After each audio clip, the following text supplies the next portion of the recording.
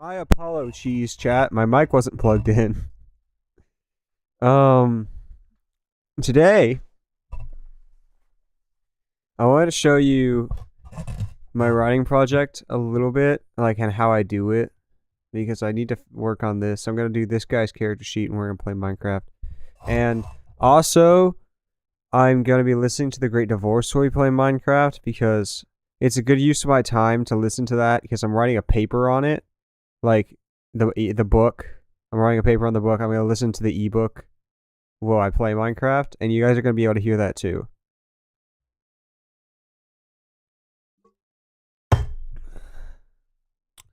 So yeah, what happened? Y'all see that? No, not repeatable. You know, my desk buddies are all gone. I got this guy. Don't got any other guys. I am the most ADHD streamer that I've ever seen. That's for sure.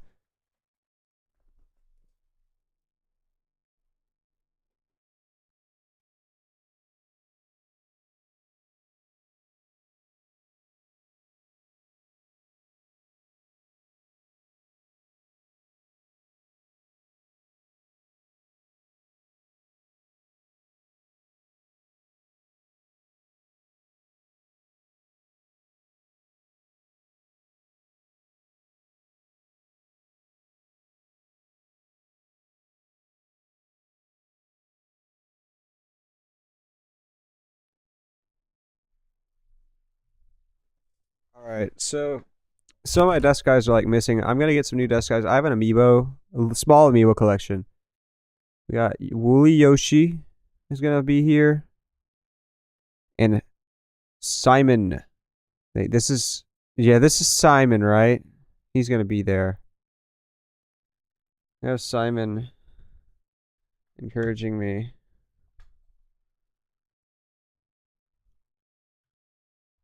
because he's cool. Simon's really cool.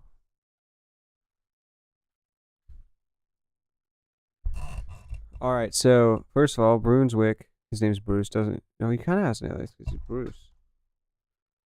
Um, Neutral good.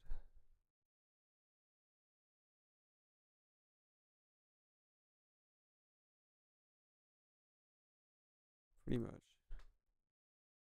And then I have old documents for some of these characters that I have to pull up.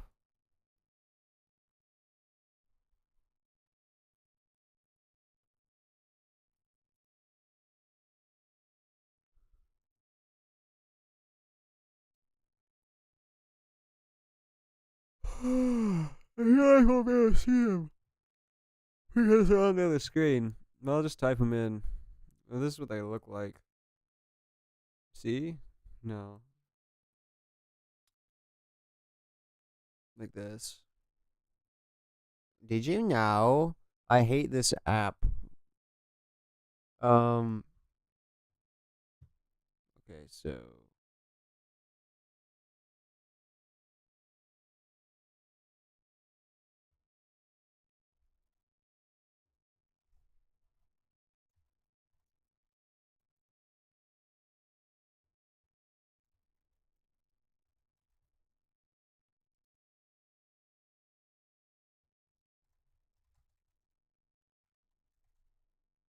I don't remember where Xander's from, but the country's called Scarth. That's where he's residing right now. He's none of the ages of the other characters. He's a male. Scarthic.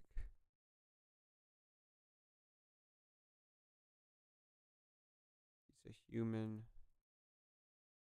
He doesn't have any children. His parents are unimportant. Siblings are.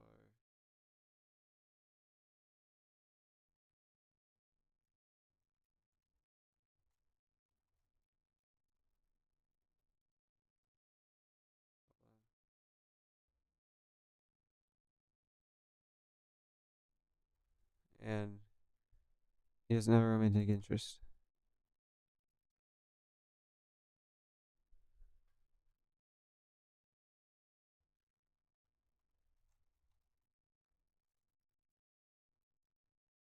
There's a little bit of repeating information. Because that's the collapsible title card, and this is the actual information.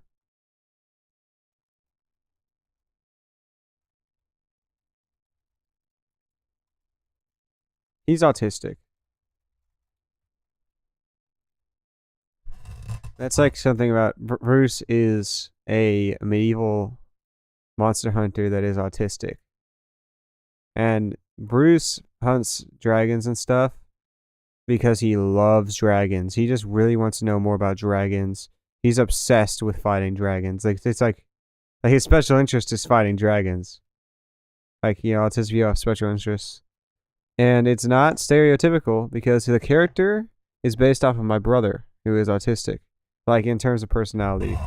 So I don't have to worry about doing it wrong. I just think, like, what would Blaine do? Personality.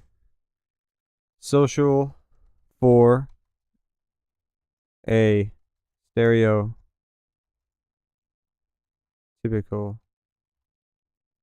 social for an autistic. I'm just going to say that because there's a lot of autistics that aren't social. But I'll know what this means. They're my notes. So this can sound like really discriminatory, but it's not actually what I mean. Dreams, knowing. I guess it was to make it. Catalog. Oh my god.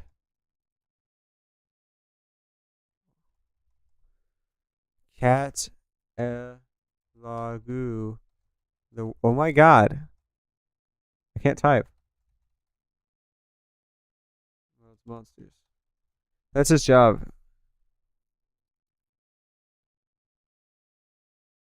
Monsters and map dangerous areas. That's his thing. He's like the smart one. Fears. Women. No, he's not afraid of women. Habits. Well, he is autistic. I need to think about it. I'm gonna write that. I need to think. No, it's my time to think about it, so I'll come back. All right. Think. Oh no, I don't know these things, so I have to think about these things. So habits. He had like stims. I don't remember them.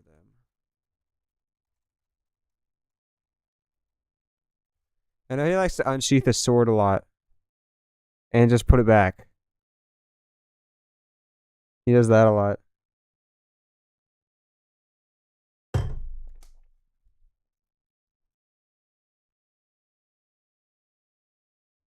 Thinks it's nice, but doesn't.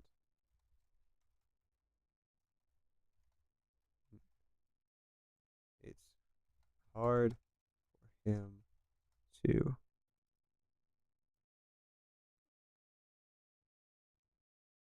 work out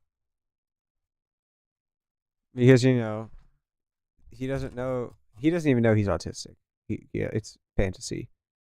He's just a guy that he's just a weirdo.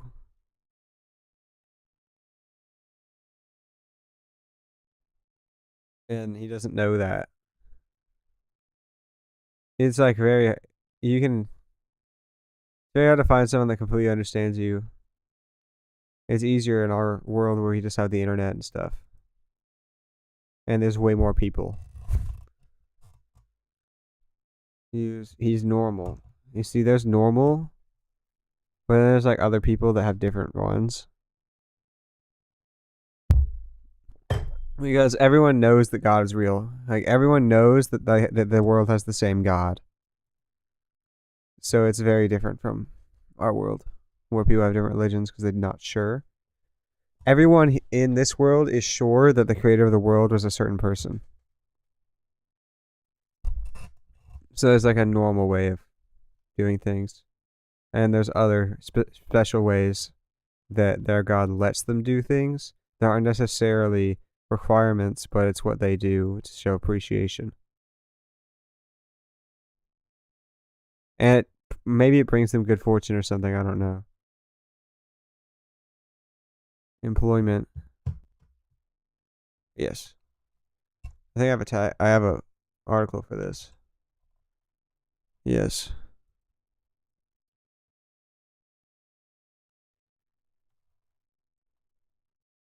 Fucking loves monsters.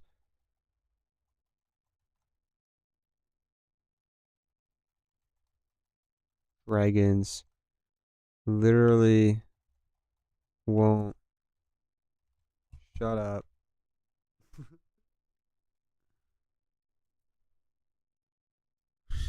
He does shut up. He does, but it's funny to say he doesn't. I need to think for sayings and phrases, but I need to ask like people because I do base sometimes off of humans, real humans, or like fictional characters, and when it's based on real humans, I kind of ask them. So I'll put come back words, come back, come, come, come. Oh my god. Food. All this, I kind of want to come back. Because it's very specific and I need to think about it more. I'm kind of trying to get through this. This is not something I'm going to think about with him. Like, other characters have this. Written like Xander, main character, he's into baths. That's like his thing. But it's not like a plot point. But it's like, well, it actually is kind of a plot point. But it's not like a defining thing. Like, if I replaced it with something else, the story would still make sense. That's what I mean. Like, it defines the character of who he is in a certain way, but it's not like talked about every chapter. But him, I'm probably not gonna do anything. Oh my god! Oops! Whoopsie! Yeah. Come back, and I'll just extend that to all of this because I really need to think about it more. Um,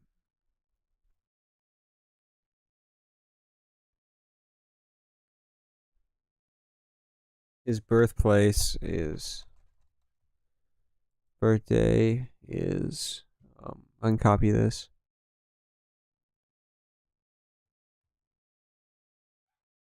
What? Why it look like that?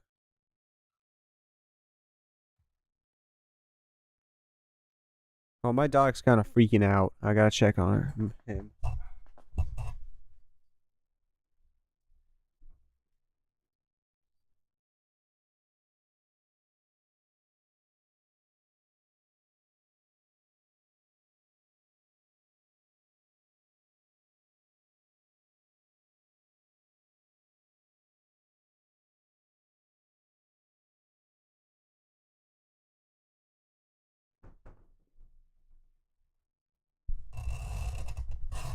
They were just mad because I can do something with my guitar in hands that they'll never do in their entire lives.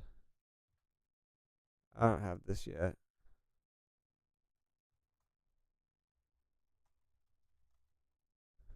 History and lovers. I really don't have that. um, I can put Xander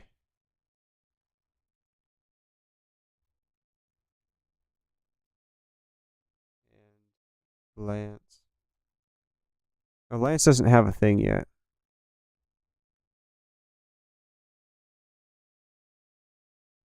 I'll make one. Lancelot.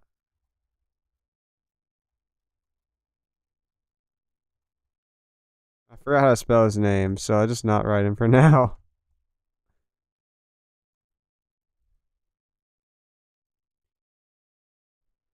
Bruce.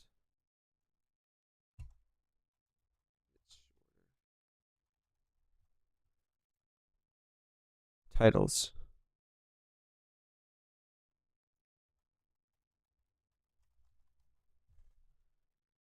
Species human, Caucasian, male, 3. I don't have that one. I'm just gonna transfer everything, and then we can do other stuff. He's 6 foot. So Xander's the main character, right? And he's actually like a normal height. Like he's like 5'8", but his friends are all like huge, so it makes him look small.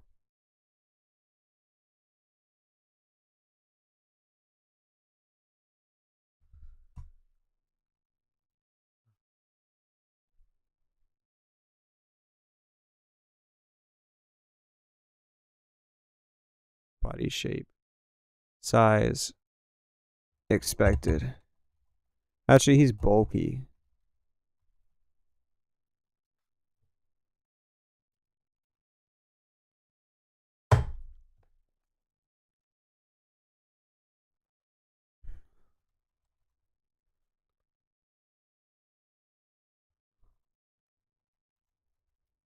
Yeah, it's an Australian accent. He's base. Um, eye color was brown. Is hair not on here? Why is that not on here?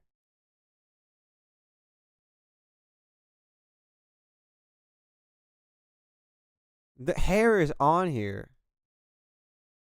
His Alice, body.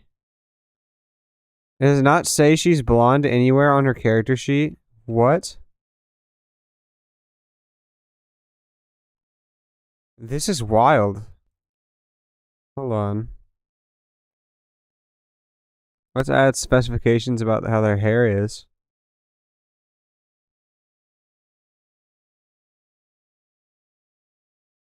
Maybe we should put this over here.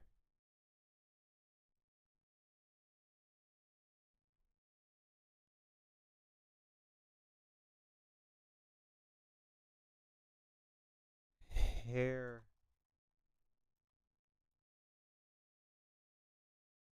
No. I'll put them.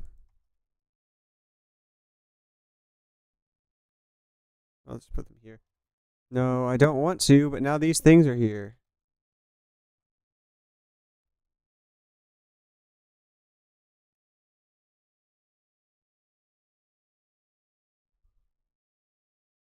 Let's put it under the face and change face.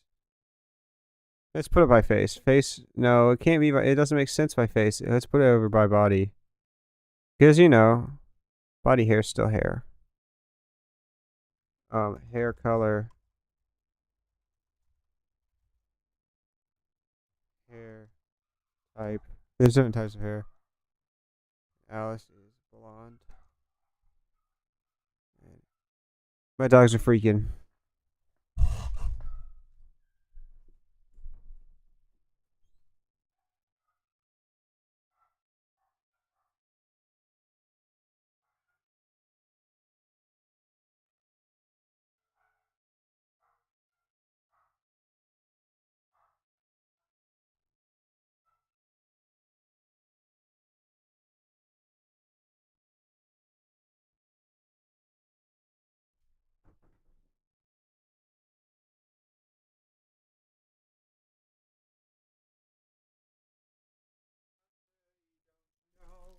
You say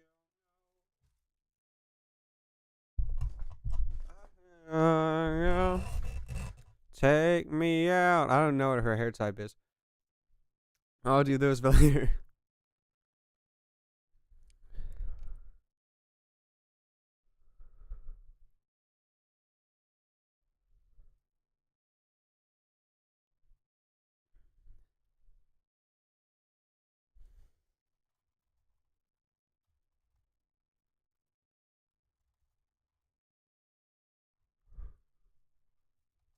I'll put haircut.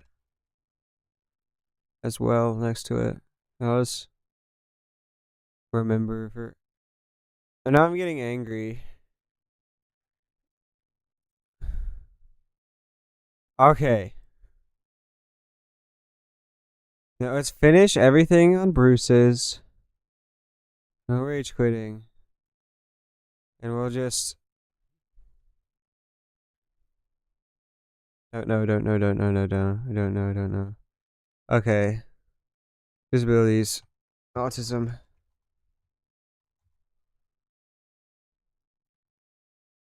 Okay. Autism is a disability.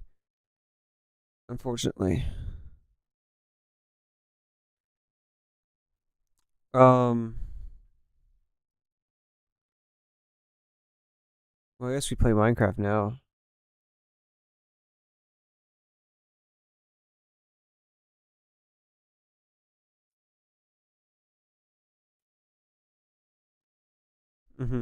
Okay.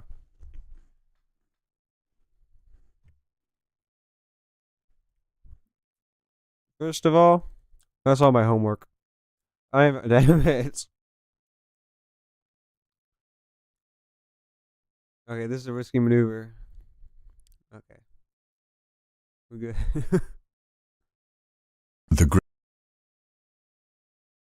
I've done all my homework on this with AI. Don't tell anybody. I didn't actually read it.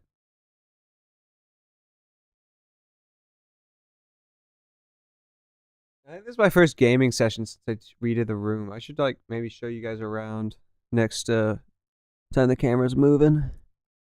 Which is gonna be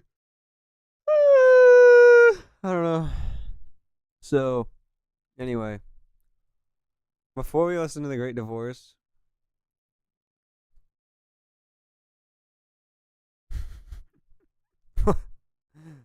I think Al Jokes is really cringe. Actually. Hot take.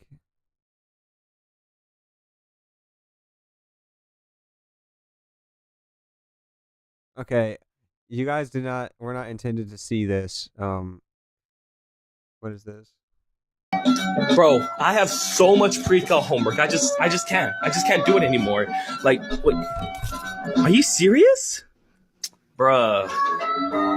There's only one Jumix left. I got all this homework. I don't want to do the rest. I'm just gonna turn on my lights. Wait, it's out. Now my room's just like night. My lava lamp's my only light source. Thinking that this night can't even get worse. Ow, I just stubbed my big toe. Who the hell put this bed here? Move it, ho. Bro, I have... Well, that wasn't as funny as I thought it would be.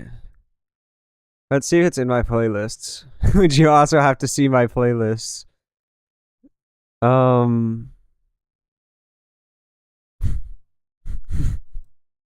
in here.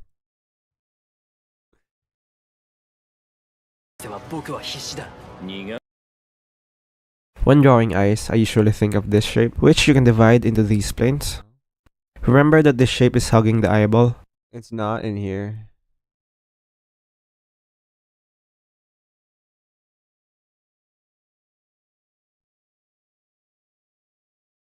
No. No. No. No. We're just doing our little part to make sure that our products do not aid in harming environments like this one here, where animals live and thrive, like and they worked. There's an endangered species right there. Google Maps was first launched in 2005, and since then it's proven itself to be a very... Okay. Hold on. Where is this? Maybe in here? Let's get right into it. Okay. I didn't actually watch that or that. Or that.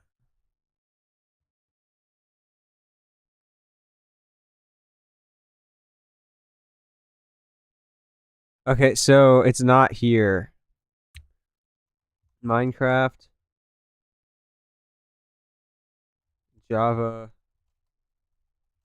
Mob. Farm.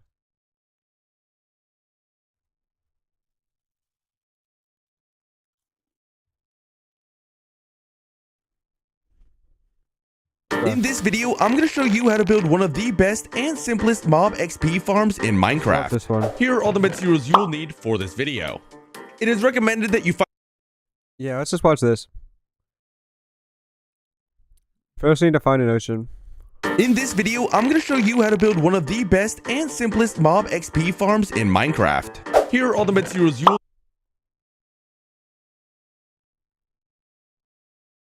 Okay. Here's how I take screenshots. Don't judge me.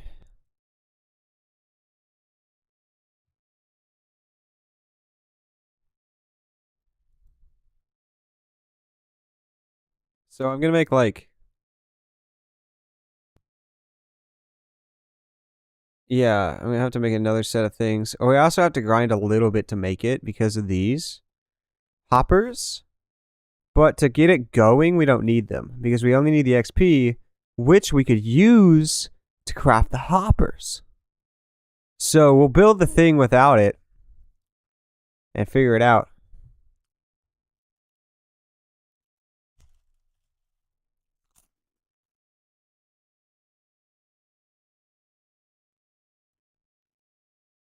Okay.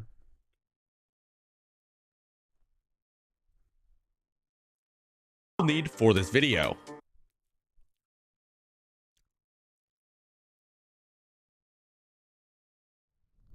It is recommended that you find an ocean to build this farm. However, you can still build this farm on land as well if you choose. If you were in the ocean, start off by building up to the surface of the ocean, and then build up 100 more blocks with something like scaffolding. If you're on land, instead of 100 blocks, you're going to go up 128 blocks instead. Once at the top of your scaffolding, build yourself a small platform. Something around this size should be fine. And now take out your chests and hoppers. Place down your chest down anywhere on the platform, and then place the hoppers in a 2x2 that go directly into the chest like this. And now take out your slabs. On top of these 4 hoppers, place down your slabs like this. Now jump onto the chest. Once on the chest, you're going to build up 21 total blocks. Okay. After pillaring up all the way to the top, you can go ahead and jump back down to where your chests are. From here, make a small ring around your slabs like I am doing here, and then build up these areas all the way till you reach the top of your pillar.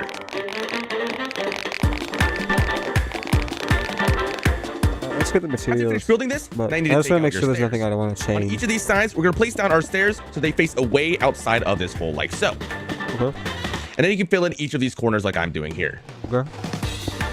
Now behind each of these stairs, we're going to build out 7 blocks. That's also 2 blocks wide. At the moment, your build should look something like this. Go to one of the corners near where you have this pit over here and then build up 2 blocks. We now want to build up this 2-block tall wall around the entirety of this farm. Okay.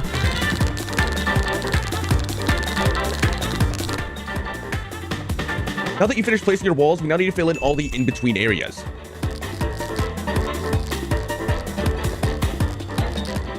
Now that you finished filling in the spaces, your farm should now look like this. And we can go ahead and take out our trapdoors. Along the top half of all these canals, we need to place a bunch of trapdoors like this and make sure it's done on both sides. And then we need to flick down each of these trapdoors as well. Make sure we do it in all of these directions. I think I need to adjust the threshold on this. Following flipping all of these trapdoors, go ahead and Not really. a little bit I think of it's an indoor okay. water source up here with your 2 buckets of water. We now need to fill up these buckets and make sure we place water on the end of each of these canals. The water should flood just to the end of where these stairs are. And once you finish that, we can just fill in this infinite water source and destroy it. Now head to one of the quarters of your farm. From here, we're going to build up 3 blocks like I am doing here, and then we're going to build a 3-block tall wall around the entirety of our farm.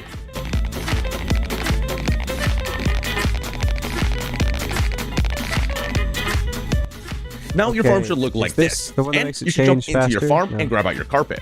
How about this? Corners right where your hole should be here in the middle, and place down a carpet right here on the edge. Then we're going to skip 2 blocks, place down another carpet, skip 2 blocks, and then place down another carpet. We're going to keep doing this until we fill in this entire area like this. These carpets are going to stop any spiders from spawning inside of our farm to make sure that they don't end up ruining our rates. Yeah, Now because go spiders, the remaining of your building they move blocks. funny. On the top layer above right here, we're going to place down a layer of these building blocks just to go ahead and make yourself a roof. Now you can't use bottom half slabs because unfortunately bottom half slabs Okay, what about will this? a little bit of a lighting glitch and end up ruining the rates inside of your farm. How about this?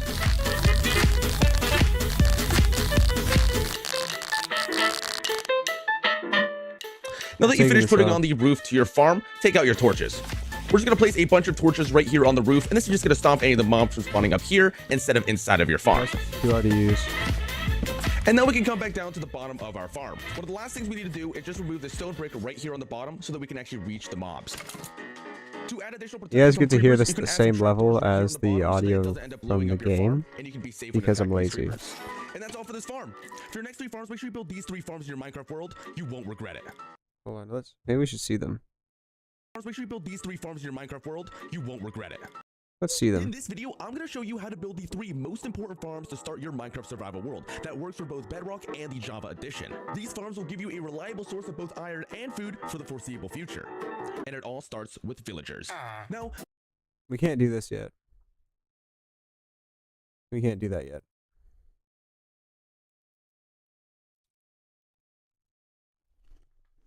But we will follow that.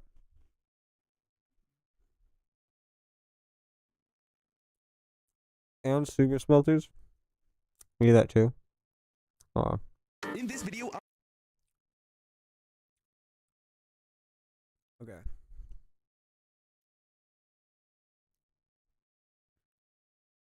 Okay.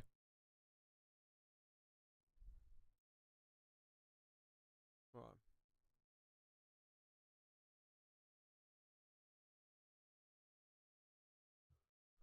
For the beginning, I'm not even going to use hoppers because I can't craft any. I'm just going to build the whole mechanism out of cobblestone. We need carpets, so we need to secure a sheep.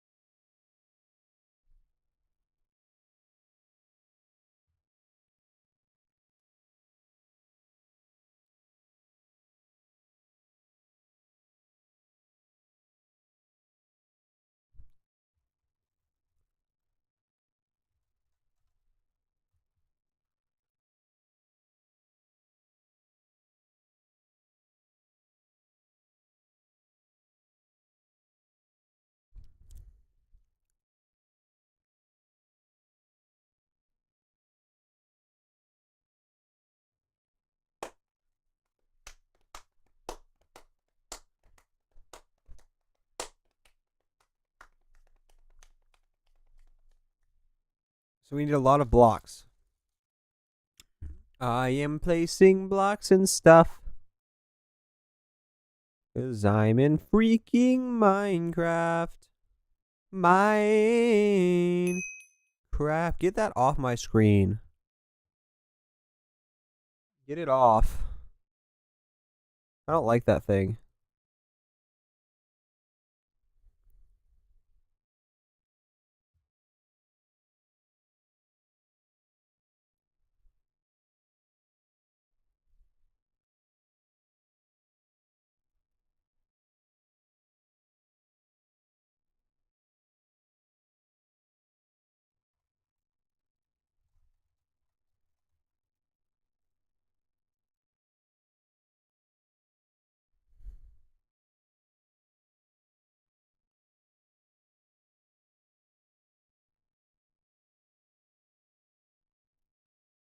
Okay.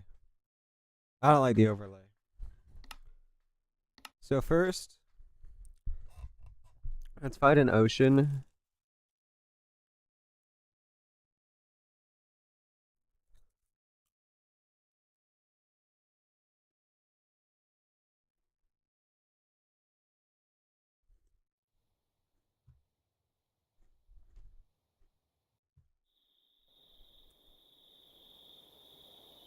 Now, if y'all remember, oh, not the ocean.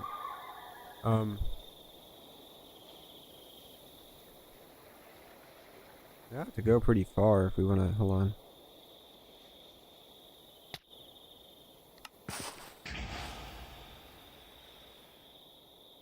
No, we don't have to go that far to reach an ocean. The ocean's over here. We are perfectly fine.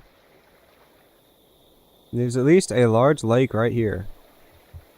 Hold on.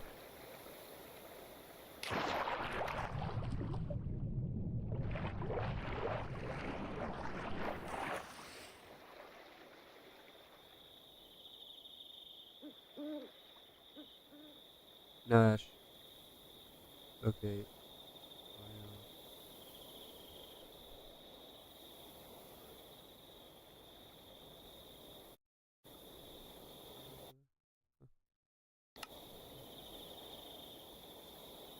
Fun.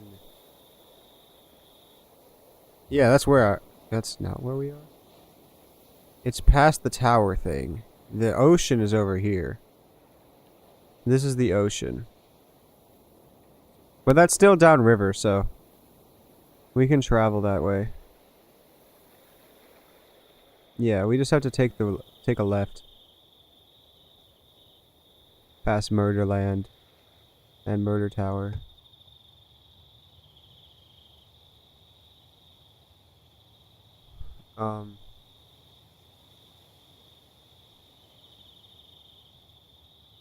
Alright, then let's get the materials, because we know where an ocean is now.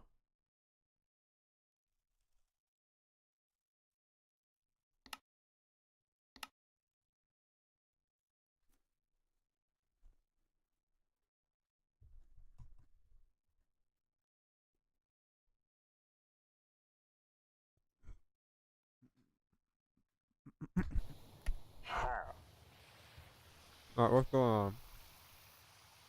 What the heck is going on? Oh.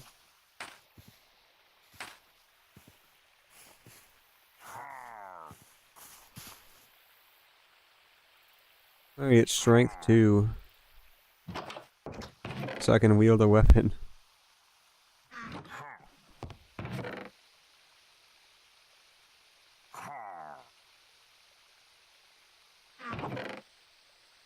I am gonna set aside designated chest for this. I don't... What? What? Chat. What? Alright. Come here. We're doing battle.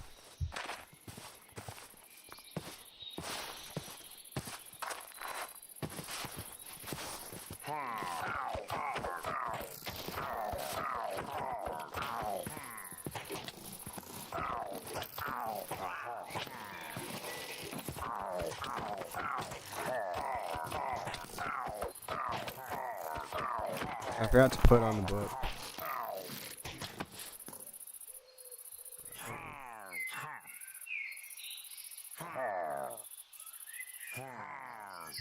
Great Divorce by C.S. Lewis.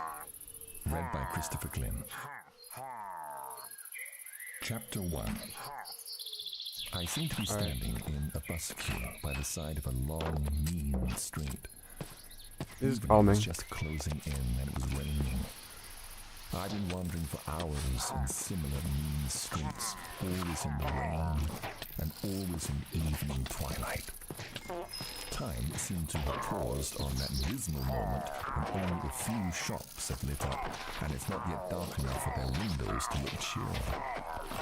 And just as the evening never advanced to night, so my walking had never brought me to the better parts of the town. However far I went, I found only dingy lodging houses, small tobacconists, hoardings from which posters hung in rags, windowless warehouses, goods stations without trains, and bookshops of the sort that sell the works of Aristotle. I never met anyone. But for the little crowd at the bus stop, the whole town seemed to be empty. I think that was why I attached myself to the queue. I had a stroke of luck right away, for just as I took my stand, a little waspish woman who would have been ahead of me snapped out at a man who seemed to be with her. Very well then, I won't go at all, so there, and left the queue. Pray don't imagine, said the man in a very dignified voice, that I care about going in the least. I've only been trying to please you, for peace sake. My own feelings are, of course, a matter of no importance. I quite understand that. And suiting the action to the word, he also walked away.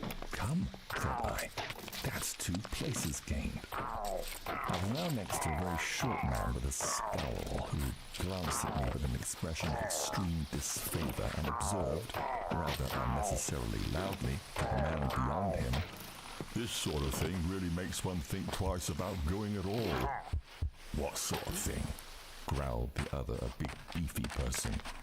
"Well," said the short man, "this is hardly the sort of society I'm used to, as a matter of fact." "Huh," said the big man, and then added with a glance at me, "Don't you stand any sauce from him, mister. You're not afraid of him, are you?" Then, seeing I made no move, he rounded suddenly on the short man and said, "Not good enough for you, aren't we? Like your lip." Next moment, he fetched the short man one on the side of the face that sent him sprawling into the gutter. "Let him lay, let him lay," said the big man to no one in particular. "I'm a plain man, that's what I am. I gotta have my rights, same as anyone else, see?" As the short man showed no disposition to rejoin Is there someone in the Discord call? limping away, I Yep, closed on up the Discord call. cautiously behind the big man your and congratulated myself on having gained. So if you hear stuff in the background and the car currently. Hold on. That felt like schizophrenia. I didn't realize that there's people in the Discord call.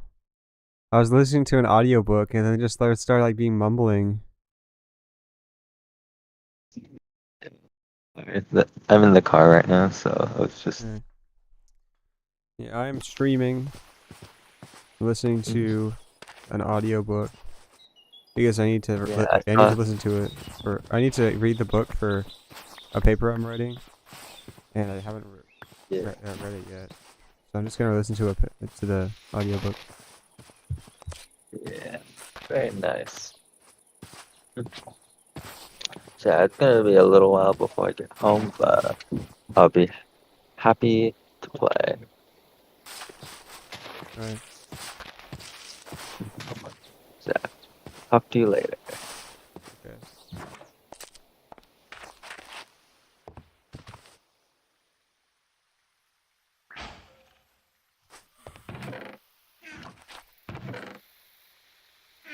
Bro, getting flint is the worst. Yet another. I do not want to deal with getting flint. A moment later, 2 young people in front of him also left us arm in arm. They were both so trousered, slender, giggly, and falsetto that I could be sure of the sex of neither. But it was clear that each, for the moment, preferred the other to the chance of a place in the bus. "We shall never all get in," said a female voice with a whine in it from some 4 places ahead of me. "Change places with you for 5 bob, lady," said someone else. I heard the clink of money, and then a scream in the female voice mixed with roars of laughter from the rest of the crowd. The cheated woman leaped out of her place to fly at the man who had bilked her, but the others immediately closed up and flung her out. So what with one thing and another, the queue had reduced itself to manageable proportions long before the bus appeared. It was a wonderful vehicle, blazing with golden light, heraldically colored. The driver himself seemed full of light, and he used only one hand to drive with. The other he waved before his face as if to fan away the greasy steam of the rain. A growl went up from the queue as he came in sight. "Looks as if he had a good time of it, eh?" "Bloody pleased with himself, I bet." "My dear, why can't he behave naturally? Thinks himself too good to look at us. Who does he imagine he is? Or that girl in purple? I call it a wicked waste. Why don't they spend some of the money on their house property down here? God, I'd like to give him one in the ear-hole." I could see nothing in the countenance of the driver to justify all this. Unless it were that he had a look of authority and seemed intent on carrying out his job. My fellow passengers fought like hens to get on board the bus, though there was plenty of room for us all. I was the last to get in. The bus was only half full, and I selected a seat at the back, well away from the others. But a tussle-headed youth at once came and sat down beside me. As he did so, we moved off. "I thought you wouldn't mind my tacking on to you," he said, "for I've noticed that you feel just as I do about the present company. Why on earth they insist on coming, I can't imagine. They won't like it at all when we get there, and they'd really be much more comfortable at home. It's different for you and me." "Do they like this place?" I asked. "As much as they like anything," he answered. "They've got cinemas and fish and chip shops and advertisements and all the sorts of things they want. The appalling lack of any intellectual life doesn't worry them. I realized as soon as I got here there'd been some mistake. I ought to have taken the first bus, but I've fooled around trying to wake people up here. I found a few fellows I'd known before and tried to form a little circle, but they all seemed to have sunk to the level of their surroundings. Even before we came here, I'd had some doubts about a man like Cyril Blello. I always thought he was working in a false idiom, but he was at least intelligent. One could get some criticism worth hearing from him, even if he was a failure on the creative side. But now he seems to have nothing left but his self-conceit. The last time I tried to read him some of my own stuff. But wait a minute, I'd just like you to look at it." Realizing with a shudder that what he was producing from his pocket was a thick wad of typewritten paper, I muttered something about Yeah, by the way, spectacles and exclaimed, this book is based on like a "We've dream. left the Like ground." the It main was character true. is actually C.S. Several Lewis. hundred It's not feet like a below us, fictional character. already half hidden in the rain and mist, the wet roofs of the town appeared, spreading without a break as far as the eye could reach. Chapter 2. I was not left very long at the mercy of the tussle-headed poet because another passenger interrupted our conversation. But before that happened, I'd learned a good deal about him. He appeared to be a singularly ill-used man. His parents had never appreciated him, and none of the 5 schools at which he'd been educated seemed to have made any provision for a talent and temperament such as his. To make matters worse, he'd been exactly the sort of boy in whose case the examination system works out with the maximum unfairness and absurdity. It was not until he reached the university that he began to recognize that all these injustices did not come by chance, but were the inevitable results of our economic system. Capitalism did not merely enslave the workers, it also vitiated taste and vulgarized intellect. Hence our educational system, and hence the lack of recognition for new genius. This discovery had made him a communist. But when the war came along and he saw Russia in alliance with the capitalist governments, he found himself once more isolated and had to become a conscientious objector. The indignities he suffered at this stage of his career had, he confessed, embittered him. He decided he could serve the cause best by going to America. But then America came into the war too. It was at this point that he suddenly saw Sweden as the home of a really new and radical art.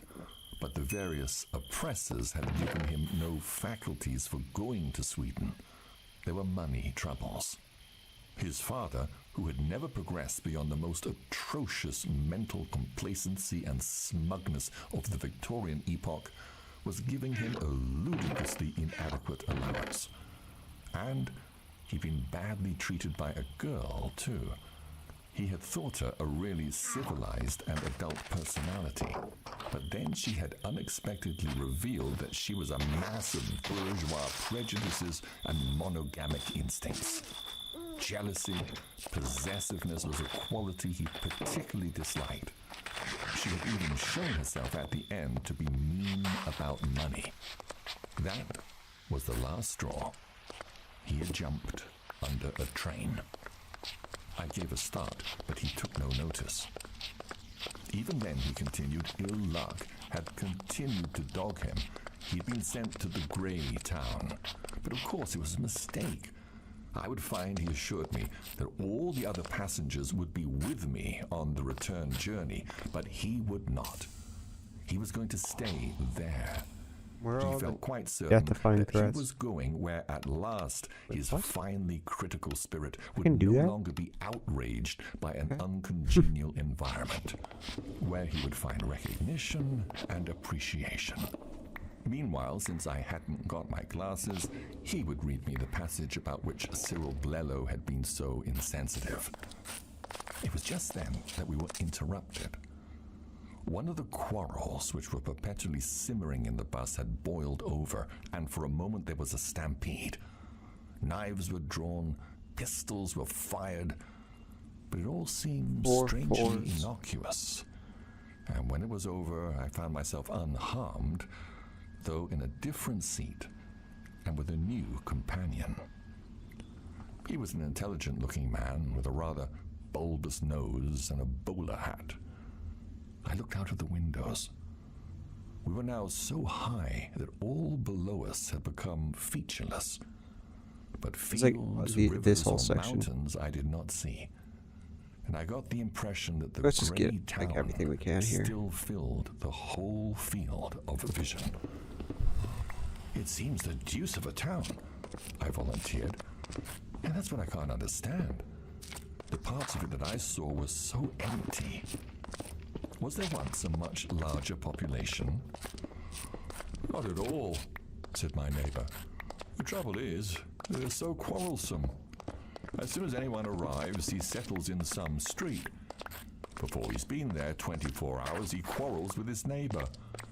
Before the week is over, he's quarreled so badly that he decides to move. Very likely, you'll find the next street empty, because all the people there have quarreled with their neighbors and moved. If so, he settles in. If by any chance the street is full, he goes further. But even if he stays, it makes no odds. He's sure to have another quarrel pretty soon, and then he'll move on again. Finally, he'll move right out to the edge of the town and build a new house. You see, it's easy here. You've only got to think a house, and there it is. That's how the town keeps on growing. Leaving more and more empty streets. That's right. And time's sort of odd here. That place where we caught the bus is thousands of miles from the civic center where all the newcomers arrive from Earth. All the people you've met were living near the bus stop.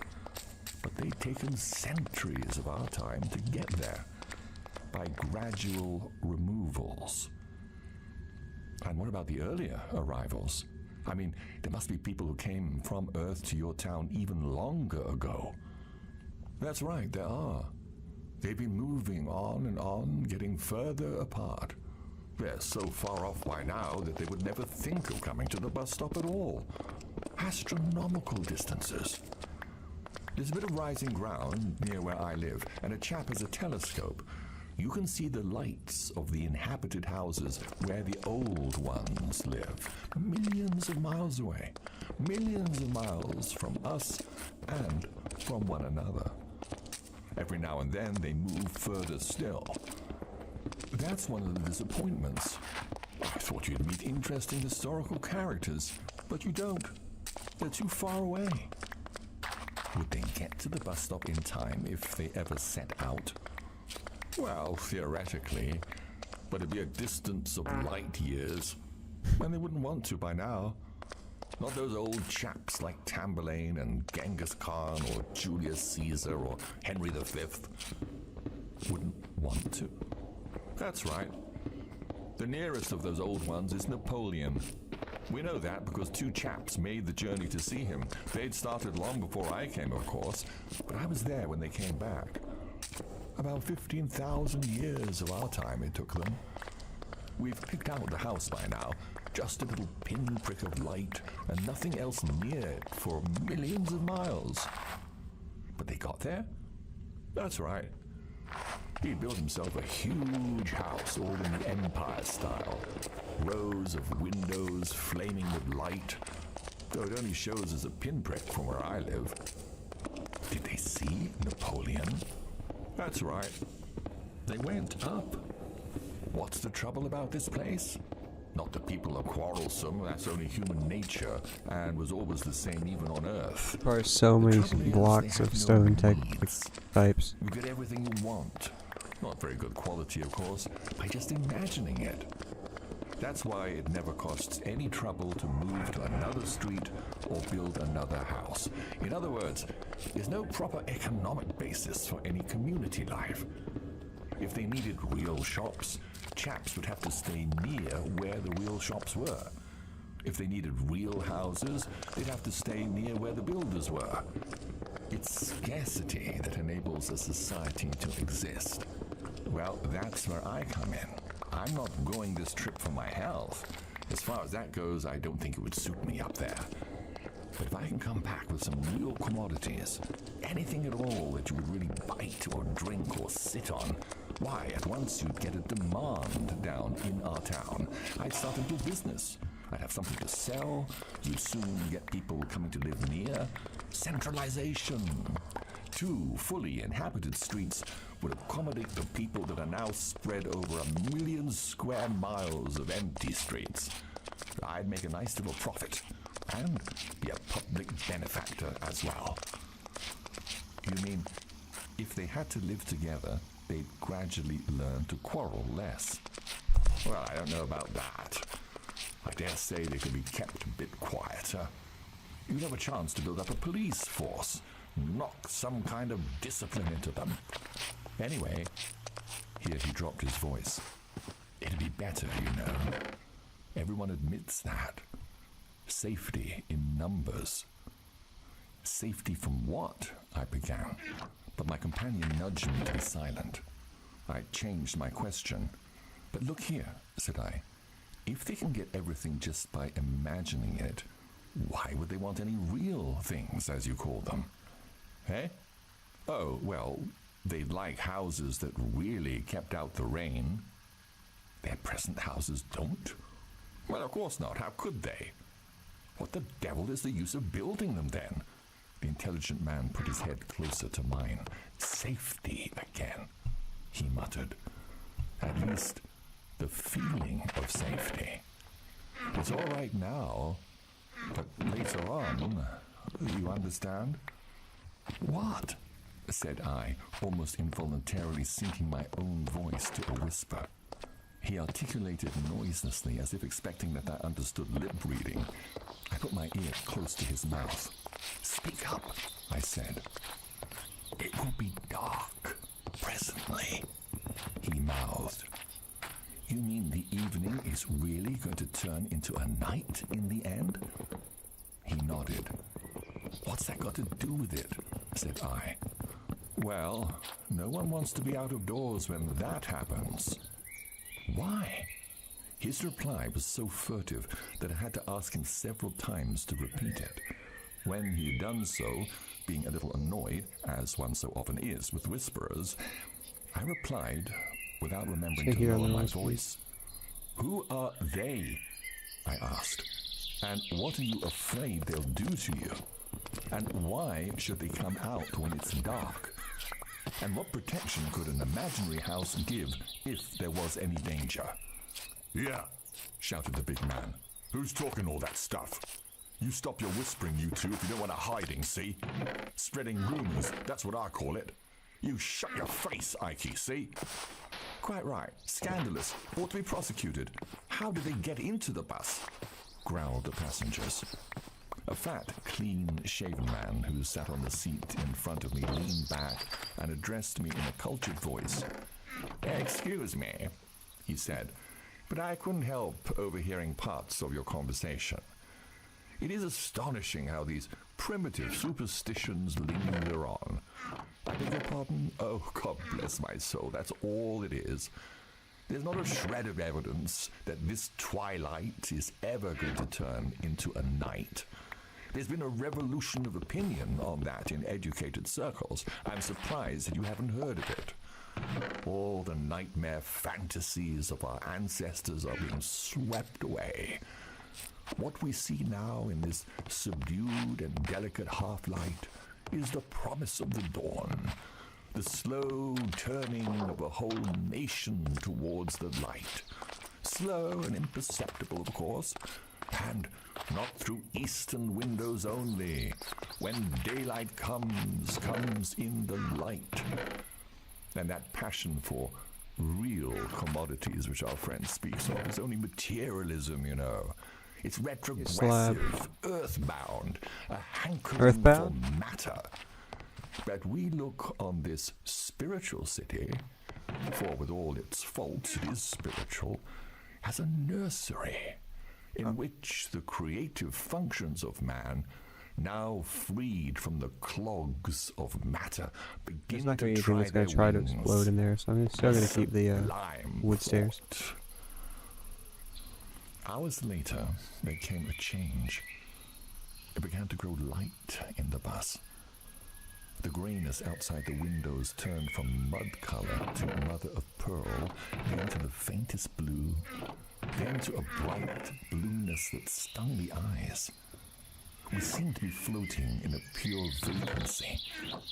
There were no lands, no sun, no stars in sight, only the radiant abyss. I let down the window beside me. Delicious freshness came in for a second, and then... "What the hell are you doing?" shouted the intelligent man, leaning roughly across me and pulling the window sharply up. "Want us all to catch our death of cold?" "Hit him a biff," said the big man. What? I glanced around the bus. Though the windows were closed and soon muffed, the bus was full of light. It was a cruel light. I shrank from the faces and forms by which I was surrounded. They were all fixed faces, full not of possibilities but of impossibilities. Some gaunt, some bloated, some glaring with idiotic ferocity, some drowned beyond recovery in dreams, but all in one way or another distorted and faded. One had a feeling that they might fall to pieces at any moment if the light grew much stronger. Then there was a mirror on the end wall of the bus. I caught sight. I know a quick way I can get XP that won't be harmful. Because there's so many of those towers around, I'm just going to break the stuff in that one. Chapter 3. A cliff had loomed up ahead. It sank. I wonder if, since I toggled this on peaceful, if they're gone now. The bottom, and it was dark and smooth. We were mounting all the time. At last, the top of the cliff became visible, like a thin line of emerald green stretched tight as a fiddle string. Presently, we glided over that top. We were flying above a level, grassy country through which there ran a wide river. We were losing height now. Some of the tallest treetops were only 20 feet below us. Then, suddenly, we were at rest. Everyone had jumped up. Curses, taunts, blows, a filth of vituperation came to my ears as my fellow passengers struggled to get out. A moment later, and they had all succeeded. I was alone in the bus. And through the open door, they came to me in the fresh stillness, the singing of a lark. I got out. The light and coolness that drenched me were like those of summer morning, early morning, a minute or two before the sunrise, only that there was a certain difference. I had the sense of being in a larger space, perhaps even a larger sort of space than I'd ever known before, as if the sky were further off and the extent of the green plain wider than it could be on this little ball of earth. I had got out in some sense which made the solar system itself seem an indoor affair. It gave me a feeling of freedom, but also of exposure, possibly of danger, which continued to accompany me through all that followed. It is the impossibility of communicating that feeling or even inducing you to remember it as I proceed which makes me despair of conveying the real quality of what I saw and heard. At first, of course, my attention was caught by my fellow passengers, who were all grouped about in the neighborhood of the omnibus. Though beginning, some of them walked forward into the landscape with hesitating steps. I gasped when I saw them. Now that they were in the light, they were transparent. Fully transparent when they stood between me and it. Smudgy and imperfectly opaque when they stood in the shadow of some tree. They were, in fact, more ghosts. Man-shaped stains on the brightness of that air. One could attend to them or ignore them at will, as you do with the dirt on a window pane. I noticed that the grass did not bend under their feet. Even the dewdrops were not disturbed. Then some readjustment of the mind or some focusing of my eyes took place, and I saw the whole phenomenon the other way round. The men were as they'd always been, as all the men I'd known had been, perhaps. It was the light, the grass, the trees that were different, made of some different substance, so much solider than things in our country that men were ghosts by comparison. Moved by a sudden thought, I bent down and tried to pick a daisy which was growing at my feet. The stalk wouldn't break. I tried to twist it, but it wouldn't twist. I tugged till the sweat stood out on my forehead and I'd lost most of the skin off my hands. The little flower was hard, not like wood or even like iron, but like diamond. There was a leaf, a young tender beech leaf, lying in the grass beside it. I tried to pick the leaf up. My heart almost cracked with the effort. And I believe I did just raise it, but I had to let it go at once. It was heavier than a sack of coal. As I stood, recovering my breath with great gasps and looking down at the daisy, I noticed that I could see the grass not only between my feet, but through them. I also was a phantom. Who will give me the words to express the terror of that discovery? Golly, thought I, I'm in for it this time. I don't like it! I don't like it! Screamed a voice. It gives me the pip! One of the ghosts had darted past me back into the bus. She never came out of it again, as far as I know. The others remained uncertain. Right, mister, said the big man, addressing the driver. When have we got to be back? You need never come back unless you want to, he replied. Stay as long as you please. There was an awkward pause. This is simply ridiculous, said a voice in my ear. One of the quieter and more respectable ghosts had sidled up to me. There must be some mismanagement, he continued. What's the sense of allowing all that riffraff to float about here all day? Look at them. They're not enjoying it.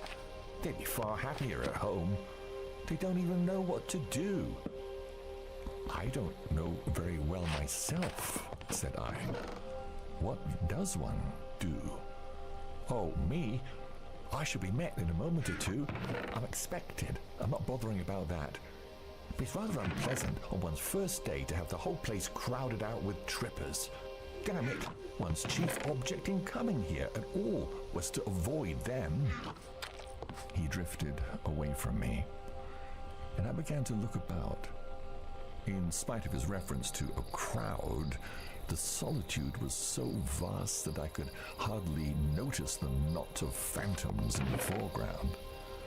Greenness and light had almost swallowed them up.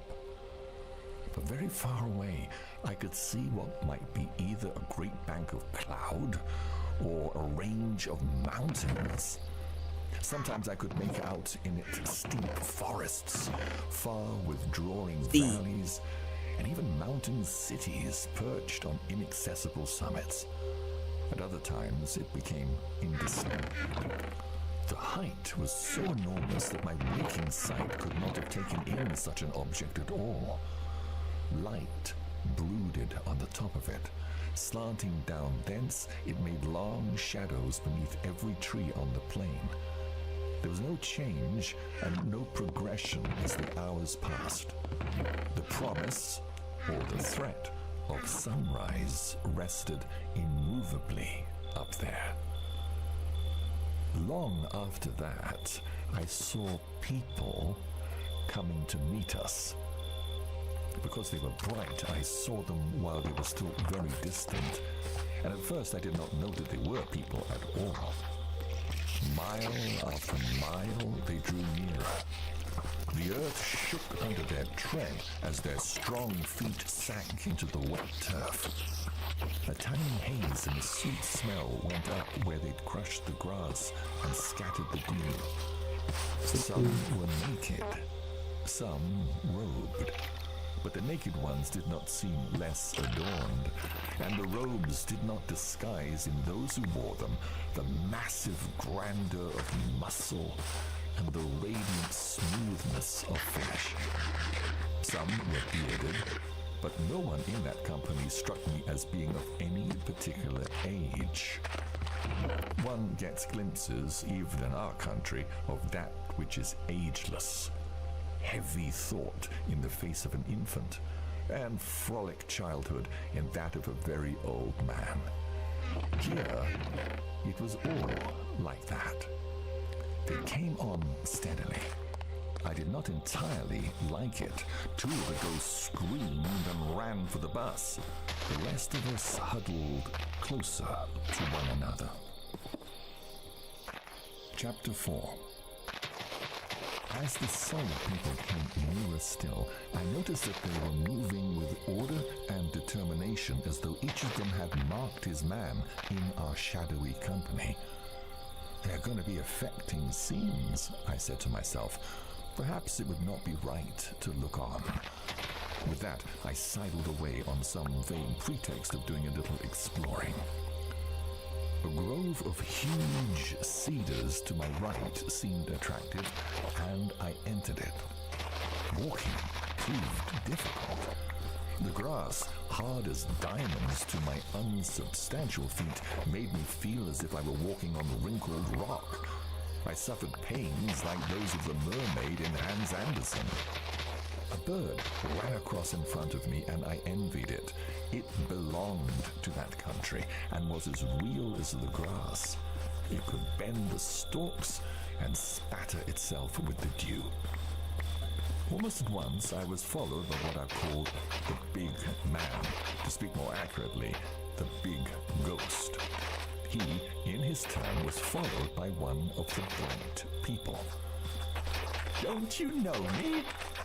he shouted to the ghost, and I found it impossible not to turn and attend.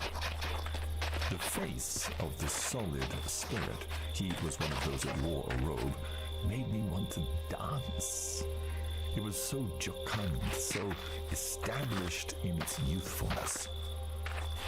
"Well, I'm damned," said the ghost. "I wouldn't have believed it. It's a fair knockout. It isn't right, Len, you know. What about poor Jack, eh? You look pretty pleased with yourself. What I say is, what about poor Jack?" "He is here," said the other. "You'll meet him soon, if you stay." "But you murdered him." "Of course I did. It's all right now." "All right, is it? All right for you, you mean? But what about the poor chap himself, lying cold and dead?" "But he isn't. I've told you, you'll meet him soon. He sent you his love." "What I'd like to understand," said the ghost, "is what you're here for, as pleased as punch, you a bloody murderer, when I've been walking the streets down there and living in a place like a pigsty all these years." "That's a little hard to understand at first, but it's all over now. You'll be pleased about it presently. Till then, there's no need to bother about it." "No need to bother about it? Aren't you ashamed of yourself?" "No, not as you mean. I do not look at myself. I've given up myself. I had to, you know, after the murder. That was what it did for me. And that was how everything began. Personally, said the big ghost with an emphasis which contradicted the ordinary meaning of the word. Personally, I'd have thought you and I ought to be the other way around. That's my personal opinion. Very likely we soon shall be, said the other, if you stop thinking about it. Look at me now, said the ghost. Why are you in my house? Slapping his chest, but the slap made no noise. I've gone straight all my life. I don't say I was a religious man, and I don't say I had no faults, far from it. But I've done my best all my life, see? I've done my best by everyone. That's the sort of chap I was. I never asked for anything that wasn't mine by rights. If I wanted a drink, I paid for it. And if I took my wages, I'd done my job, see? That's the sort I was, and I don't care who knows it. It'd be much better not to go on about that now. What's going on? I'm not arguing. I'm just telling you the sort of chap I was, see? I'm asking for nothing but my rights. You may think you can put me down because you're dressed up like that, which you weren't when you worked under me. And I'm only a poor man, but I got to have my rights, same as you, see? Oh no, it's not as bad as that. I haven't got my rights, or I should not be here. You'll not get yours either. You'll get something far better. Never fear. That's just what I say. I haven't got my rights. Always done my best. I've never done anything wrong. What I don't see is why I should be put below a bloody murderer like you. Who knows whether you will be? Only be happy and come with me. What are you keeping arguing for? I'm only telling you the sort of chap I am. I only want my rights. I'm not asking for anybody's bleeding charity. Then do. At once. Ask for the bleeding charity. Everything is here for the asking, and nothing can be bought. That may do very well for you, I dare say. If they choose to let in a bloody murderer, all because he makes a poor man at the last moment, that's their lookout. But I don't see myself going in the same boat with you, see? Why should I? I don't want charity. I'm a decent man. If I had my rights, I'd have been here long ago, and you can tell him I said so. The other shook his head. You can never do it like that, he said. Your feet will never go hard enough to walk on our grass that way. You'd be tired out before you got to the mountains, and it isn't exactly true, you know. Mirth danced in his eyes as he said it. What isn't true? Asked the ghost sulkily. You weren't a decent man, and you didn't do your best. None of us were, and none of us did. Lord bless you, it doesn't matter. There's no need to go into it all now. You, gasped the ghost, you have the face to tell me I wasn't a decent chap? Of course. Must I go into all that? I will tell you one thing to begin with. Murdering old Jack wasn't the worst thing I did. That was the work of a moment, and I was half mad when I did it. But I murdered you in my heart deliberately for years. I used to lie awake at nights thinking what I'd do to you if I ever got the chance. That is why I've been sent to you now, to ask your forgiveness and to be your servant as long as you need one, and longer if it pleases you. I was the worst, but all the men who worked under you felt the same. You made it hard for us, you know. And you made it hard for your wife, too, and for your children. You mind your own business, young man, said the ghost. None of your lips, see? Because I'm not taking any impudence from you about my private affairs. There are no private affairs, said the other. And I'll tell you another thing, said the ghost. You can clear off, see? You're not wanted. I may be only a poor man, but I'm not making pals with a murderer, let alone taking lessons from him. Make it hard for you in your life, did I? If I had you back there, I'd show you what work is. Come and show me now, said the other with laughter in his voice. It will be joy going to the mountains, but there'll be plenty of work. You don't suppose I'd go with you? Don't refuse. You'll never get there alone, and I am the one who was sent to you. So that's the trick, is it? Shouted the ghost, outwardly bitter. And yet I thought there was a kind of triumph in its voice. It had been entreated. It could make a refusal, and this seemed to it a kind of advantage. I thought there'd be some damn nonsense. It's all a clique. All a bloody clique. Tell them I'm not coming, see? I'd rather be damned than go along with you. I came here to get my rights, see? Not to go snivelling along on charity tied to your apron strings. If they're too fine to have me without you, I'll go home. It was almost happy now that it could, in a sense, threaten. That's what I'll do, it repeated. I'll go home. I didn't come here to be treated like a dog. I'll go home. That's what I'll do. Damn and blast the whole pack of you. In the end, still grumbling but whimpering also a little as it picked its way over the sharp grasses, it made off. Chapter 5. For a moment there was silence under the cedar trees, and then pad, pad, pad, it was broken. Two velvet-footed lions came bouncing into the open space, their eyes fixed upon each other, and started playing some solemn romp. Their manes looked as if they'd been just dipped in the river, whose noise I could hear close at hand, though the trees hid it. Not greatly liking my company, I moved away to find that river. And after passing some thick, flowering bushes, I succeeded. The bushes came almost down to the brink. It was smooth as Thames, but flowed swiftly like a mountain stream, pale green where trees overhung it, but so clear that I could count the pebbles at the bottom. Close beside me, I saw another of the bright people in conversation with a ghost.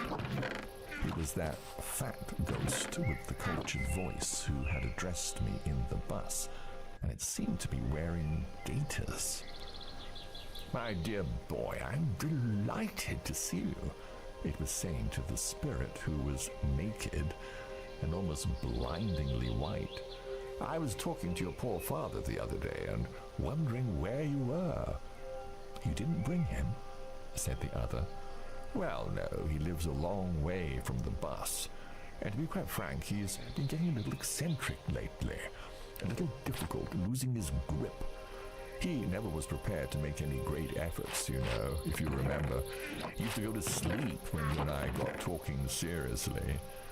Oh, Dick, I shall never forget some of our talks. I expect you've changed your views a bit since then. You became rather narrow-minded towards the end of your life, but no doubt you broadened out again." "How do you mean?" "Well, it's obvious by now, isn't it?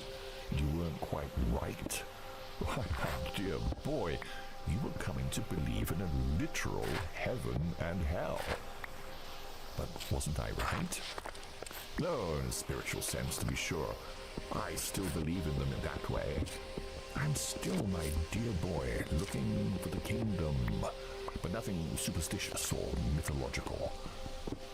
"Excuse me, where do you imagine you've been?" "Oh, I see. You mean that grey town with its continual hope of morning? We must all live by hope, must we not? With its field for indefinite progress is, in a sense, heaven, if only we have the eyes to see it. That's a beautiful idea." "I don't mean that at all. Is it possible you don't know where you've been?" "Now that you mention it, I don't think we ever do give it a name. What do you call it?" "We call it hell." "There's no need to be profane, my dear boy. I may not be very orthodox in your sense of that word, but I do feel that these matters ought to be discussed simply and seriously and reverently."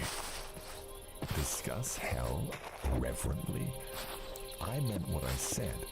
You have been in hell, though If you don't go back, you may call it purgatory. Go on, my dear boy.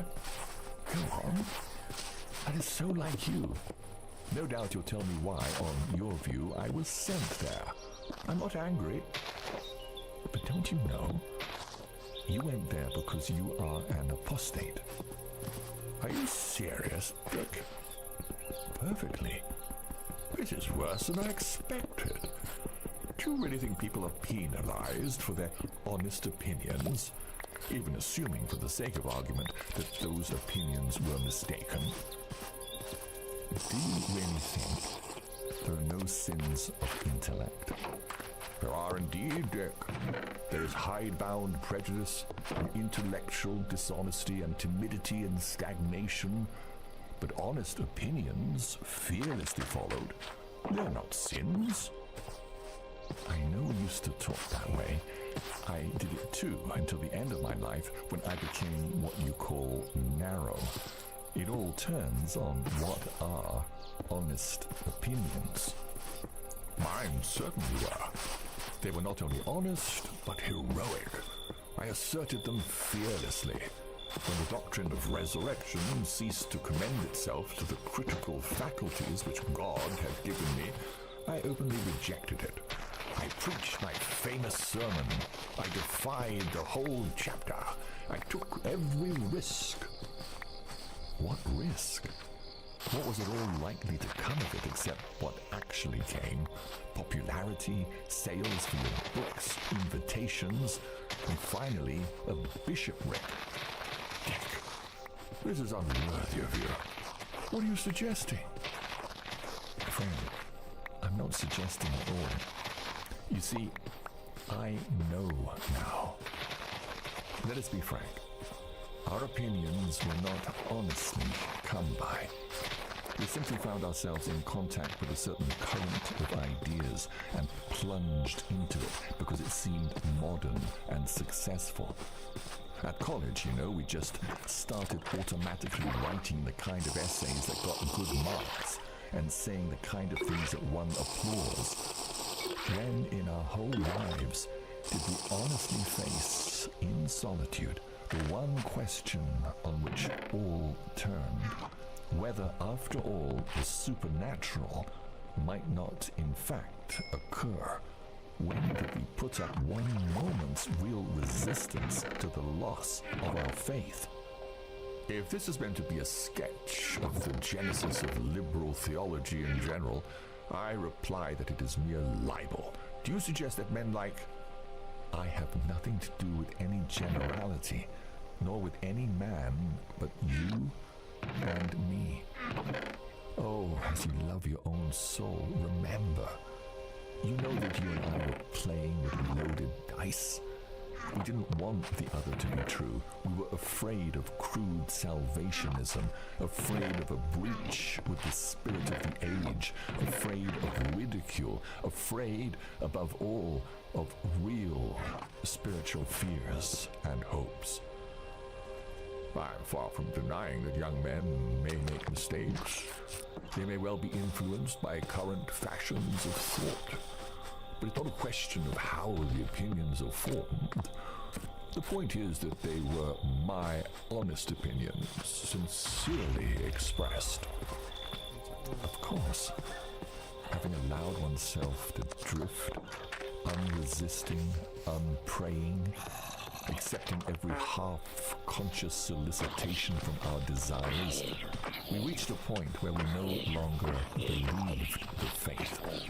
Just in the same way a jealous man, drifting and unresisting, reaches a point at which he believes lies about his best friend. A drunkard reaches a point at which, for the moment, he actually believes that another glass will do him no harm. The beliefs are sincere, in the sense that they do occur as psychological events in the man's mind. If that's what you mean by sincerity, they are sincere, and so are ours. But errors which are sincere in that sense are not innocent. You'll be justifying the Inquisition in a moment. Why? Because the Middle Ages erred in one direction, does it follow that there is no error in the opposite direction? Well, this is extremely interesting, said the Episcopal Ghost. It's a point of view. Certainly it's a point of view. In the meantime, there is no meantime, replied the other. All that is over. We're not playing now. I've been talking of the past, your past and mine, only in order that you may turn from it forever. One wrench and the tooth will be out. You can begin as if nothing had ever gone wrong. White as snow. I imagine the chupacabra going to eat my sheep, so I need to be careful of that. For you, with that power. And I've come a long journey to meet you. You have seen hell. You are in sight of heaven. Will you even now repent? Well, our piece around here since I actually killed him. I'm not sure that I got the exact point you're trying to make, said the ghost. I'm not trying to make any point. You can still touch tool and grab that. I'm telling you to repent and believe. But my dear boy, I believe already. We may not be perfectly agreed, but you have completely misjudged me if you do not realize that my religion is a very real and very precious thing to me. Very well, said the other, as if changing his plan. Will you believe in me? In what sense? Will you come with me to the mountains? It will hurt at first until your feet are hardened. Reality is harsh to the feet of shadows. But will you come? Well, that is a plan. I'm perfectly ready to consider it. I think I need more smithing skill. I also need more strength skill. I should want a guarantee that you're taking me to a place where I shall find a wider sphere of usefulness and scope for the talents that God has given me, and an atmosphere of free inquiry. In short, all that one means by civilization and the spiritual life. No, said the other. I can promise you none of these things. No sphere of usefulness, you're not needed there at all. No scope for your talents, only forgiveness for having perverted them. No atmosphere of inquiry, for I will bring you to the land not of questions, but of answers, and you shall see the face of God. Ah, but we must all interpret those beautiful words in our own way. For me, there's no such thing as a final answer. The free wind of inquiry must always continue to blow through the mind, must it not? Prove all things, to travel hopefully is better than to arrive. If that were true, and known to be true, how could anyone travel hopefully? There'd be nothing to hope for. But you must feel yourself that there's something stifling about the idea of finality. Stagnation, my dear boy. What is more soul-destroying than stagnation? You think that because hitherto you've experienced truth only with the abstract intellect. I will bring you where you can taste it like honey and be embraced by it as by a bridegroom. Your thirst shall be quenched.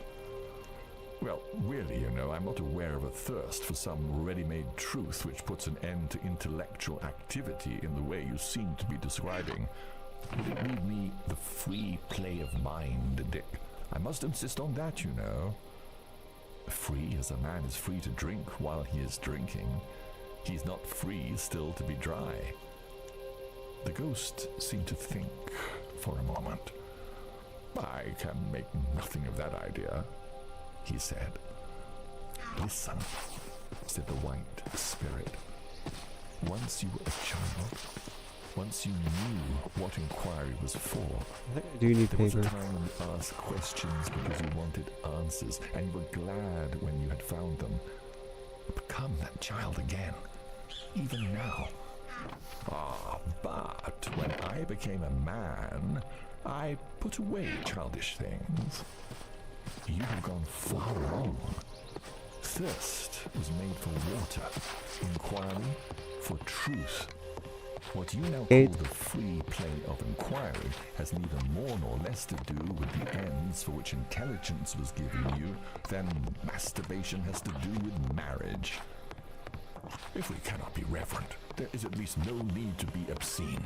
The suggestion that I should return at my age to the mere factual inquisitiveness of boyhood strikes me as preposterous. In any case, that question and answer conception of thought only applies to matters of fact. Religious and speculative questions are surely on a different level. We know nothing of religion here. We think only of Christ. We know nothing of speculation. Come see. I will bring you to the eternal fact, the father of all other facthood. I should object very strongly to describing God as a fact. The supreme value would surely be a less inadequate description. Do you not even believe that he exists? Exists? What does existence mean? You'll keep on implying some sort of static, ready-made reality which is, so to speak, there, and to which our minds have simply to conform. These great mysteries cannot be approached in that way. If there was such a thing, there's no need to interrupt, my dear boy. Quite frankly, I should not be interested in it. It would be of no religious significance.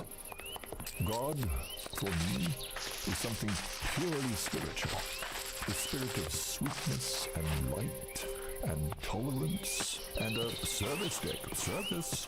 We mustn't forget that, you know. If the thirst of the reason is really dead, said the spirit, and then stopped as though pondering. Then suddenly he said, can you at least desire happiness? Happiness, my dear Duke, said the ghost placidly. Happiness, as you will come to see when you're older, lies in the path of duty.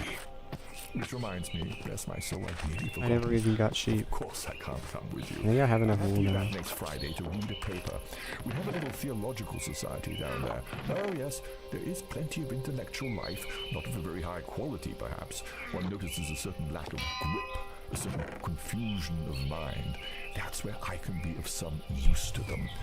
There are even regrettable jealousies. I don't know why, but tempers seem less controlled than they used to be.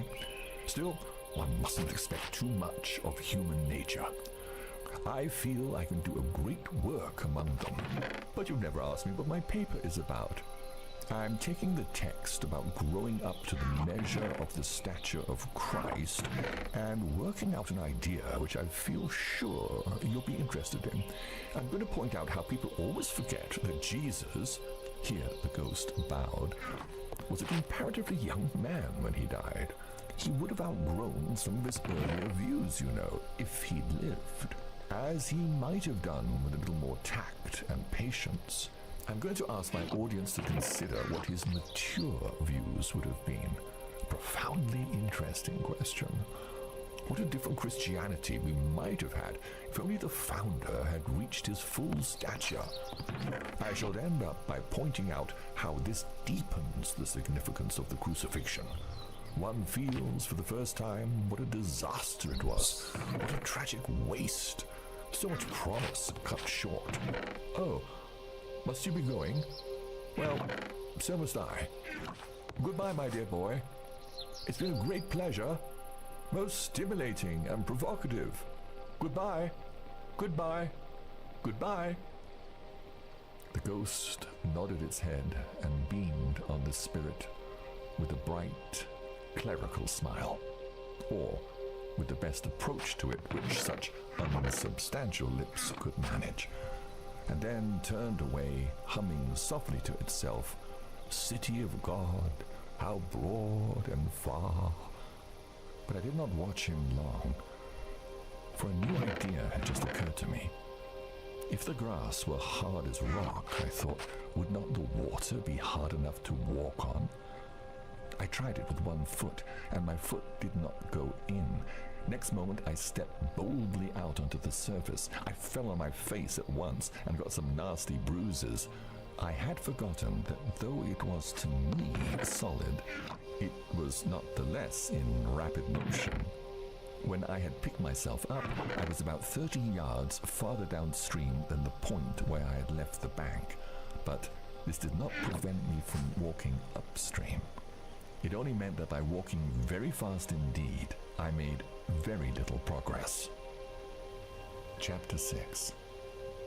The cool, smooth skin of the bright water was delicious to my feet. Chapter 6? And I walked on it for about an hour, making We're up in zoning. 100 yards. Then the going became different. The current grew swifter. Zone out, wow. Islands of foam came swirling down towards me, bruising my shins like stones if I did not get out of their way. The surface became uneven, rounded itself into lovely hollows and elbows of water, which distorted the appearance of the pebbles on the bottom, and threw me off my balance so that I had to scramble to shore. But as the banks hereabouts consisted of great flat stones, I continued my journey without much hurt to my feet. An immense yet lovely noise vibrated through the forest. Hours later, I rounded a bend and saw the explanation. Before me, green slopes made a wide amphitheater, enclosing a frothy and pulsating lake into which, over many colored rocks, a waterfall was pouring. Here, once again, I realized that something had happened to my senses so that they were now receiving impressions which would normally exceed their capacity. On Earth, such a waterfall could not have been perceived at all as a whole. It was too big. Its sound would have been a terror in the woods for 20 miles. Here, after the first shock, my sensibility took both as a well-built ship takes a huge wave. I exulted. The noise, though gigantic, was like giants' laughter, like the revelry of a whole college of giants together, laughing, dancing, singing, roaring at their high works. Near the place where the fall plunged into the lake, there grew a tree, wet with spray, half veiled in foam bows, flashing with the bright innumerable birds that flew among its branches. It rose in many shapes of billowy foliage, huge as a fenland cloud. From every point, apples of gold gleamed through the leaves. Suddenly my attention was diverted by a curious appearance in the foreground. A hawthorn bush not 20 yards away seemed to be behaving oddly. Then I saw that it was not the bush, but something standing close to the bush and on this side of it. Finally, I realized that it was one of the ghosts. That's it was simple. crouching as if to conceal itself from something beyond the bush, and it was looking back at me and making signals. It kept on signing me to duck down. As I could not see what the danger was, I stood fast. Presently the ghost, after peering round in every direction, ventured beyond the hawthorn bush. It could not get on very fast because of the torturing grasses beneath its feet, but it was obviously going as fast as it possibly could, straight for another tree. There it stopped, standing straight upright against the trunk as though it were taking cover. Because the shadow of the branches now covered it, I could see it better. It was my bowler-hatted companion, the one whom the big ghost had called Ike. After it had stood panting at the tree for about 10 minutes and carefully reconnoitered the ground ahead, it made a dash for another tree. Such a dash as was possible to it. In this way, with infinite labor and caution, it had reached the great tree in about an hour. That is, it had come within 10 yards of it.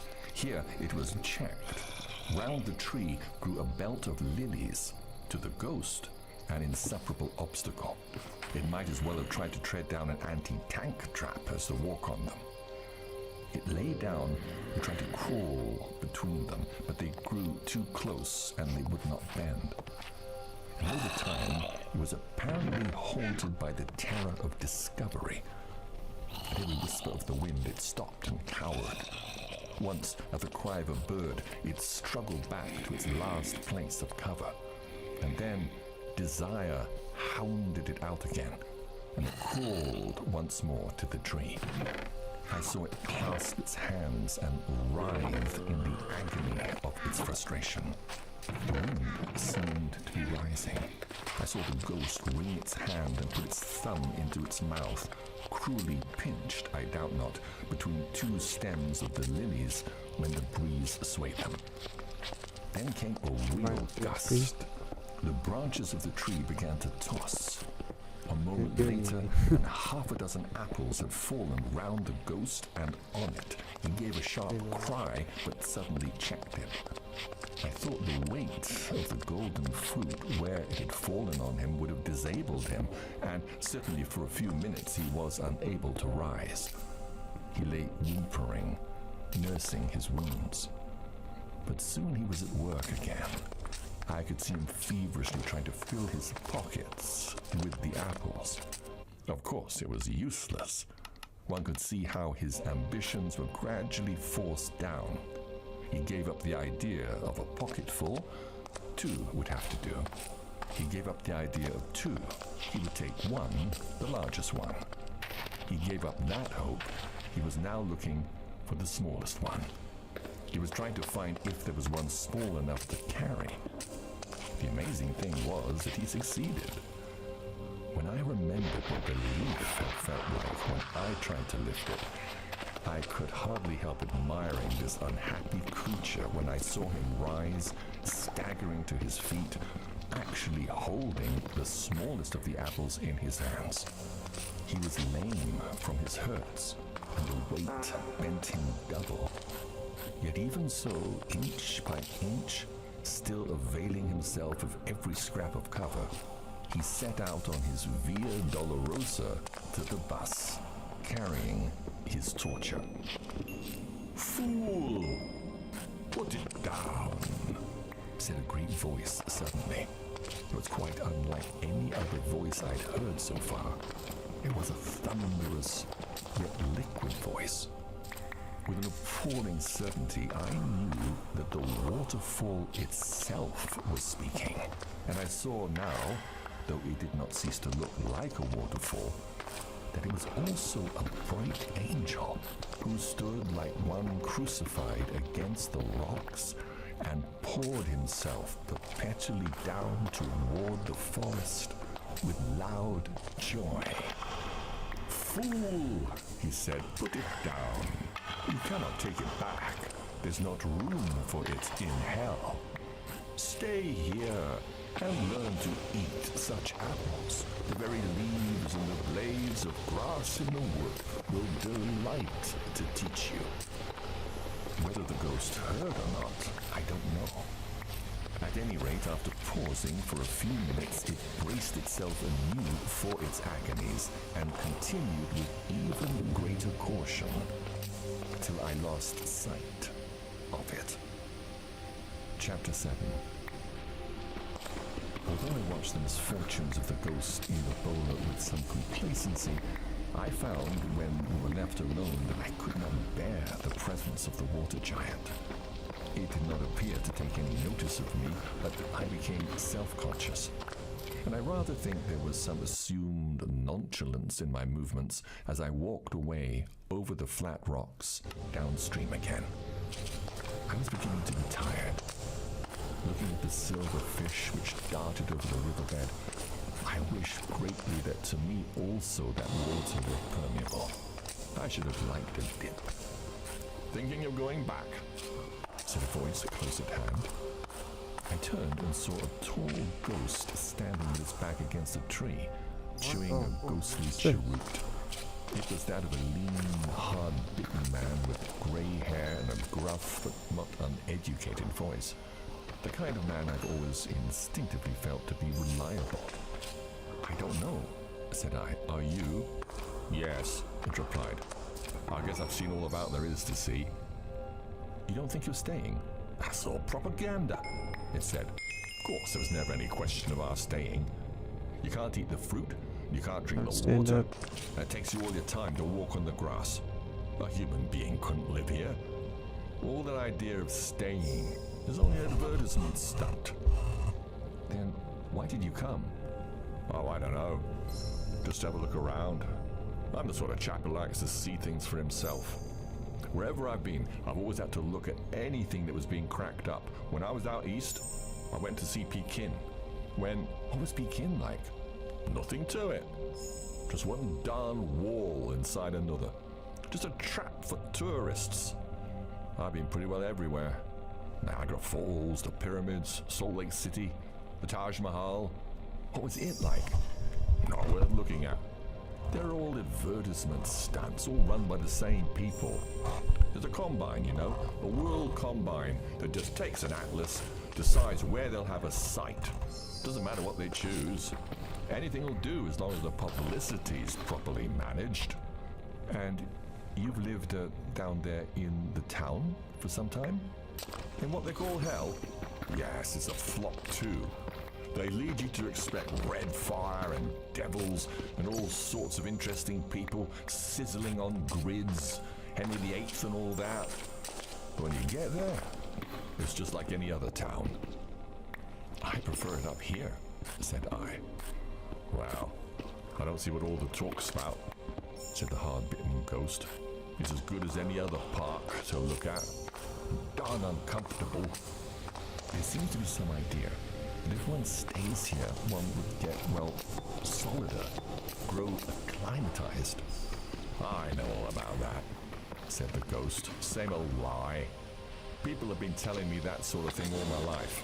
They told me in the nursery that if I were good, I'd be happy. And they told me at school that Latin would get easier as I went on. After I've been married a month, some fool was telling me that there were always difficulties at first, but with tact and patience I'd soon settle down and like it. And all through 2 wars, what didn't they say about the good time coming if only I'd be a brave boy and go on being shot at? Of course they'll play the old game here if anyone's fool enough to listen. But who are they? This might be run by someone different. Entirely new management, eh? Can't you believe it? It's never a new management. You always find the same old ring.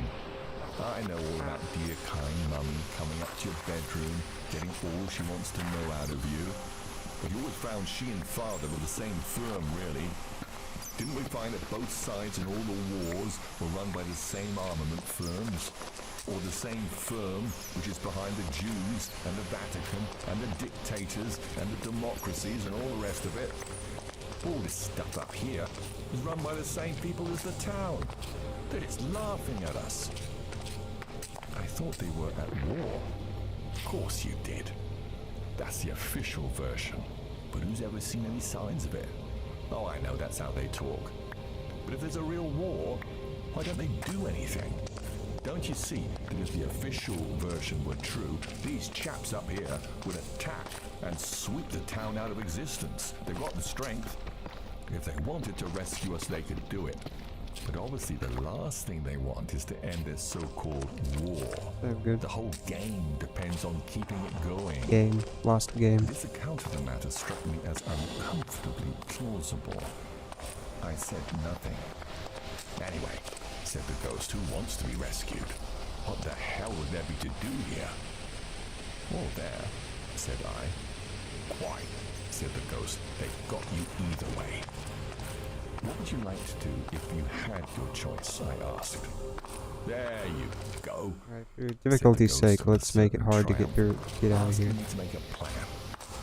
It's up to the management to find something that doesn't bore us, isn't it? It's their job. Why should we do it for them? That's just where all the parsons and moralists have got the thing upside down. They keep on asking us to alter ourselves.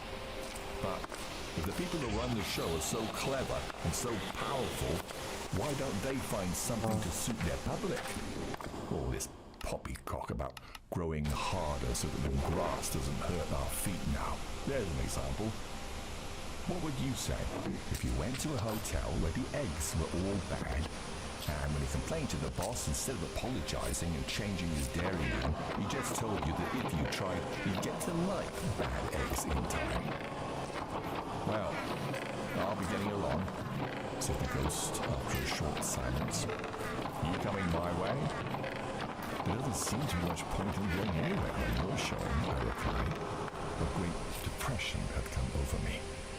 At least it's not raining here. That's some kind of Terraria thing. Not at the moment, said the hard-bitten ghost. But I never saw one of these bright mornings that didn't turn to rain later on. And by gum, when it does rain here. Ah, you hadn't thought of that? It hadn't occurred to you that with the sort of water they have here, every raindrop will make a hole in you like a machine gun bullet. That's a little joke, you see. First of all, tantalize you with ground you can't walk on, and water you can't drink, and then drill you full of holes. But they won't catch me that way. A few minutes later, he moved off. Chapter 8. I sat still on a stone by the riverside, feeling as miserable as I ever felt in my life. Hitherto, it had not occurred to me to doubt the intentions of the solid people, nor to question the essential goodness of their country, even if it were a country which I could not long inhabit. It had indeed once crossed my mind that if these solid people were as benevolent as I had heard one or two of them claim to be, they might have done something to help the inhabitants of the town, something more than meeting them on the plain. Now a terrible explanation came to my mind. How if they had never meant to do us good at all?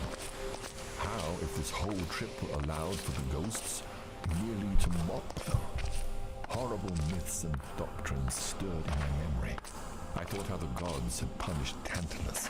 I thought of the place in the book of Revelation where it says the smoke of hell goes up forever in the sight of the blessed spirits.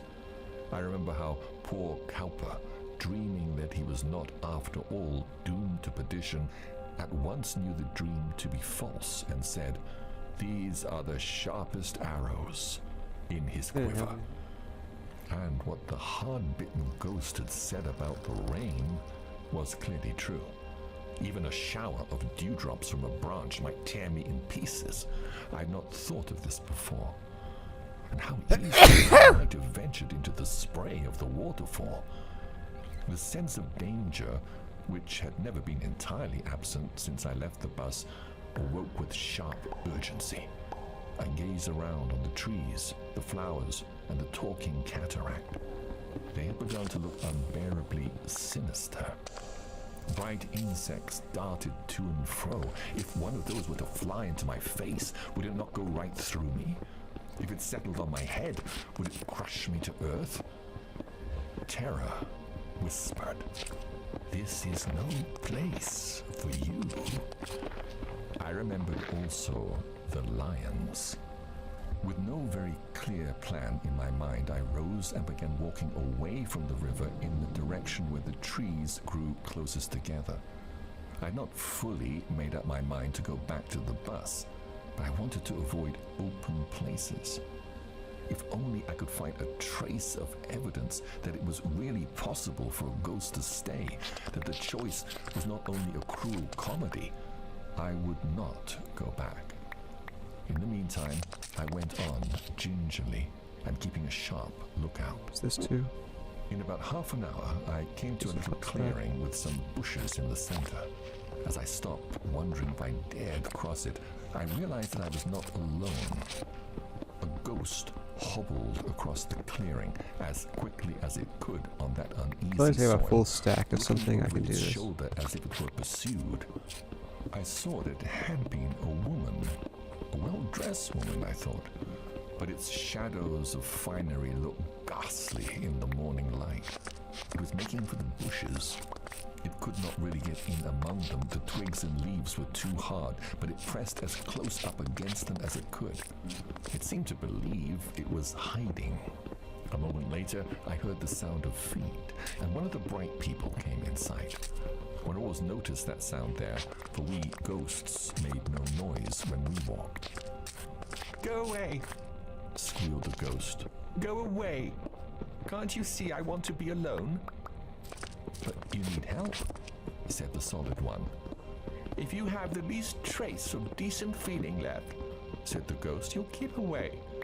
I don't want help. I want to be left alone. Do go away. You know I can't walk fast enough on those horrible spikes to get away from you. It's abominable of you to take advantage. Oh, that, said the spirit. That'll soon come right. But you're going in the wrong direction. It's back there to the mountains you need to go. You can lean on me all the way. I can't absolutely carry you, but you need have almost no weight on your own feet. And it will hurt less at every step. I'm not afraid of being hurt. You know that. Then what is the matter? Can't you understand anything? Do you really suppose I'm going out there among all those people like this? But why not? I'd never have come at all if I'd known you were all going to be dressed like that. Friend, you see I'm not dressed at all. I didn't mean that. Do go away. But can't you even tell me? If you can't understand, there'd be no good trying to explain it. How can I go out like this among a lot of people with real solid bodies? It's far worse than going out with nothing on would have been on Earth. Have everyone staring through me. Oh, I see. But we were all a bit ghostly when we first arrived, you know. That'll wear off. Just come out and try. They don't see me. What does it matter? This better if be they the do? surface. I'd rather die. But you're dead already. There's no good trying to go back to that. The ghost made a sound, something between a sob and a snarl. I wish I'd never been born. It said, What are we born for? for infinite happiness, said the spirit. You can step out into it at any moment. But I tell you, they'll see me. An hour hence and you will not care. A day hence and you will laugh at it. Don't you remember on Earth there were things too hot to touch with your What a finger, village. but you could drink them all right? Shame is like that. If you accept it, if you will drink the cup to the bottom, you will find it very nourishing. But try to do anything else with it, and it scalds. You really mean? What weird VR? Said the ghost, and then paused. My Tower? suspense was strained up to the height. That's convenient. I felt that my own I know where that is. destiny hung on her reply. I know where I am. Fallen at her feet and begged her to yield. Yes, said the spirit. Come and try. Almost I thought the ghost had a vein. Certainly it had moved. But suddenly it cried out, No, I can't. I tell you I can't. For a moment while you were talking, I almost thought, when it comes to the point, you've no right to ask me to do a thing like that. It's disgusting. I should never forgive myself if I did. Never, never. And it's not fair. You ought to have warned us. I'd never have come. And now, please, please, go away. friend, said the spirit. Could you only for a moment fix your mind on something not yourself? I've already given you my answer. Said the ghost, coldly but still tearful. Then only one expedient remains, said the spirit. And to my great surprise, he set a horn to his lips and blew. I put my hands over my ears. The earth seemed to shake. The whole wood trembled and dindled at the sound. I suppose there must have been a pause after that, though there seemed to be none, before I heard the thudding of hooves. Far off at first, but already nearer before I had well identified it, and soon so near that I began to look about for some place of safety. Before I had found one, the danger was all about us. A herd of unicorns came thundering through the glades. 27 hands high, the smallest of them, and white as swans, but for the red gleam in eyes and nostrils, and the flashing indigo of their horns. I can still remember the squelching noise of the soft, wet turf under their hooves, the breaking of the undergrowth, the snorting and the whinnyings, how their hind legs went up and their horned heads down in mimic battle. Even then I wondered for what real battle it might be the rehearsal. I heard the ghost scream, and I think it made a bolt away from the bushes, perhaps towards the spirit, but I don't know. For my own nerve failed, and I fled, not heeding for the moment the horrible going underfoot, and not even daring to pause. So I never saw the end of that interview. Chapter 9. Where are you going? Said a voice with a strong Scotch accent. I stopped and looked. The sound of the unicorns had long since died away, and my flight had brought me to open country. I saw the mountains where the unchanging sunrise lay. In the foreground, 2 or 3 pines on a little knoll, with some large, smooth rocks and heather. On one of the rocks sat a very small man, almost a giant. Campfires. I'm just gonna grab I him. had not yet looked one of the solid people in the face. Now, when I did so, I discovered that one sees them with a kind of double vision. Here was an enthroned and shining god, whose ageless spirit weighed upon mine like a burden of solid gold. And yet, at the very same moment, here was an old, weather-beaten man, one who might have been a shepherd. Such a man as tourists think simple because he is honest, and neighbors think deep for the same reason. His eyes had the far-seeing look of one who has lived long in open, solitary places. And somehow I divined the network of wrinkles which must have surrounded them before rebirth had washed him in immortality. I don't quite know, said I. I don't get them. Talk to me then, he said, making room for me on the stone. I don't know you, sir, said I, taking my seat beside him. And I craft campfires. My name is George, he answered. George MacDonald. Oh, I cried. Then you can tell me. You at least will not deceive me. Then, supposing that these I read this expressions of part. confidence needed some I thought it was weird. It's like fan fiction. I tried, trembling, to tell this man all that his writings had done for me. I tried It's like to it's tell his, it's like how his some idol. frosty It's really afternoon funny. At Leatherhead Station, when I first bought a copy of Fantastes, being then about 16 years old, had been to me what the first sight of Beatrice had been to Dante. Here begins the new life. I started to confess how long that life had delayed in the region of imagination nearly, how slowly and reluctantly I had come to admit that his Christendom had more than an accidental connection with it.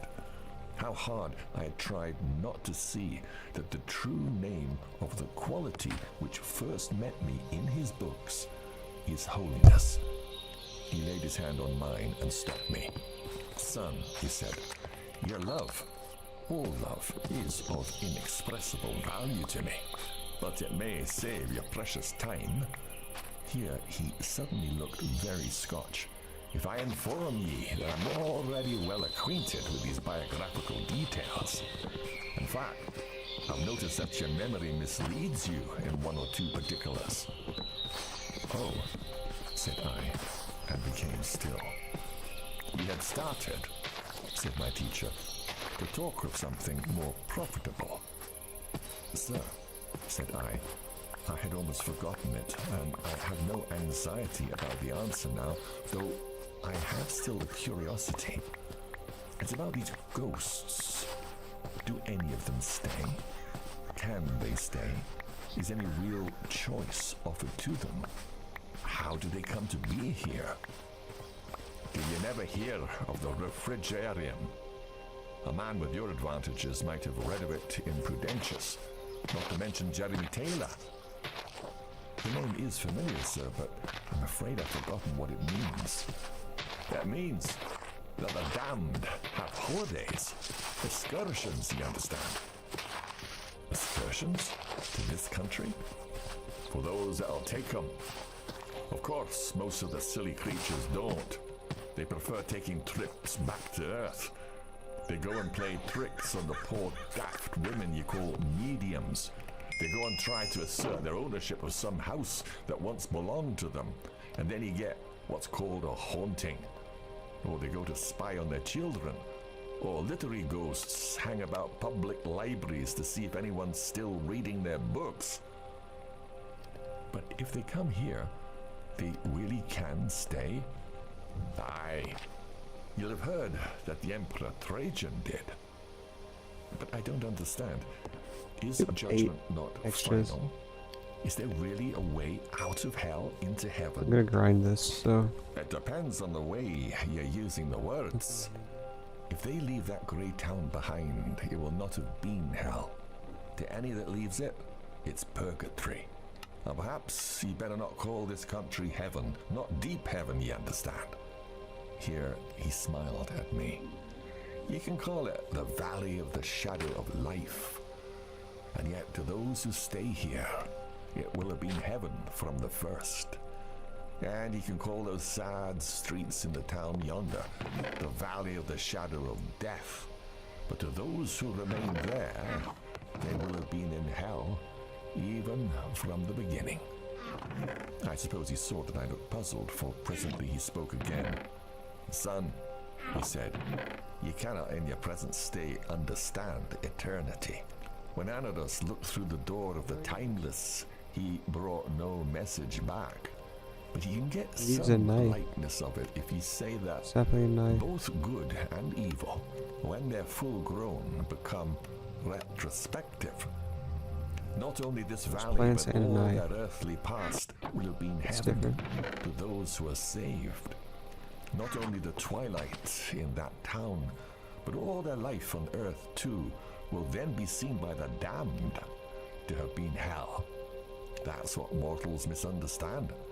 They take up some temporal suffering no future bliss can make up for it, not knowing that heaven, once attained, will work backwards and turn even that agony into a glory.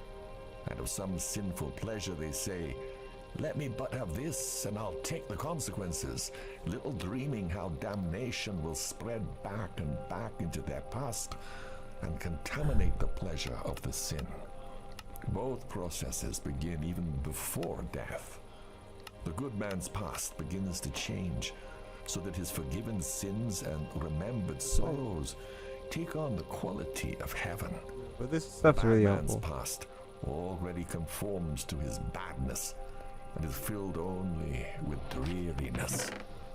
And that is why, at the end of all things, when the sun rises here and the twilight turns to blackness down there, the blessed will say, we've never lived anywhere except in heaven. And the lost, we were always in hell. And both will speak truly. Is not that very hard, sir? I mean, that is in the real sense of what they will say. In the actual language of the lost, the words will be different, no doubt.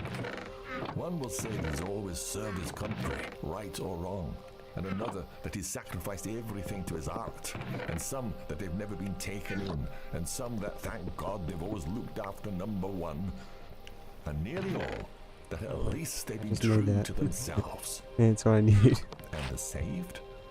Ah, the saved.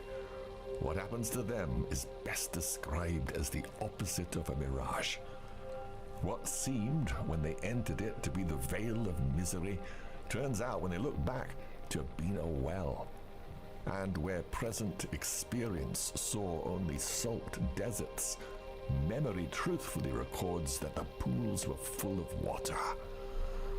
then those people are right who say that heaven and hell are only states of mind? Hush, said he sternly. Do not blaspheme.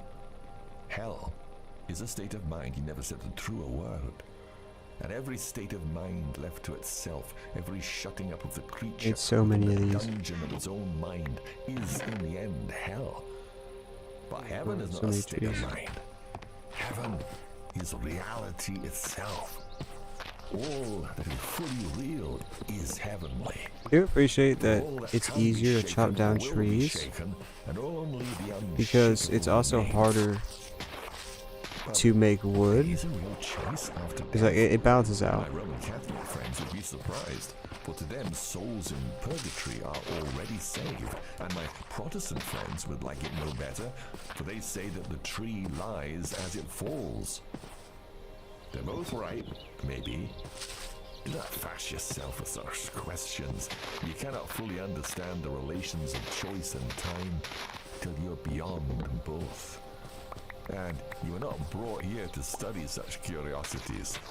What concerns you is the nature of the choice itself, and that you can watch them making. Well, sir, said I, that also needs explaining. What do they choose, these souls who go back? I've yet seen no other. And how can they choose it? Milton was right, said my teacher. The choice of every lost soul can be expressed in the words, better to reign in hell than serve in heaven. There's always something they insist on keeping, even at the price of misery. There's always something they prefer to joy, that is, to reality. You see it easily enough in a spoiled child that would sooner miss its play and its supper than say it was sorry and be friends. You call it the sulks. But in adult life, it has 100 fine names. Achilles' wrath, and Coriolanus' grandeur, revenge, and injured merit, and self-respect, and tragic greatness, and proper pride. Then, is no one lost through the undignified vices, sir? Through mere sensuality? Some are, no doubt. The sensualist, I'll allow ye, begins by pursuing a real pleasure, though a small one. His sin is the less. But the time comes on when though the pleasure becomes less and less, and the craving fiercer and fiercer, and though he knows that joy can never come that way, yet he prefers to the joy the mere fondling of unappeasable lust, and would not have it taken from him. He'll fight to the death to keep it. He'd like well to be able to scratch, but even when he can scratch no more, he'd rather itch than not. He was silent for a few minutes, and then began again. You'll understand there are innumerable forms of this choice, sometimes forms that one hardly thought of at all on Earth. There was a creature came here not long ago and went back, Sir Archibald, they called him. His earthly life he'd been interested in nothing but survival. He'd written a whole shelf full of books about it. He began by being philosophical, but in the end, harvest he took moon up rises. psychical research. It grew to be his only occupation, experimenting, lecturing, running a magazine, and traveling too, digging out queer stories among Tibetan lamas and being initiated into brotherhoods in Central Africa. Proofs, and more proofs, and then more proofs again were what he wanted. It drove him mad if he ever saw anyone taking interest in anything else. He got into trouble during one of your wars for running up and down the country telling them not to fight because it wasted a lot of money that ought to be spent on research. Well, in good time the poor creature died and came here, and there was no power in the universe which had prevented him staying and going on to the mountains. But do you think that did him any good? This country was no use to him at all. Everyone here had survived already. Nobody took the least interest in the question. There was nothing more to prove. His occupation was clean gone. Of course, if he only admitted that he'd mistaken the means from the end and had a good laugh at himself, he could have begun all over again like a little child and entered into joy. But he did not do that. He cared nothing about joy. In the end, he went away. How fantastic, said I. Do you think so? Said the teacher with a piercing glance. It's nearer to such as you than you think. There have been men before now who got so interested in proving the existence of God that they came to care nothing for God himself, as if the good Lord had nothing to do but exist. There have been some who were so occupied in spreading Christianity that they never gave a thought to Christ. Man, you see it in smaller matters. Did you never know a lover of books that with all his first editions and signed copies had lost the power to read them? Or an organizer of charities that had lost all love for the poor? It's the subtlest of all the snares. Moved by a desire to change the subject, I asked why the solid people, since they were full of love, did not go down into hell to rescue the ghosts. Why were they content simply to meet them on the plane? One would have expected a more militant charity. You'll understand that better, perhaps, before you go, said he. In the meantime, I must tell you that they've come further for the sake of the ghosts than you can understand. Every one of us lives on each journey further and further into the mountains. Every one of us has interrupted that journey and retraced immeasurable distances to come down to So I can make a zero-tick farm for sugarcane, if I can, if that's still a thing I can do in this version. But you cannot blame us for that. And we know you used to come further, even if it were possible. Gonna make the same would do infinite no good plant if they strain. made themselves mad to help madmen. But what of the poor ghosts who never get into the omnibus at all? Everyone who wishes it does. Never fear. There are only two kinds of people in the end. Those who say to God, "Thy will be done." And those to whom God says in the end, "Thy will be done." All that are in hell, choose it. Without that self-choice, there could be no hell. No soul that seriously and constantly desires joy will ever miss it. Those who seek, find. To those who knock, it is open.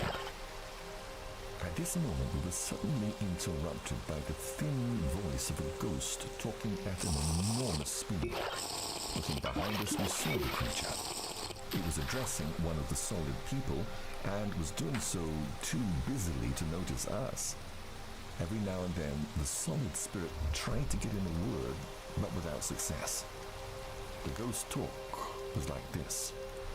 "Oh, my dear, I've had such a dreadful time. I don't know how I ever got here at all. I was coming with Eleanor Stone, and we'd arranged the whole thing, and we were to meet at the corner of Sink Street. I made it perfectly plain because I knew what she was like, and if I told her once, I told her 100 times I would not meet her outside that dreadful Marjorie Banks woman's house. Not after the way she treated me. That was one of the most dreadful things that happened to me. I've been dying to tell you because I felt sure you'd tell me I acted rightly. No, wait a moment, dear, till I told you. I tried living with her when I first came, and it was all fixed up. She was to do the cooking, and I was to look after the house. And I did think I was going to be comfortable after all that I've been through, but she turned out to be so changed, absolutely selfish, and not a particle of sympathy for anyone but herself. And, as I once said to her, I do think I'm entitled to a little consideration, because you at least lived out your time, but I oughtn't to have been here for years and years yet. Oh, but of course I'm forgetting you don't know. I was murdered. Simply murdered, dear. That man should never have operated. I ought to be alive today, and they simply starved me in that dreadful nursing home, and no one ever came near me, and... The shrill, monotonous whine died away as the speaker, still accompanied by the bright patients at her side, moved out of hearing. "What troubles you, son?" asked my teacher. "I am troubled, sir," said I, "because that unhappy creature doesn't seem to me to be the sort of soul that ought to be even in danger of damnation. She isn't wicked.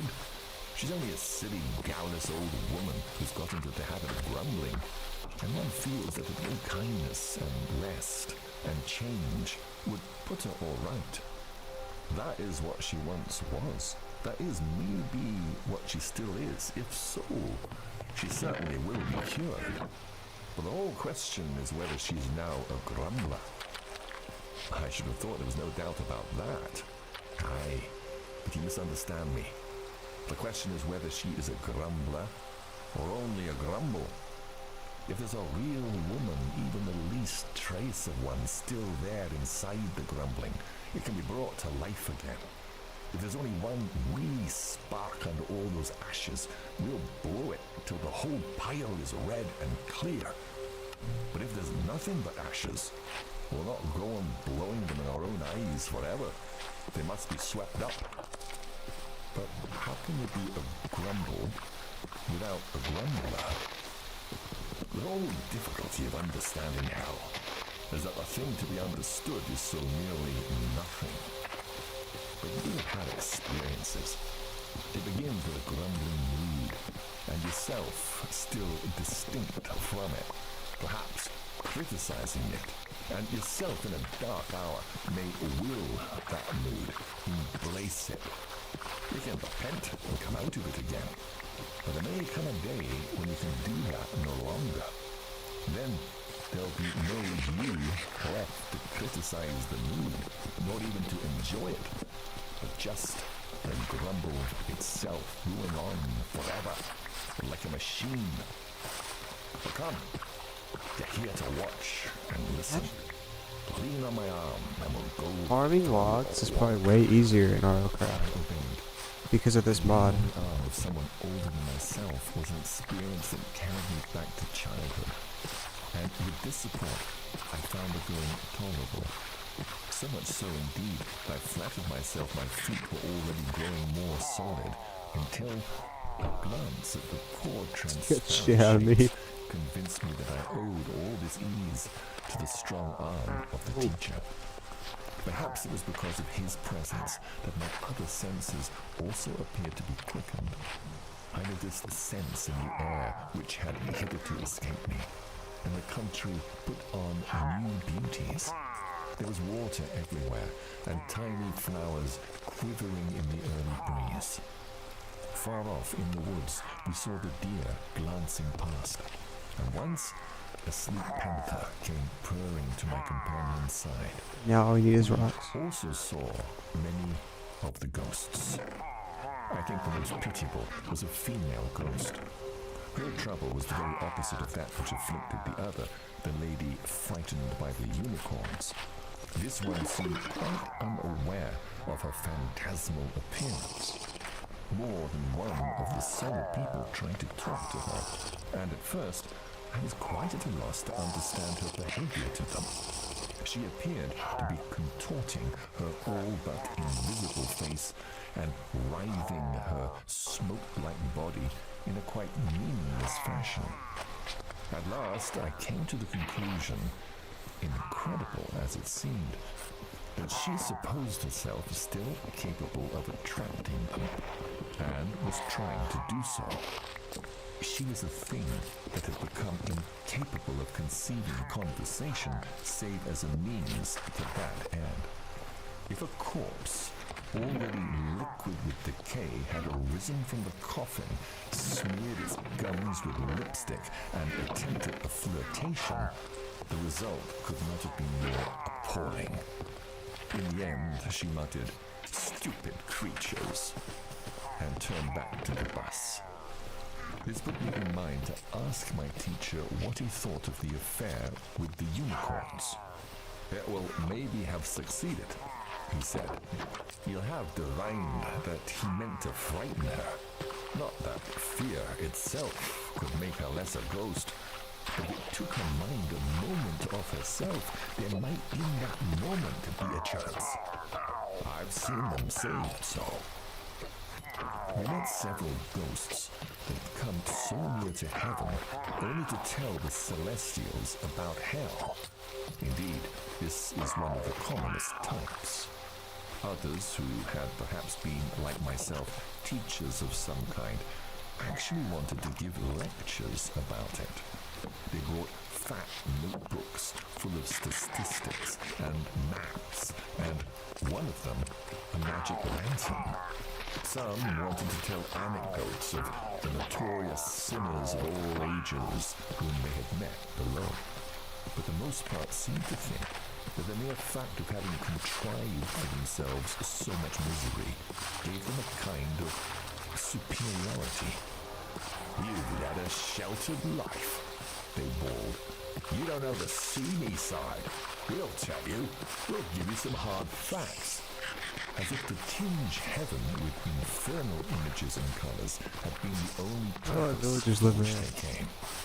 All alike, as far as I could judge from my own exploration of the lower world, were wholly unreliable, and all equally incurious about the country in which they had arrived.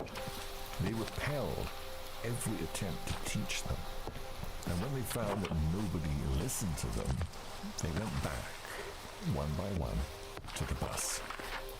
This curious wish to describe hell turned out, however, to be only the mildest form of a desire, very common among the ghosts. The desire to extend hell, to bring it bodily, if they could, into heaven. There were tub-thumping ghosts who, in thin, bat-like voices, urged the blessed spirits to shake off their fetters, to escape from their imprisonment in happiness, to tear down the mountains with their hands, to seize heaven for their own. Hell offered her cooperation.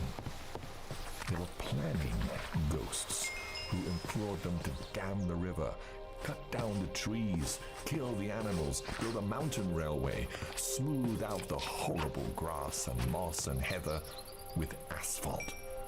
There were materialistic ghosts who informed the immortals that they were deluded. There was no life after death, and this whole country was a hallucination.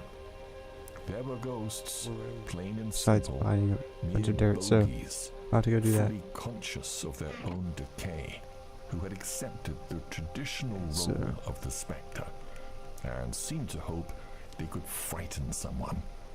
I had no idea that this desire was possible, but my teacher reminded me that the pleasure of frightening is by no means unknown on Earth, and also of Tacitus's saying, "They terrify, lest they should fear." When the debris of a decayed human soul finds itself crumbled into ghosthood and realizes, "I myself am now which all humanity has feared. I am just that cold churchyard shadow, that horrible thing which cannot be yet somehow is," then to terrify others appears to it an escape from the doom of being a ghost, yet still fearing ghosts, fearing even the ghost it is. For to be afraid of oneself is the last horror. But beyond all these, I saw other grotesque phantoms in which hardly a trace of the human form remained. Monsters who'd face I think that this the journey build to the bus stop is actually massive. Like it's of taken miles me and come up to the country of the shadow almost of the duration of life this book and to limped far into it to like, over finish the it. torturing grass, only to spit and gibber out in one ecstasy of hatred their envy and, what is harder to understand, their contempt of joy. The voyage seemed to them a small price to pay if once, only once, within sight of that eternal dawn, they could tell the prigs, the toffs, the sanctimonious humbugs, the snobs, the haves, what they thought of them. "How do they come to be here at all?" I asked my teacher. "I've seen that kind converted," said he, "when those you'd think less deeply damned have gone back. Those that hate goodness are sometimes nearer than those that know nothing at all about it and think they have it already." "Now," said my teacher suddenly.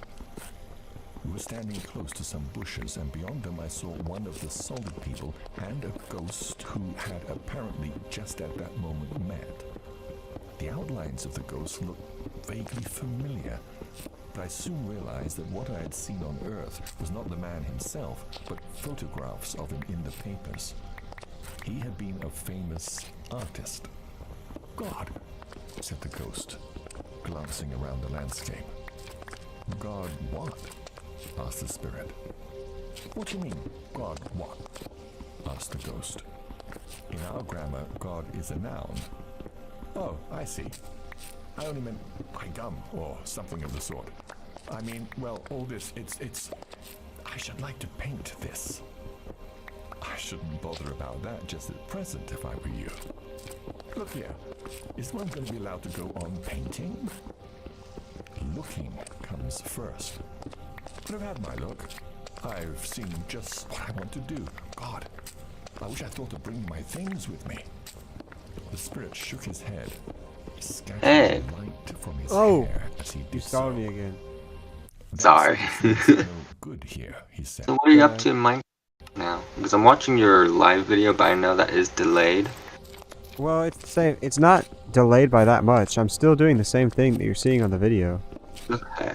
I do recommend you, if this helps, is maybe start a lava water stone farm. That could work by using just water in a lava bucket and a piston, and some repeaters, and then you might be able to get That's a good idea, a little bit. but I can't. With the leveling system of this mod, I can't mine redstone.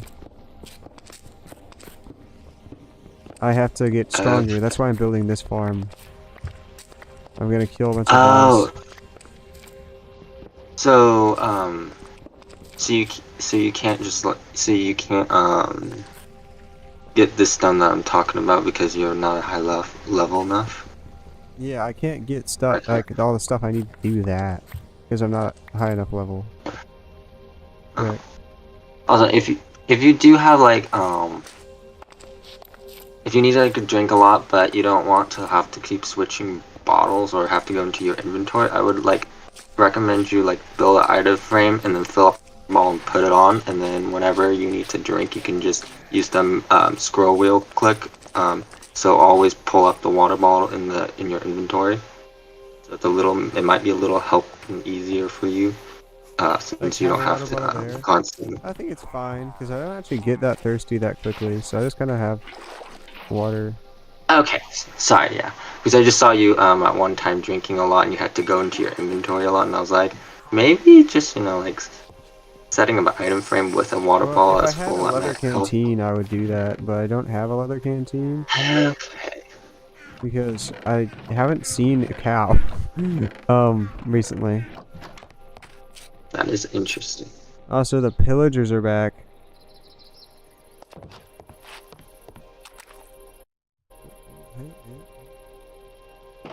Very nice. Oh, you could do that. Yeah, never mind.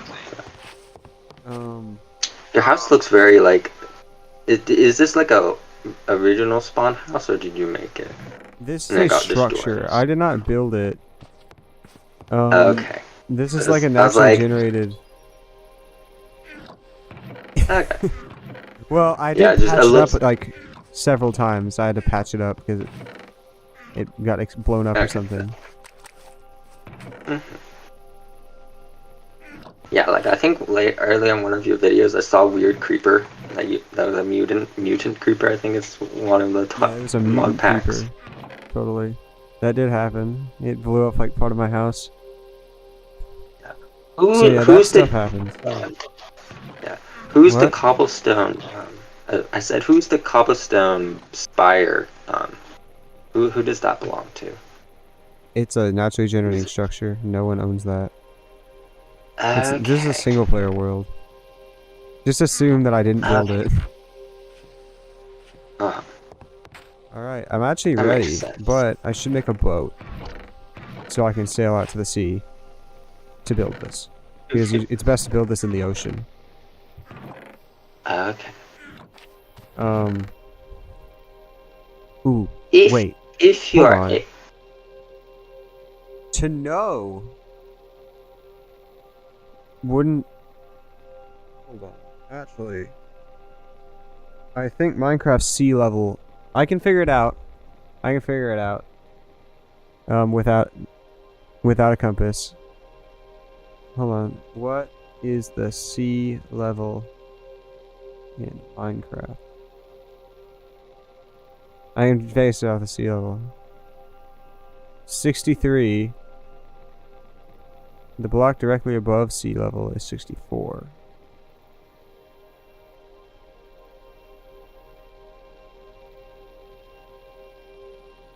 Maybe later, once you get high enough levels and can do some other things, you can start The default height of the ocean. a blaze farm, because blazes will drop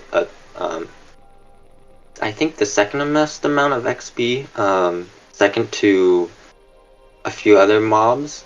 I'm not sure about zombie piglins, but from what I've heard from other people, like blazes can drop you a lot of XP. So you can go find a blaze spawner and then build a giant, either glass or whatever materials that are not flammable, and then just There's no way I can make a blaze spawner right now. I'm not saying you can make a blaze spawner. You can make like a blaze farm by using a spawner There's no way. I can't go to the nether. Okay. Well, I technically can. I've done it before, but I would get my ass kicked. Hold on. The lowest block. Okay. Sea level is 62. Sea level, hold on. With the surface, 62. So I need to count 62 from the surface of the water to... Hold on. So I need to count to a specific value when I'm building this farm, which I now have the materials for. This video. It is recommended that you fight an ocean to build this farm. However, you can still build this farm on land as well if you choose. If you were in the ocean, start off by building up to the surface of the ocean, and then build up 100 more blocks with something like scaffolding. If you're... Okay, it just says build 100 more blocks. So that's surface of the ocean, 100 more blocks. And then I'll pull this up. I need to So you're trying to build my inventory. I don't need to search it up because I have it already.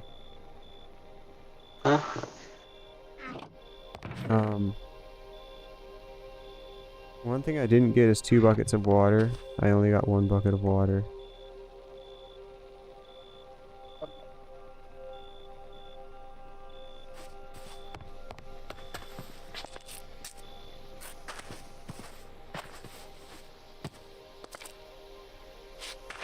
That doesn't... I'm thirsty now. I got really thirsty really quickly. That doesn't happen often.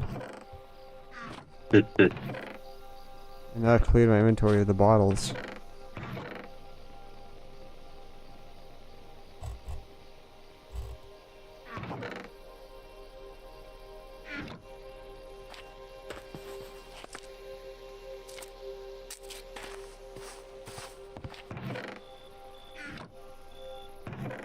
They're gone. I no idea where they went. Okay.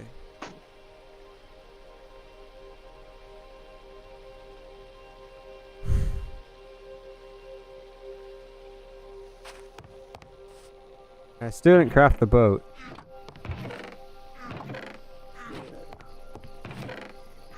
Okay. I think you can drink right out of the river. I'm gonna be at the ocean. Oh, you put the bottles near the your chest near the door with the open fence gate. That's where you put it. Okay, thanks. I went back on the replay a little bit since you were streaming, so I checked your log. Nicely made mud. No, stop. I want to drink this water.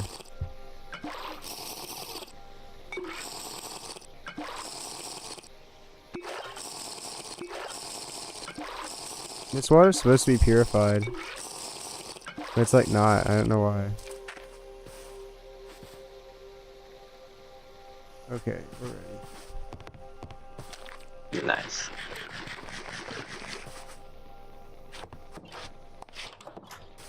Well, we still don't have the boat, but I didn't have wood, so I couldn't make it.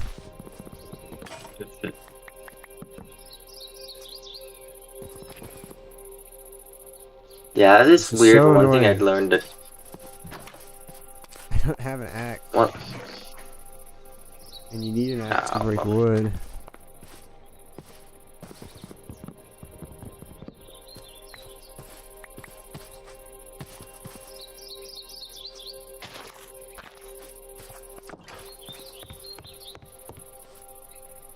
Funny thing in the Nether is you can splash down a water bottle and put you out of the fire if you ever caught on fire, which is odd.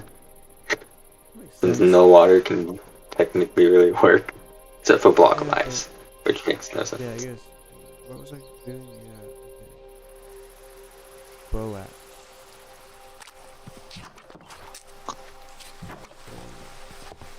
Just okay. So I did figure it out. I think the ocean is not that way. It's the other way. I believe. No, it's down past the pillager camp. I remember that. Right. So I'm gonna need like a sword that I can use sweeping attacks on, or I'm gonna have to modify the farm a little bit. Yeah. There's a possibility of having a creeper incident with these farms if you don't do them right, and I don't have the right block to do it exactly how I want to.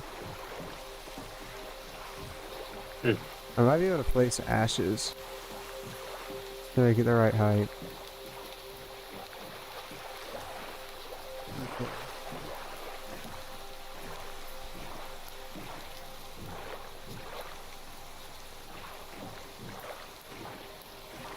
I got stuff just spawns out in the ocean here. Actually, there's like so much stuff out in the ocean that it's making it makes it harder to make things. I'm gonna try over here. Yeah. That.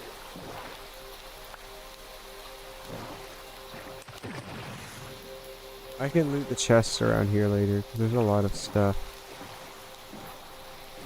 It's not funny how when you as you're rowing around, islands and stuff starts growing out of the water. That's how like the reload screen works. Just funny. I'm gonna go over here. I haven't seen this.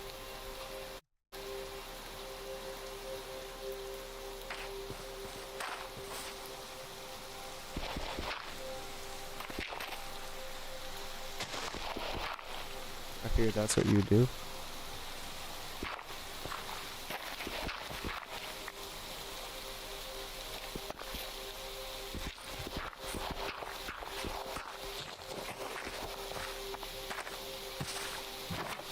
It's lagging.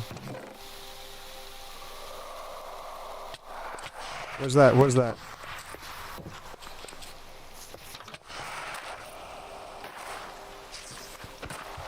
Okay, I can attack it.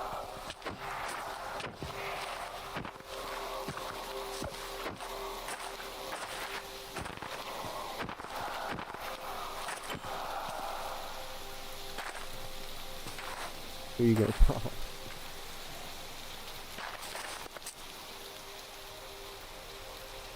They literally put a jump scare in. Yeah, the ghost that guards the secrets or the treasure. Yeah, the ghost that guards the treasure. That's legitimately startled me. Hello? So they spawn here? That's annoying. Yeah. I wish they didn't. They spawn with. I should get out of They here. spawn with. I hate this. Yeah. Oh my. No one just. It's a real side quest from what I'm trying to do. Okay, I'll deal with them later. Yeah, it makes sense. Oh no. I wonder if the mod pack that you have is the same physics of if a ghost hits water, it dies. So maybe like that would be funny if it was, and so you can just jump into the sea and be fine. Okay, it's not chasing me anymore. That's good.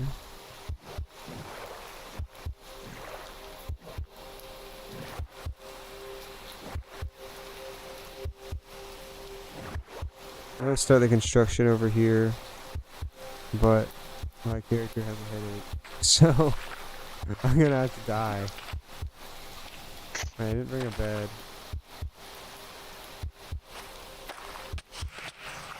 Okay. Well, we'll bring a sleeping bag or a bed. Makes sense. Oh, you can just place in more. I died. Oh no. I don't have any wool left. I just have to go back there.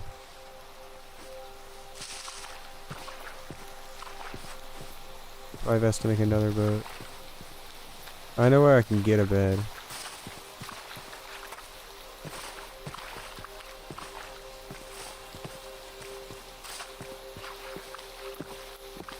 All my stuff is over there, so this is really not cool. Yeah. Sure.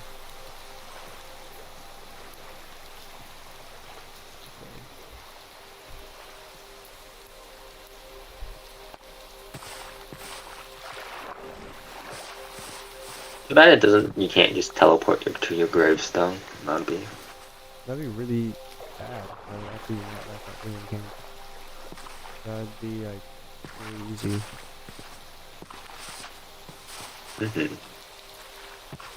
So I'm not messing with the ghosts. Definitely Yeah, not messing with the ghosts. it can hurt. Yeah. It was a waste of time to mess with that.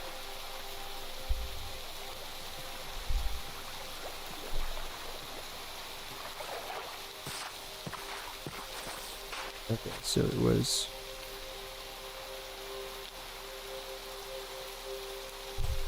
So funny that you have 11 hearts, which is like. Oh, What? said you have like 11 hearts.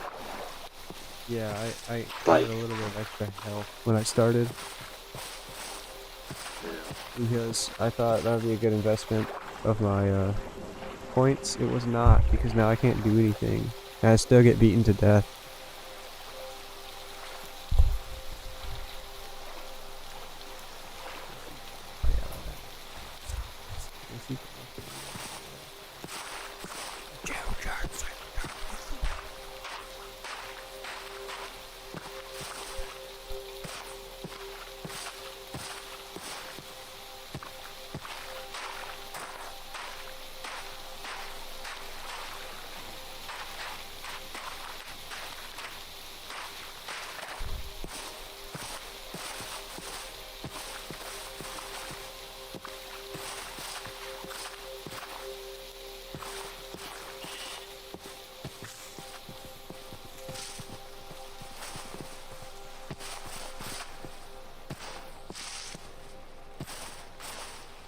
I haven't used a sleeping bag yet in this whole playthrough.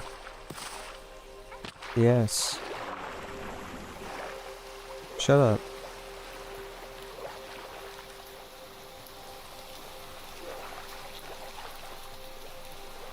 Is this just what someone leaving a comment or something, or? No, that's Blaine being annoying. Okay.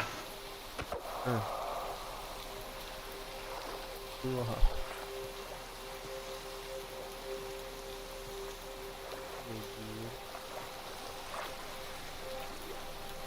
It seems to be leaving. That wants to come back.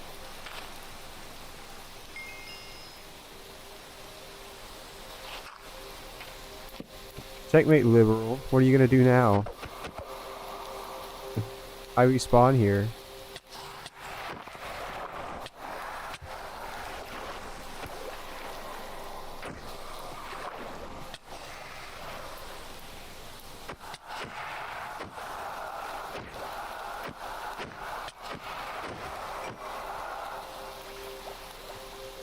I might move my base over here gradually.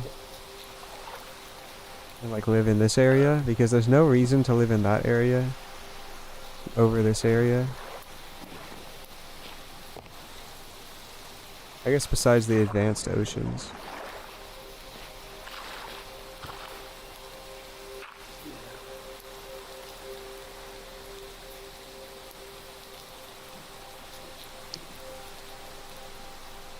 I can see him walking in the background.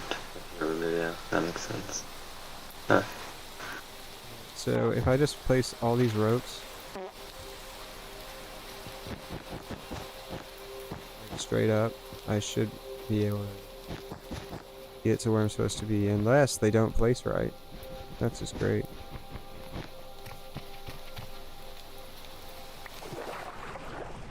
I think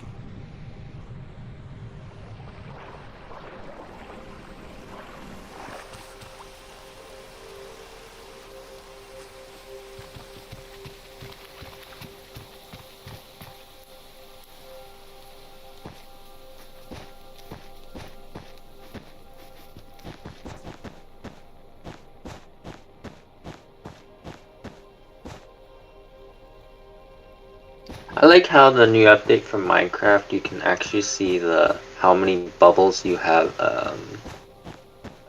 used up or like burn out in Minecraft.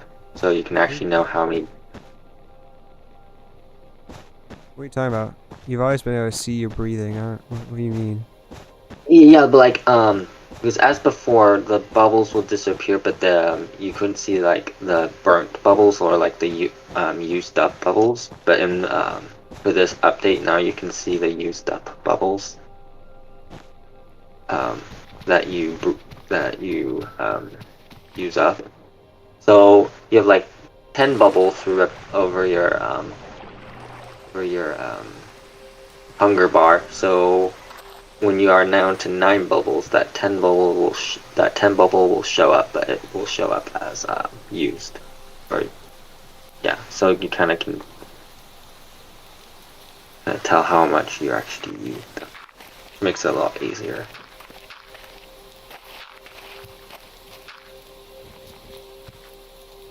I gotta take the rope down. I didn't do it right.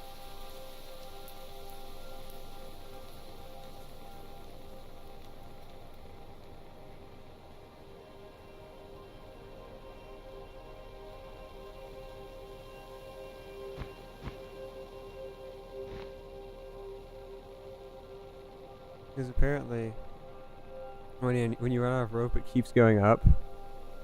And you don't actually need very much rope to infinitely go up. But I don't want to infinitely go up. I want to run out of rope. So that's really annoying.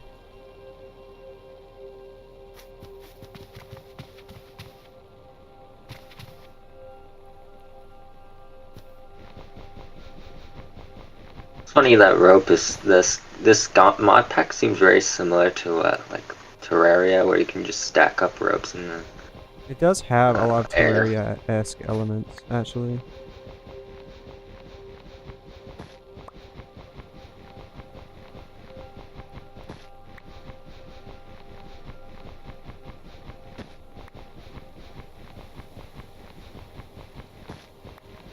I wish I did not have to break all of this rope.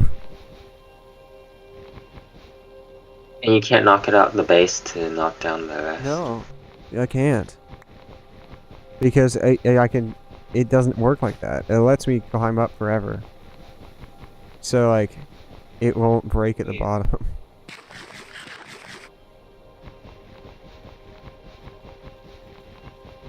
Do you have to also be at a certain level to make scaffolding blocks? Well, or... I just don't even have any bamboo, and I don't have enough string. And rope was way cheaper, and rope did a very similar job, so I just decided to use rope.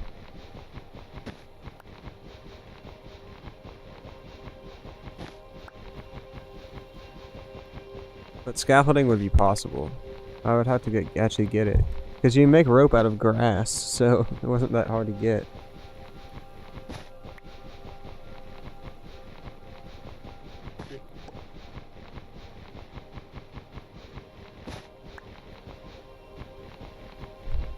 You know what I'm actually gonna do? Wait, but Count no. how many blocks. So, 1, 2, 3, 4, 5, 6, 7, 8. And go up and replace all but 8 of these ropes. And I don't think any have fallen in the water. Go away.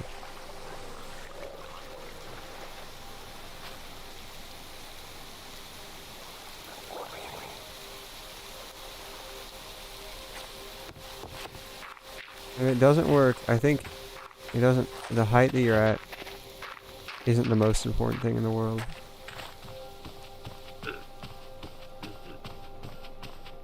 But I only brought 100 ropes. So I should be able to place enough ropes.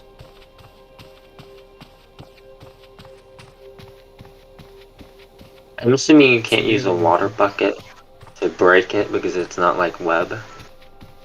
Well, I have no idea. I'm just not trying. I don't know if it would drop. And then I'd be out of rope. Am I cold? I'm experiencing hypothermia? Because I fell in the water? That's so stupid. I hate that. 1, 2, 3, 4, 5, 6, 7, 8.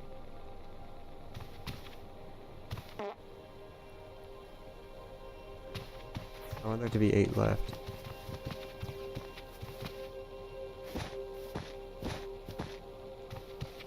I'm gonna kill myself on purpose, so I don't have all these injuries.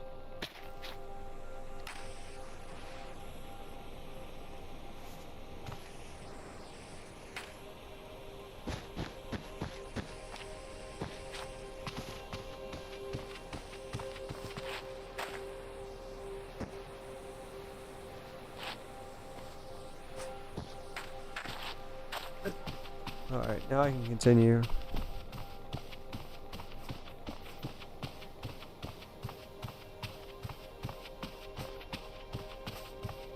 Honestly, above the ocean is a pretty good place to be, because there's not a lot of threats.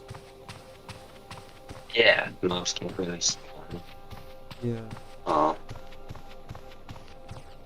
And it only takes like 100 rope, which is kind of easy to get, like harvesting the field over there, to like drop down onto something else.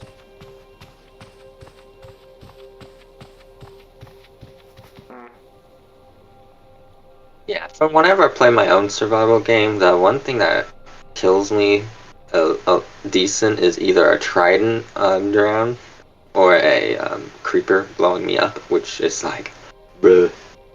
Yeah, it's time for And me some- to watch the video now. Is that okay? For land Yeah. instead of 100 blocks, you're gonna go up by 128 blocks instead. Once at the top of your scaffolding, build yourself a small platform. Something around this size should be fine. And now take out your chests and hoppers.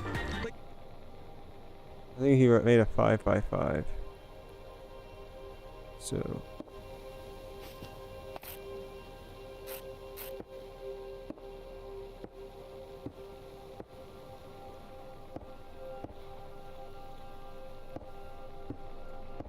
I hope insomnia doesn't kill you in this mod.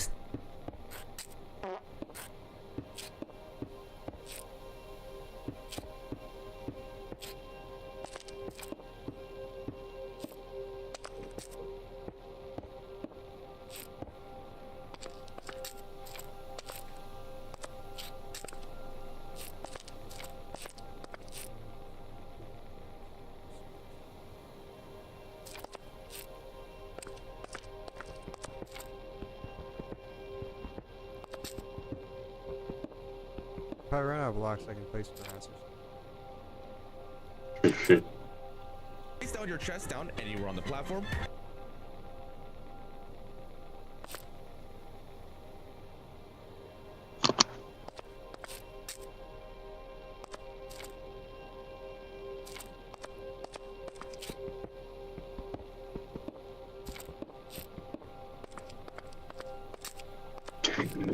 I'll be right back. And then place the hoppers in a 2x2 that go directly into the chest like this. And now take out your slabs. On top of these 4 hoppers, place down your slabs like this.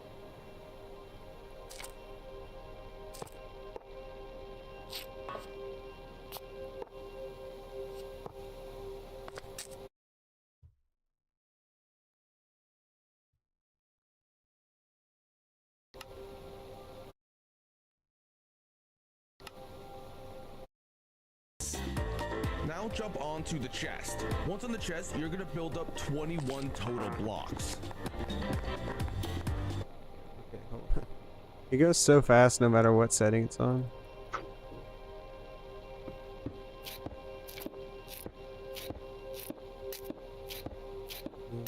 10, 11, 12, 13, 14, 15, 16, 17, 18, 20, 21. After pillaring up all the way to the top, you can go ahead and jump back down to where your chests are. Oh no, I don't have a way of doing that.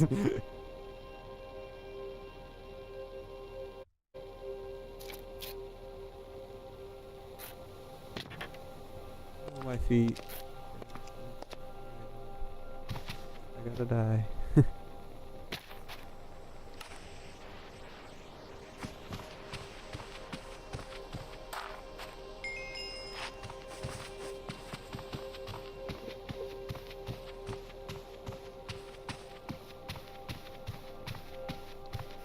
I should actually fill these water buckets while I'm here.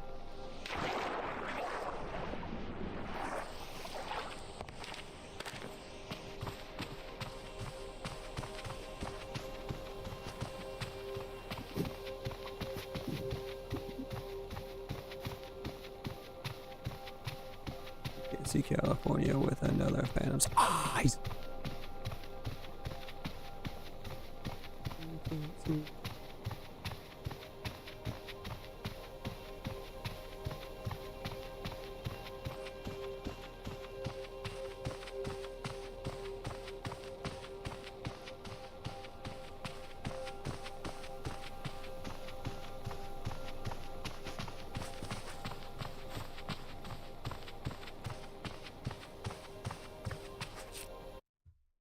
A small ring and jump back down to where your chests are. From here, make a small ring around your slabs like I am doing here, and then build up these areas all the way till you reach the top of your pillar. Spire buildings are great. Seems like a great place to build a small, like a base, and there's plenty of room. Like, Oh, the spire buildings are a terrible place to build because there's mob spawners in there, and that's not a lot of work. What do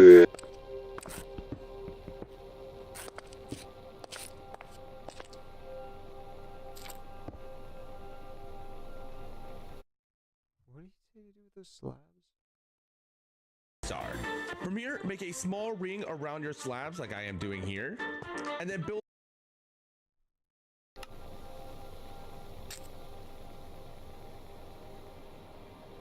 You say they do that From with... here, make a small ring. No, he didn't actually use slabs to build the ring. That was a misconception.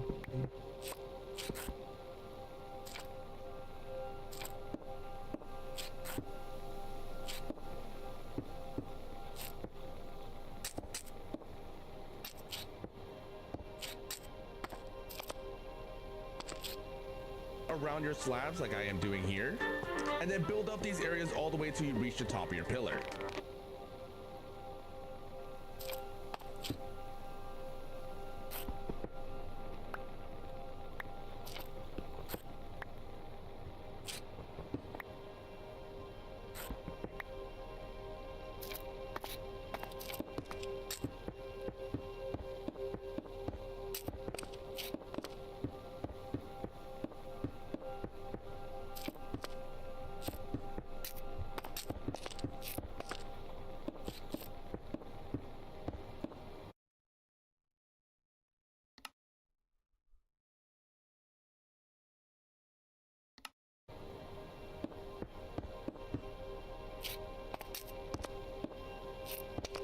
Why is difficulty changing, not cheating?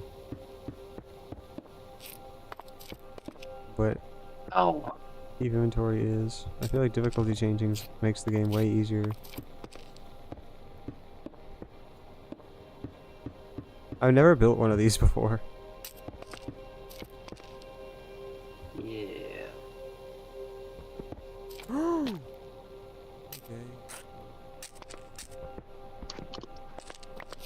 This is wonderful.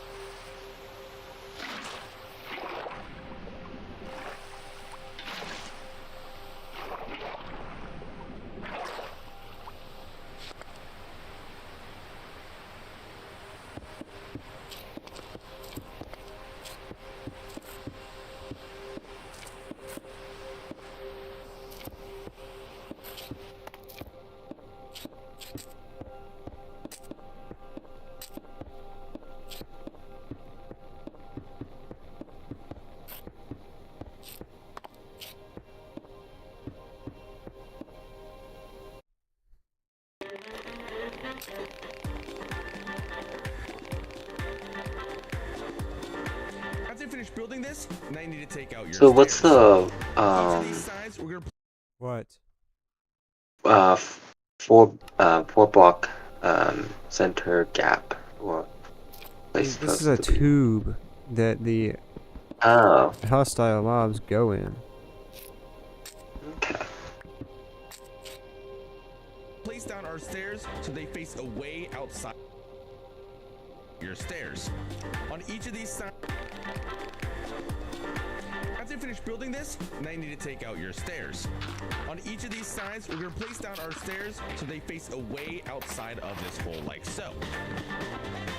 And then you can fill in each of these corners like I'm doing here. Now behind each of these stairs, we're gonna build out 7 blocks. That's also 2 blocks wide.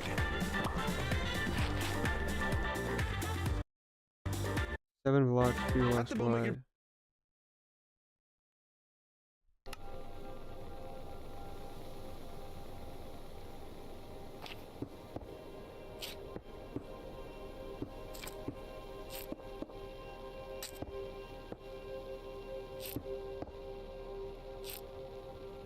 One, two, three, four, 6,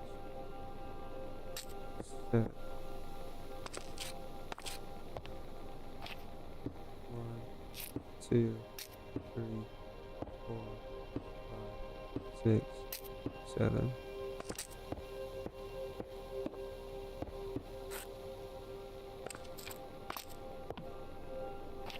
One, 2, 3, 6, 7.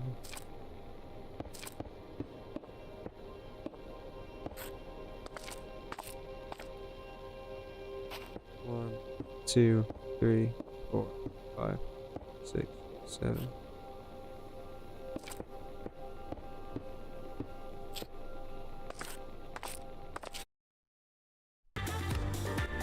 At the moment, your build should look Very nice something like this. guys for Notice one the of corners block are factory. Ah.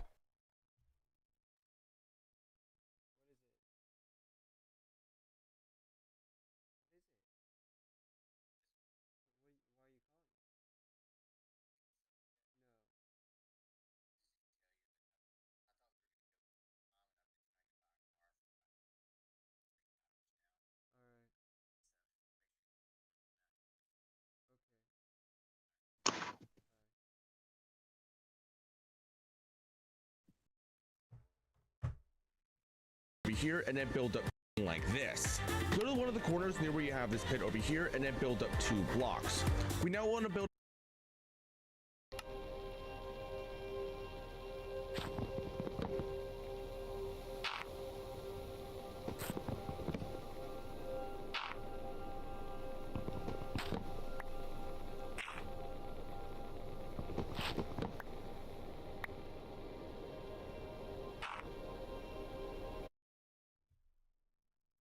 this pit over here and then build up 2 blocks. We now want to build up this 2 block tall wall around the entirety of this farm.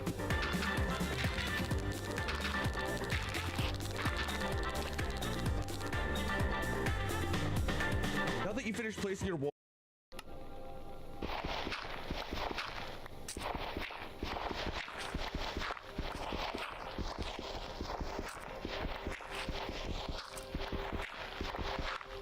Here's why I brought dirt.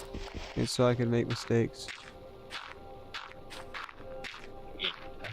The stone is way more permanent. Like it's a lot. It would take durability to break.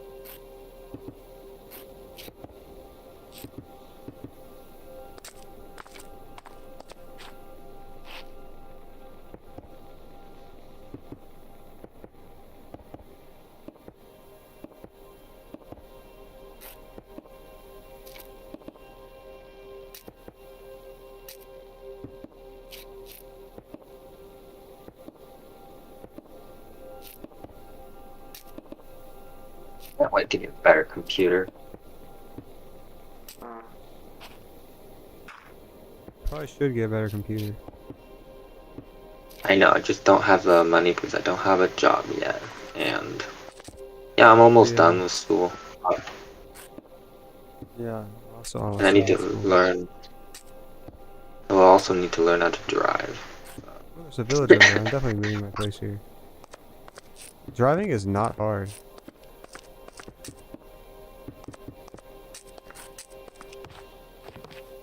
Just saying. Probably not. Walls, we now need to fill in all the in-between areas. So I can actually play modded Minecraft with you. Yeah. I'm upgrading my computer to play crazier modded Minecraft than I play. I'm gonna get a better graphics card and a better cooling system and a better power system. Oh, I need all of those things because if I get a better graphics card, I need to get the other two things for it to function.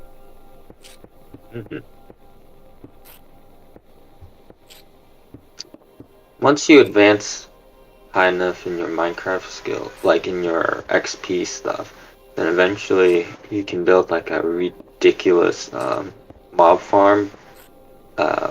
Yeah. I know for a fact because I remember my brother, and he's really good at like Minecraft tech, basically, that involves like redstone and repeaters and stuff, and he's really good at building houses as well.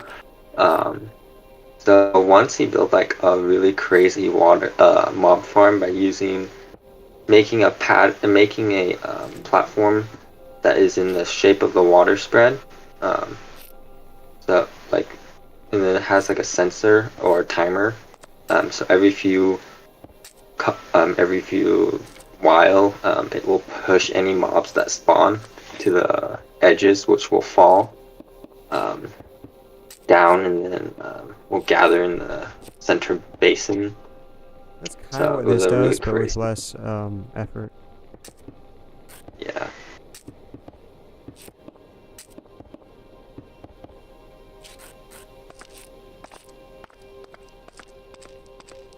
Yeah, and the way he did it, he could have multiple levels to it. The point he could have so many mobs, and with a sweeping edge, would get a ton of XP. Yeah. I mean, That was the kind of insane.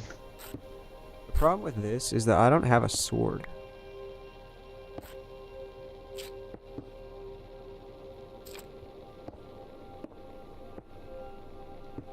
Too bad you don't have good enough armor to go to the Nether, so you can actually start a piglin farm and just use entity crowning.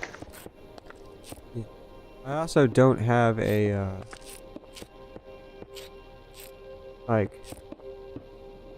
sword. Like, I don't have a sword or armor because I'm not allowed to make it. I can only use this knife. Oh, that's weird.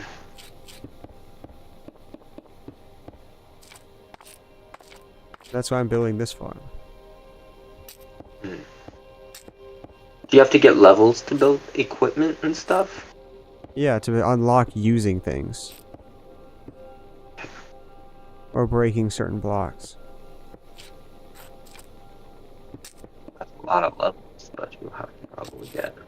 Well, it's about this many. Like 20 of each thing. Oh wow. They'll probably take you forever to get to netherite or able to It break won't. netherite. That's why I'm building this thing. I'll just wait overnight with this thing on. And then I'll get all the XP from it, and I don't have to worry about it. That's probably true. Now that you finished filling in the spaces, your farm should now look like this. And we can go ahead and take out our trapdoors. Along the top half of all these canals,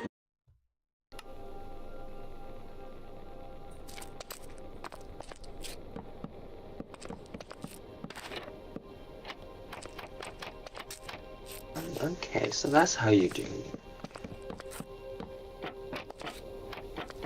So this tricks mobs into thinking that they're walking on something when they're actually falling through a trapdoor, because the mobs think trapdoors are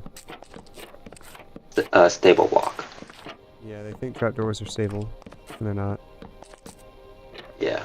It works really well for a villager farm because the baby villager wants to go jump on the bed but never jumps on the bed because there's a trapdoor. And it's a 2-block gap from the bed, so they always fail at getting to the bed. And that's how you get a bunch of villagers. Nice.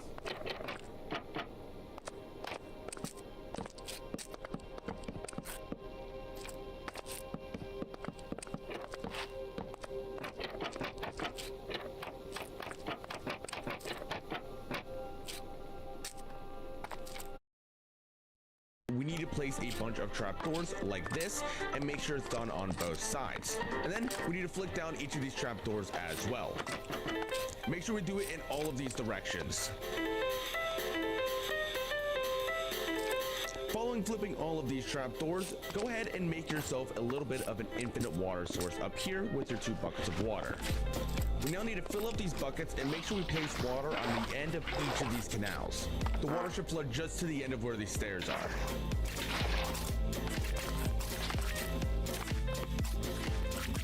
And what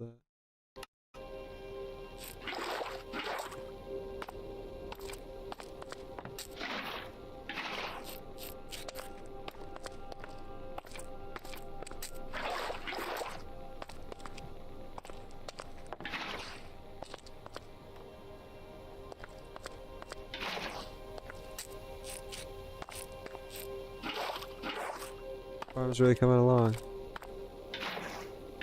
Thanks. My problem is getting a sword to use it with. Using a sword's Yeah. durability.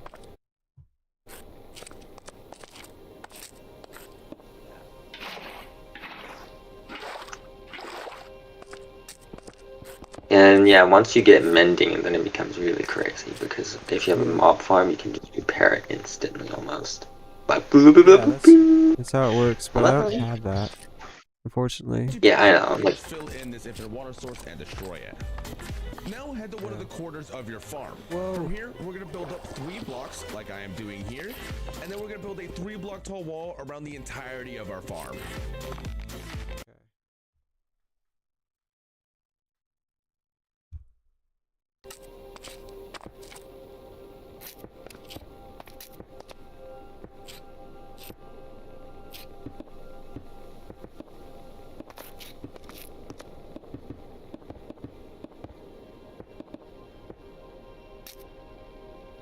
How am I out of blocks? He gave me the wrong amount of blocks to use? What? We're missing like a whole stack of blocks.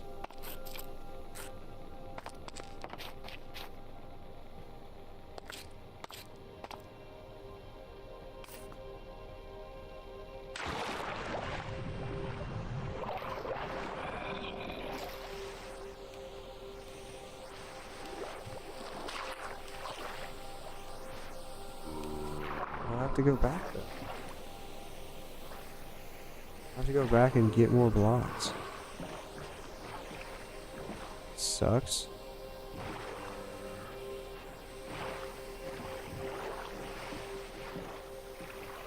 Yeah, go to this village and get blocks. Villagers have everything I need to make blocks. So I'll just be able to get blocks here.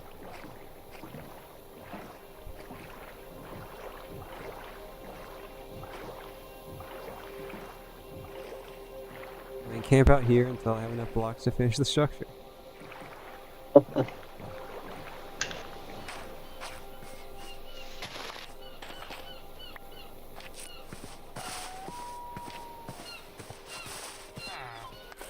also going to enslave these people at some point. I don't know that. Yeah, they're too dumb. They're like, that's why they're called villagers.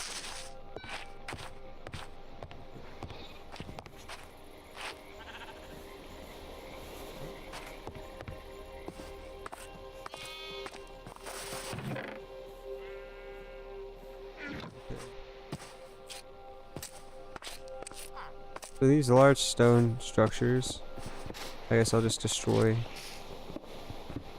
Yeah, them. so I'll give you a lot of stone. I get 2 more stacks of stone and come back to that building. Or like maybe 4. I don't know why he lied about how much they needed. And he was doing it in survival, is that correct? Yeah, he was doing a survival too, and he has more stone than me. Magically. Oh.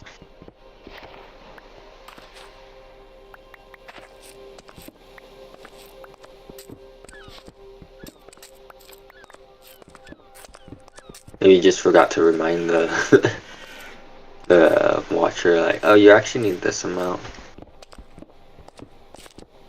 Yeah. Some people might be like, I know, like for a fact, like,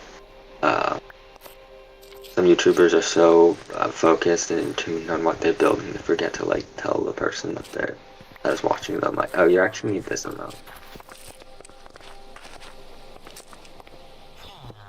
There's a guard villager mod. That's helpful. Oh, I just thought they were kind of dumb.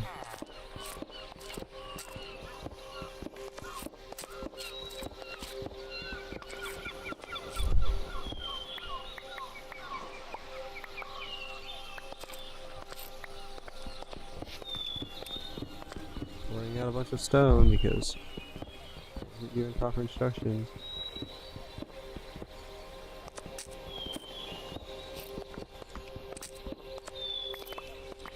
Something that was really fun that I managed to figure out was explosive fireworks. Because once I figured out how to do it, I could. It's cool when it came out. Because with crossbows, it's really useful because you can basically pull it like a gun. It'll just stay cocked. You can just have multiple. Also, if you have your whole if you have your whole bar, your item bar full of crossbows with multi-shot and the fireworks, you could take out someone with nether. Yeah, yeah, you could, because you could spam shoot it, and then it's enough damage to get someone down to like 1 heart within the full netherite armor. I thought I always fell into the void. I could avoid just like it appeared below me. That was like a graphical glitch.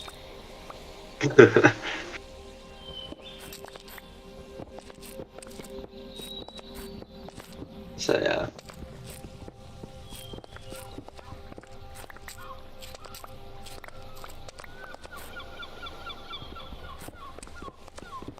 Yeah, it's kind of weird because one time I had a glitch where I just sailed off the world and I kept on falling for a little bit and then I teleported back up because it finally loaded in the chunk and I was like, I got to see the underside of the world. Yeah.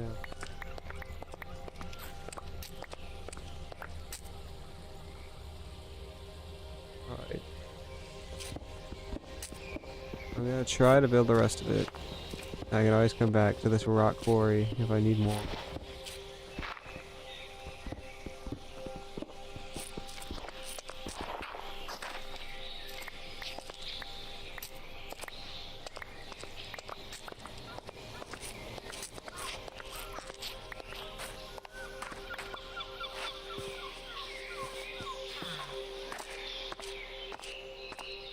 I actually like to build my villages, like when I capture a village, and to not feel like I'm enslaving the villagers. I think it's very stupid that the graveyard spawns in on the ocean. I think that was a big oversight by the developers. Yeah. This just doesn't seem to how it should work. Yeah, that could be like an underwater graveyard, but no, it just spawns on the ocean.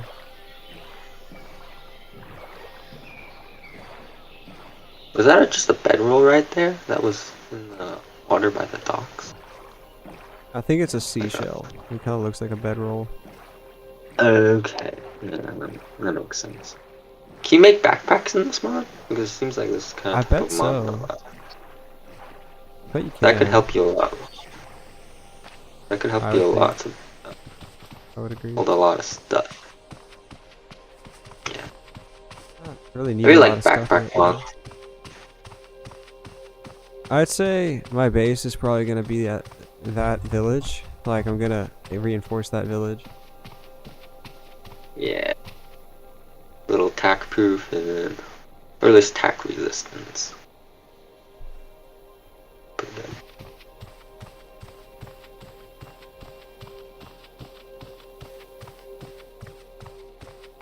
There's the weird wandering spirit that just wants to make sure the people at bodies of the people are just safe.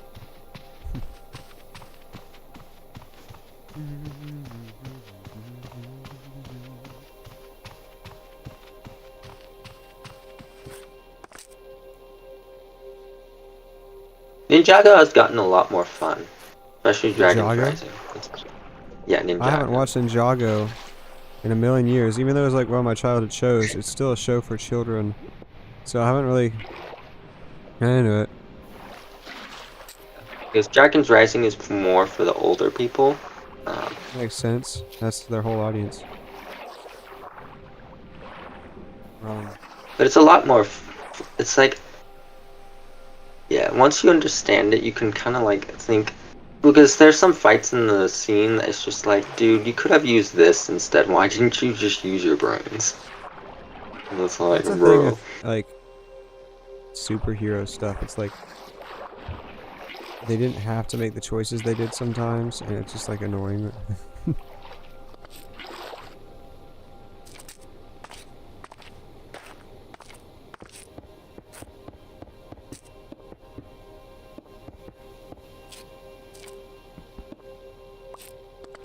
I better not make any more mistakes, considering that I can only mine 8 more blocks.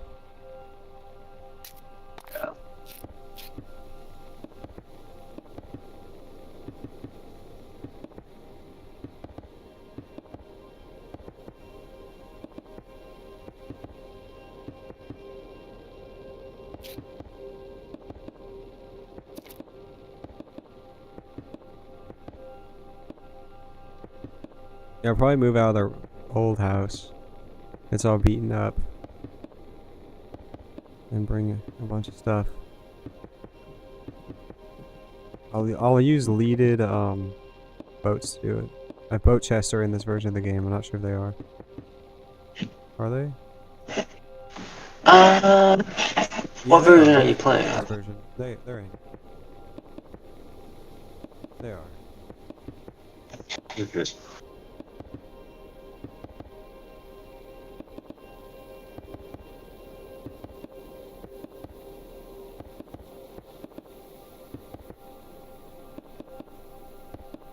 I think the best thing in Ninja, like for, almost like, for, yeah, I don't know. One thing I really enjoy was, Chrono Steel. I think it's a really cool, element in Ninjago. Because it can either steal elemental power or, absorb some. Because it's similar to Amber, which is the elemental master of absorption. I didn't know there were more elements. Hold Yeah, on, they're. let me finish this. And you should jump into your farm and grab out your carpet. Go to One of the corners right where your hole should be here in the middle and place down a carpet right here on the edge. Then we're gonna skip 2 blocks, place down another carpet, skip 2 blocks, and then place down another carpet. We're gonna keep doing this until we fill in this entire area like this. These carpets are gonna stop any spiders from spawning inside of our farm to make sure that they don't end up ruining our rates.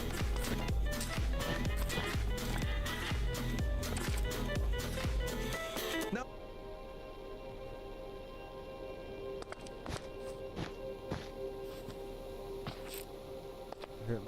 What are the They carpets stop for? spiders from messing up your farm. Oh, interesting. Really? Yeah. Wonder Because how. it makes it harder for spiders to spawn, and spiders will get really freaky about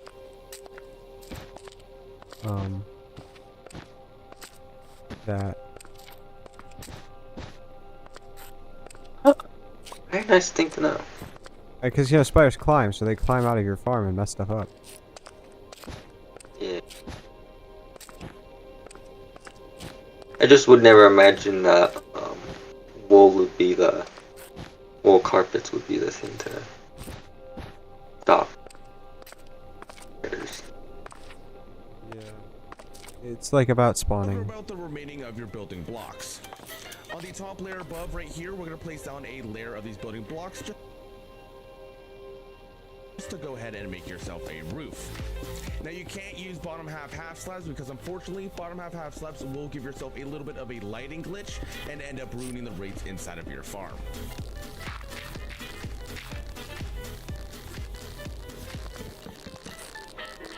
That's kind of funny for Lloyd. He's the only elemental master. Hey, I'm kind of stressing out, and I need to not talk about that right now. Okay. It's okay, just like stop talking for a little bit.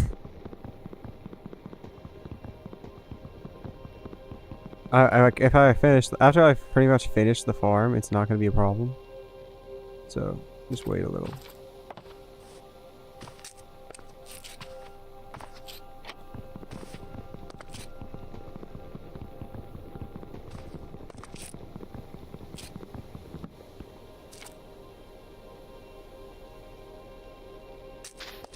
It's like I don't have enough blocks to do this. And I'm supposed to have enough blocks. I don't. That's really annoying. Okay. Here's how I'm gonna solve this problem. I'm gonna have to go get enough blocks to finish this that I can still use, which is really kind of awkward because I don't have any of those.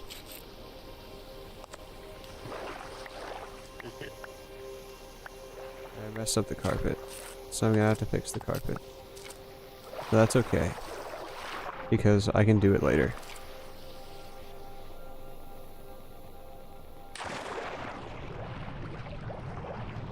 Blocks in here? No. Yeah. So I gotta take my boat and get blocks.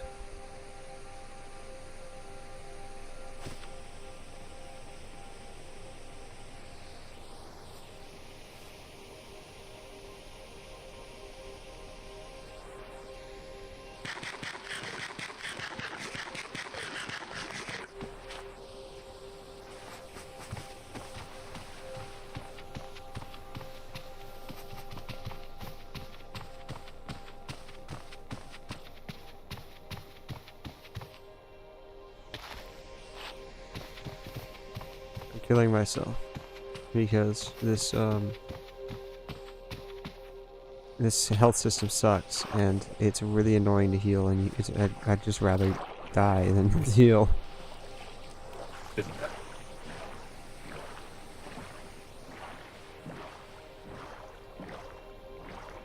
Now I'm gonna have to steal a pickaxe or something Actually, I have emeralds on me for some reason, so I could buy one.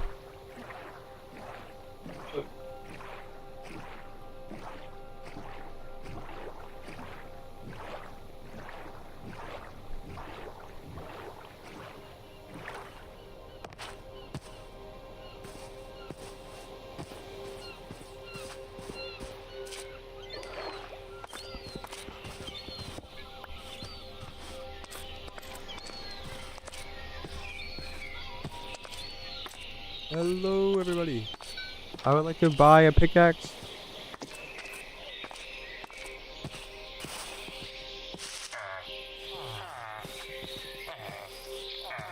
I can't trade with them. No. I have to get dirt. I have to use dirt.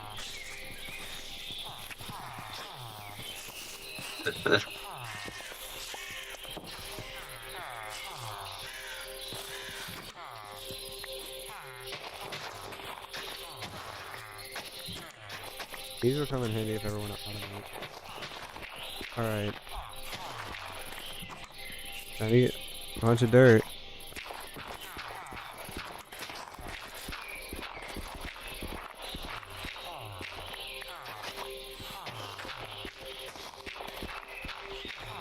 Just gonna mine dirt until the shovel breaks. Sense.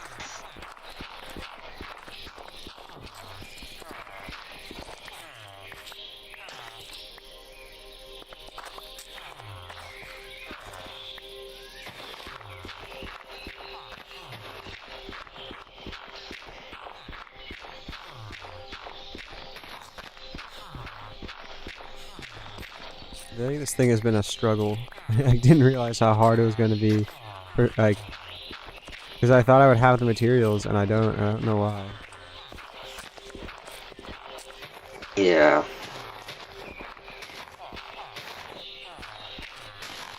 You're like, I think this is enough.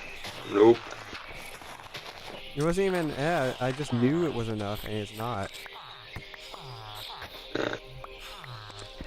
I was told it was enough. It wasn't.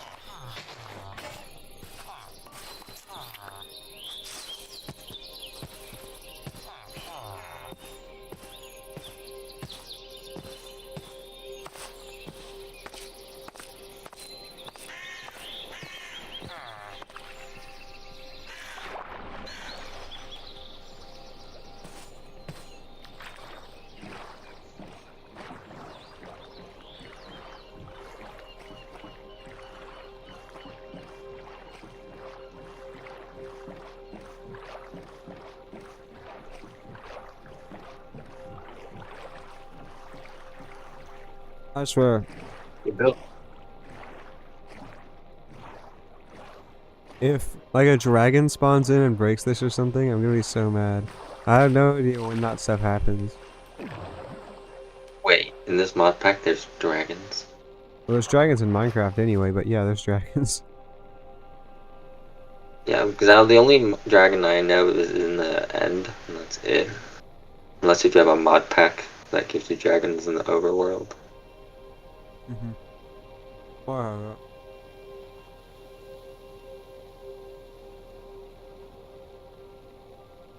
Too bad you can't get a, well, maybe. In your farm you might get lucky on endermans. Because I was gonna say, if you could get an enderman farm, you could probably get a ton of dirt blocks because they would just spawn with it.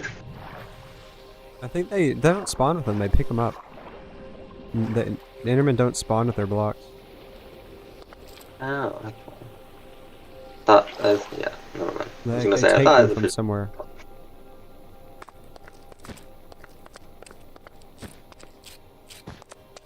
funny that Endermen are the only mobs that can place a block down. Yeah, I think it's like the point, I think. That they can do that, though. Because they were once a human. They're That's the theory. Endermen.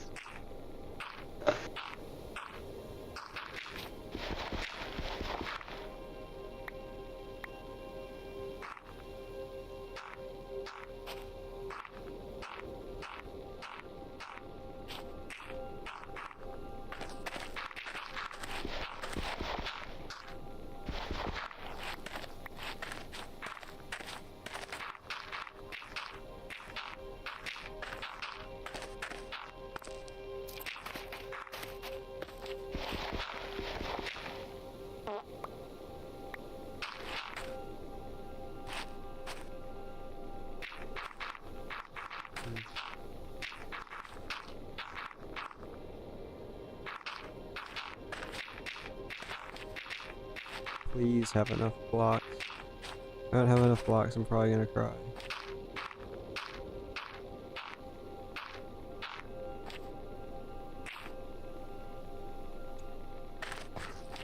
I don't think I have enough blocks. I don't know how I'm gonna get more. Yeah, I think each square chunk that you've divided it into, I think takes around 1 stack, so you will need 4 of them. Or 5, just to be safe. So 5 stacks.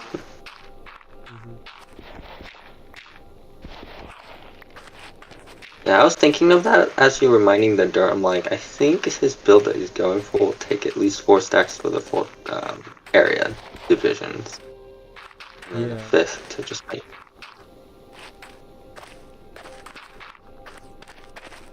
Well, there's as many blocks as I could get. So.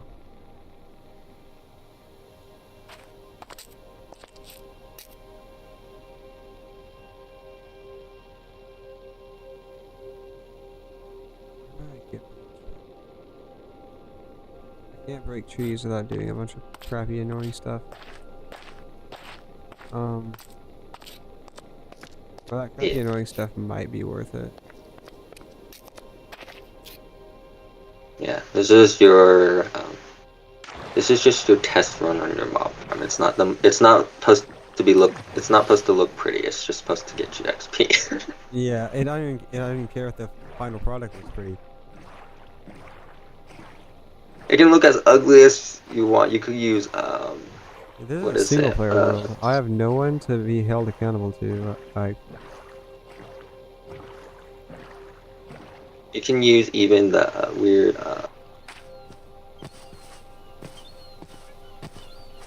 Since I'm gonna be like that village, weird. I might want to level up my trade stat. That'd probably be good.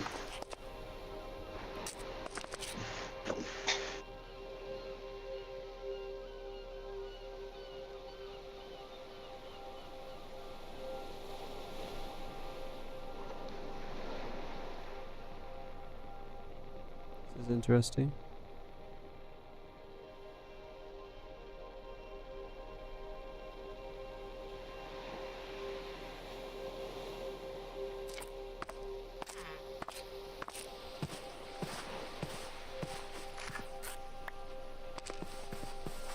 I'm definitely gonna baby-proof this area at some point. Yeah.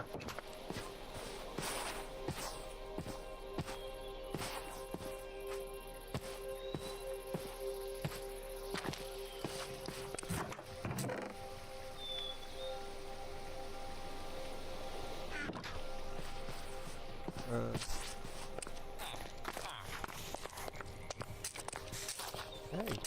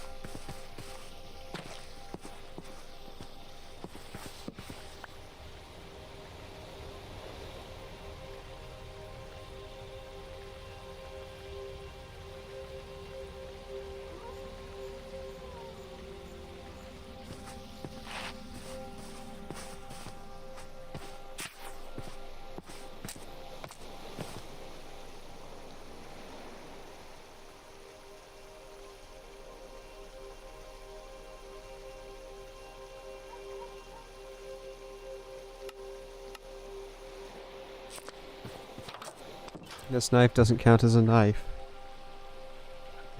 This is great.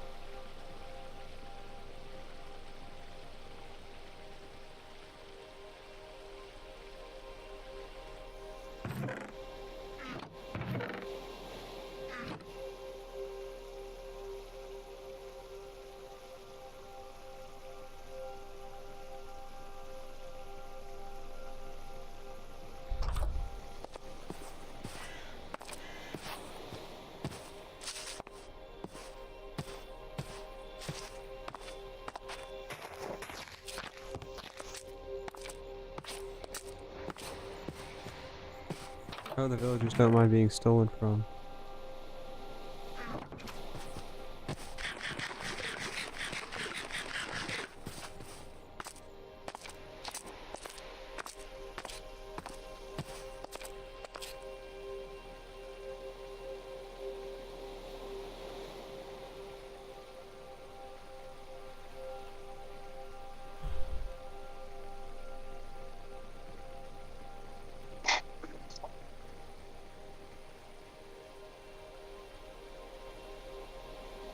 See how complicated they make everything in this mod pack?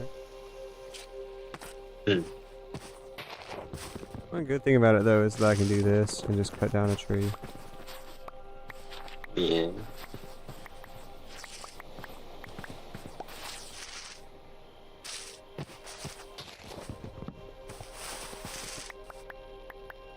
I'm gonna buy them pretty big trees, so it's not as much of a problem as it would be.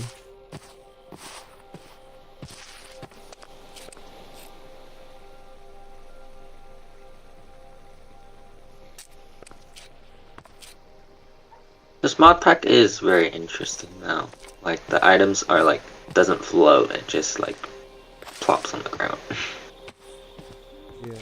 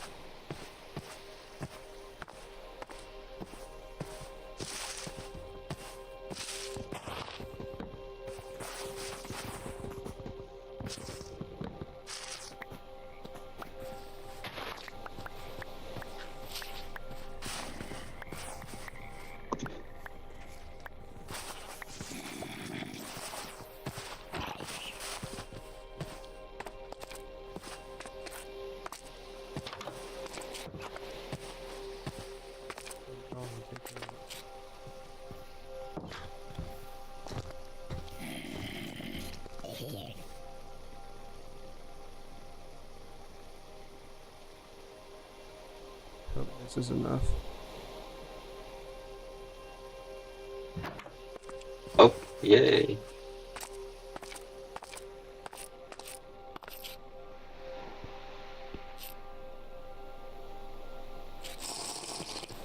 Oh, plenty.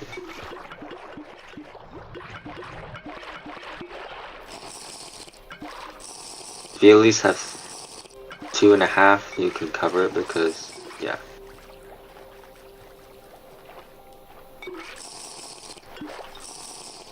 No, no, no, no, not this.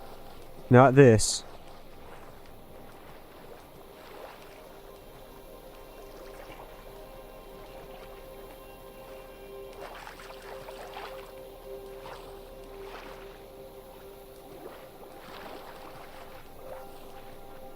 This, dude. This. No, not Oh, this. Please, not this. Getcha. I'll catch ya. I left my boat. Whoops. One thing you could do, I think the ghost can't hit you through the water. I don't think they dive, so you could go underwater to escape. Or I will. What? How'd you figure that? Because I think in this mod pack it's going off of the fantasy that ghosts die against water. How'd you know that would work? Please leave me alone.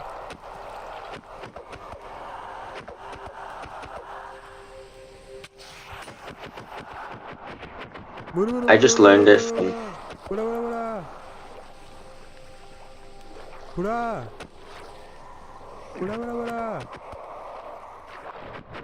The spirits are mad with you. They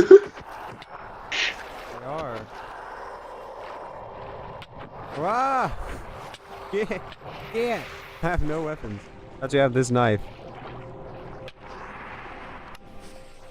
Hi. Hey, can we talk this out? Why?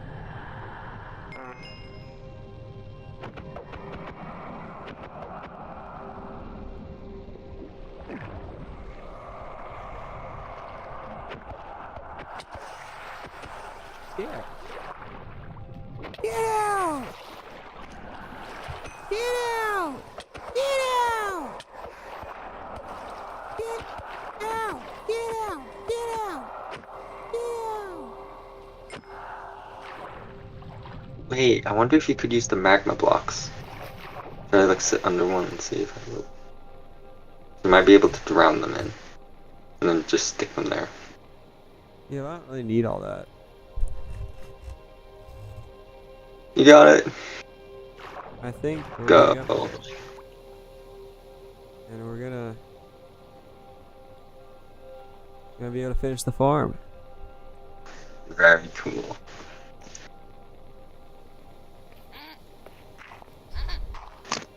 What's up here?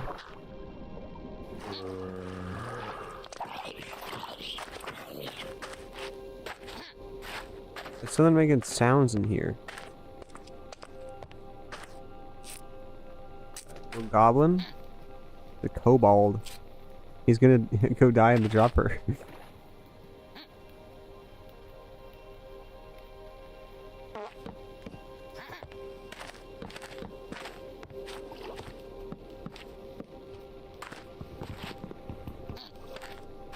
Nope, let's go. We're up. The spawner just took its first victim. Nice. I don't know what kobolds drop. So we'll have to figure that out when we go to the chest and look.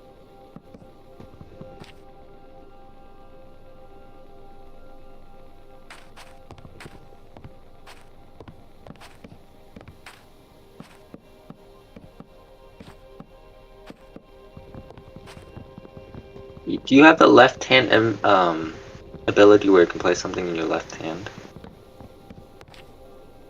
I never use that. Because you can Because place the not- wood it- and then... It's not on bedrock, so I don't know how to do it. Okay. So I was gonna say, like, you can place the wood in your left hand and then place the axe in your right. So left click will I don't place have down, an and if axe. you mess up...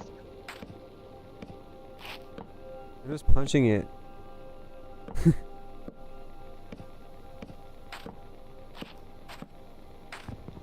I'm breaking it and it's not coming back. I'm just breaking it to have it not be there. Because I don't have an axe. They all broke.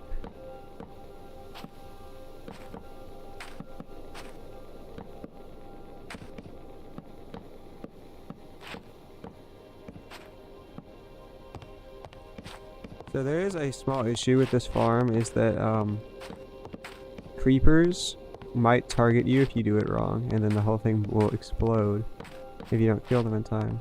Yeah. I think I managed to get enough wood to build some extra stuff, though. Alright.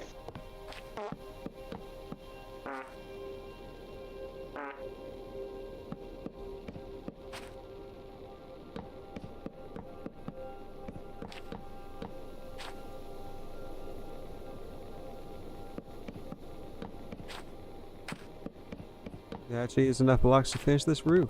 Alright. Here on the roof, and this is just gonna stop any of the mobs from spawning up here instead of inside. We're just gonna place a bunch of torches right here.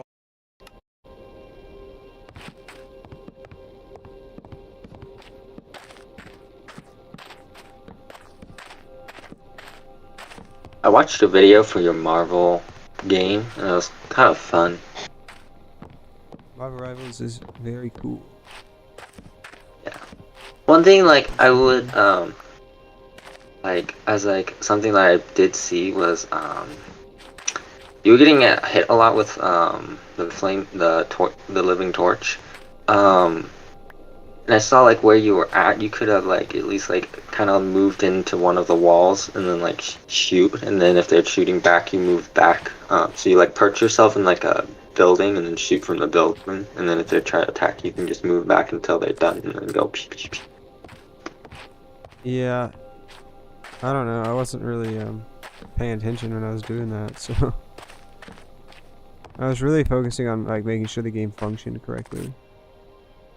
On the roof, and this is just gonna stop. It's hard for your teammates because like I just kept on like sometimes hearing you like, oh, my teammates are bad teammates. One of the last things we need to do is just remove this stone brick right here on the bottom so that we can. Which I just felt bad because I was like, oh man.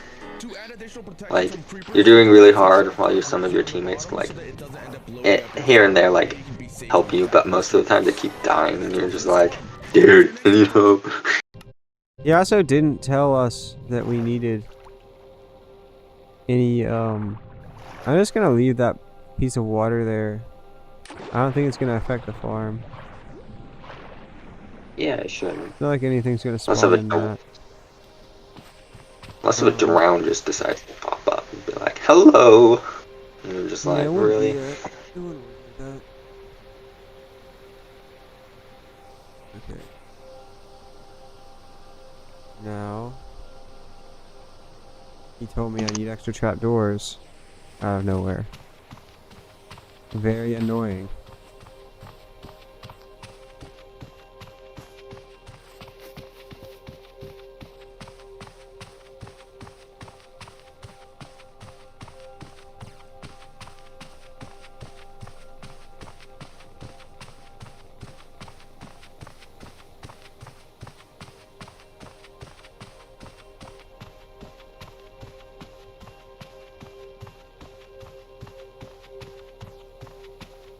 Takes a while to get up here. Might make a bubble column elevator at some point if I can. Then you can just shoot up in a matter of like minutes.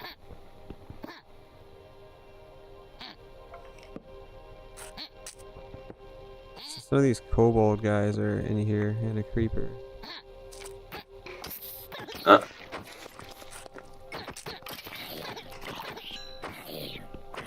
So I can punch them. And get the XP, but I'm not strong enough to instant.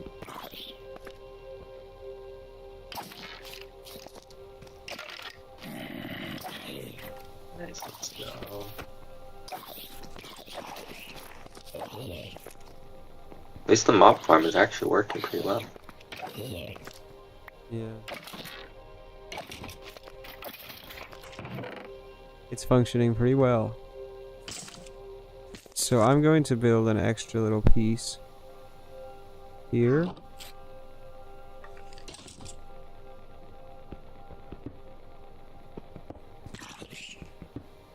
Which is very precarious, and I wish I didn't place it like this, so I'm actually not going to place it here. I'm going to place it here. I can't. I don't have a pickaxe. So I'm gonna try place it right here, no matter what it takes.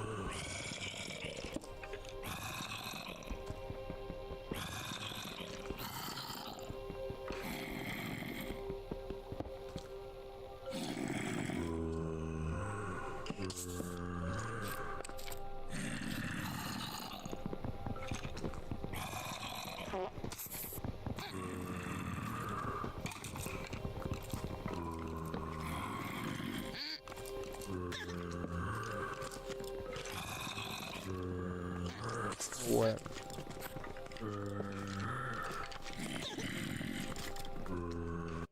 It's so annoying that I don't get to have an axe.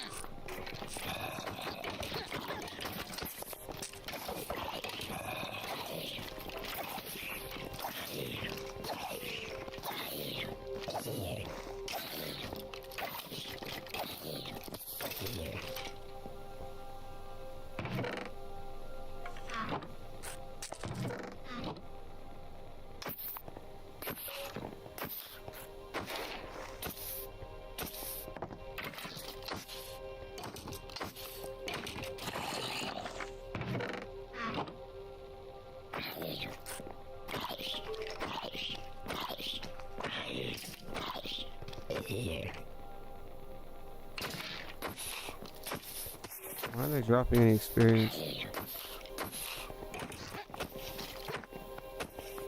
I'm not dropping anything.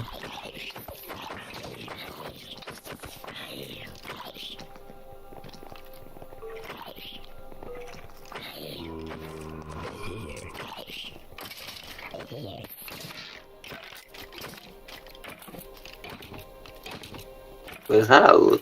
Oh, that was a goblin, is that right? The green little feet. Like, I seem to think have it's, like little... I think those are actually creepers that you're seeing. Okay. There was like a different type of green. It was like a... Yeah, that's a kobold. darker. Okay.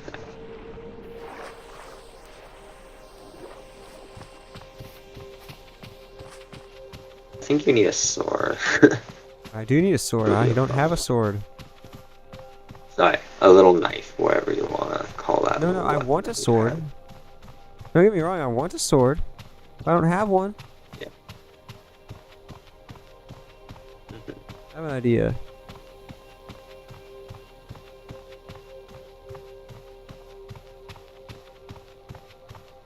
I don't think this will affect rates or anything. But we'll make it easier for a person with no hands to farm this.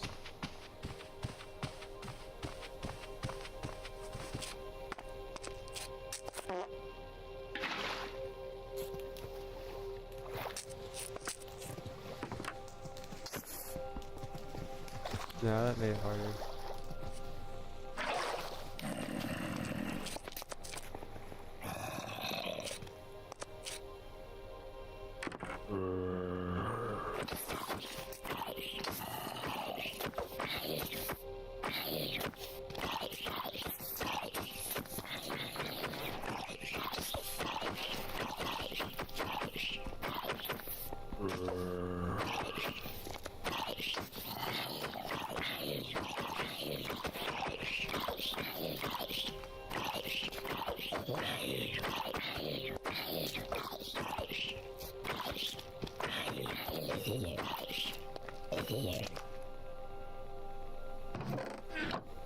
Where's all this stuff?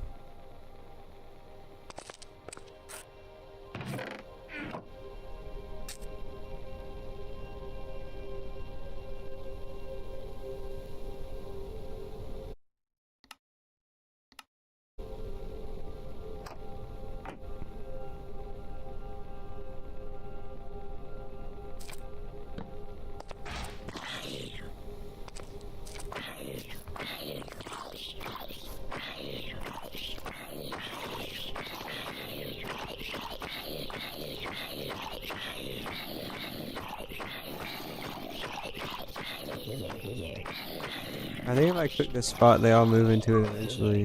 What? Okay. Yeah, but for some reason I'm not getting any items. I don't know why.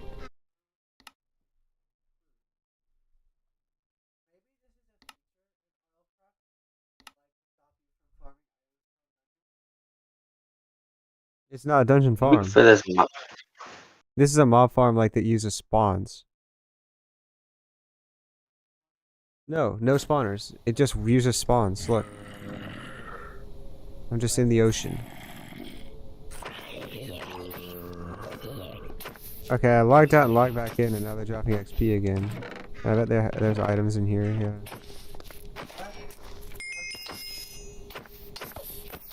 explain. Since I don't have a sword, I have to manually like click,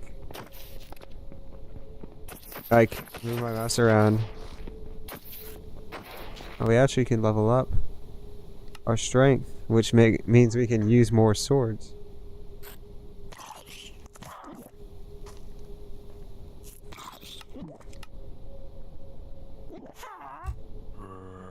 Wooden sword.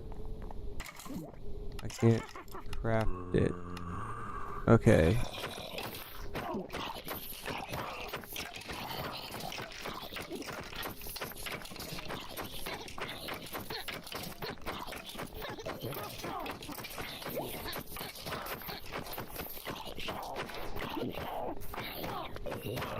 I actually can get redstone from killing the witch.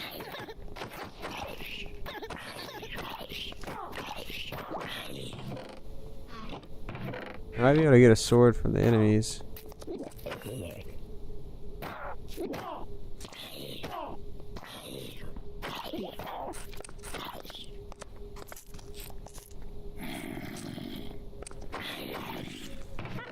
Does this like require that I...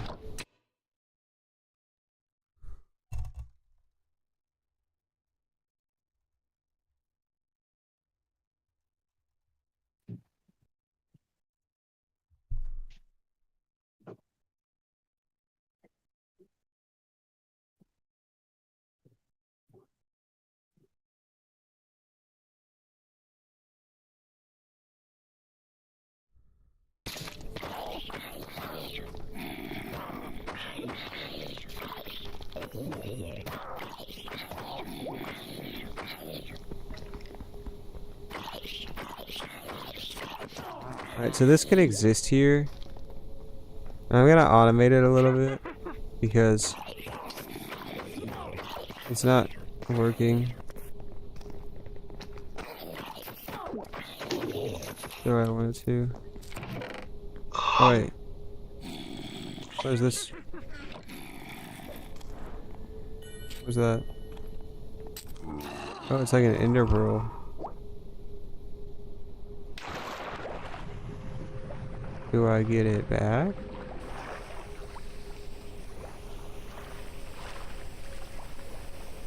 All-star. I might make it.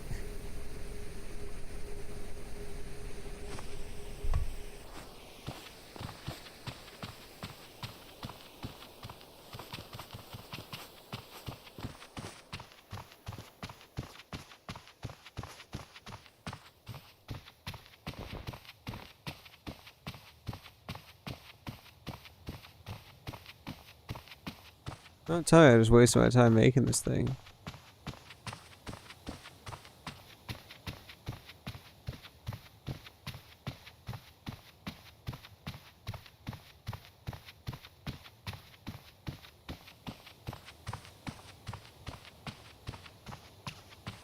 Apparently farming wheat is the best way of getting a lot of XP quickly. Yeah, that's what everyone said. Farming wheat. Fine. Lava chicken. Thieves lava chicken. Thieves Sigma chicken. Thieves Sigma chicken. Stop. Why? Why is it opening in File Explorer? All I want to do is go upwards. Shut up! No one asked you!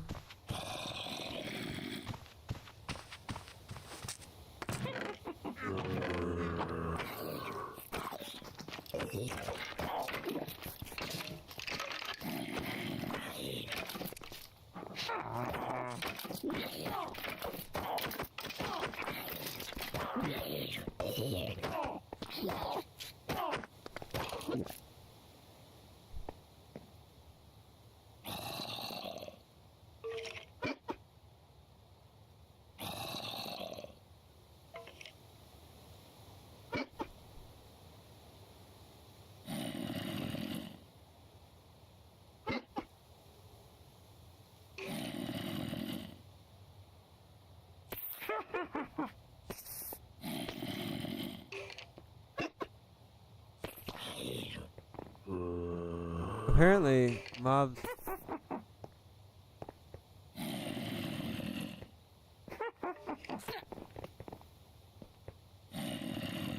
Oh, here's something.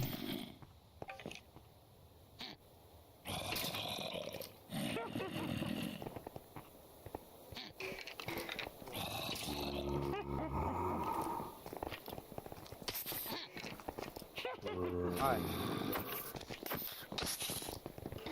Not really.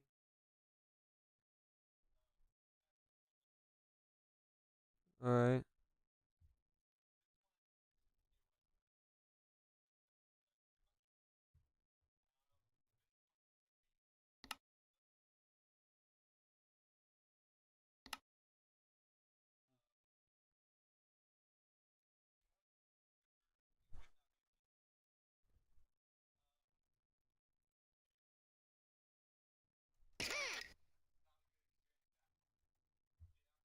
Agreed.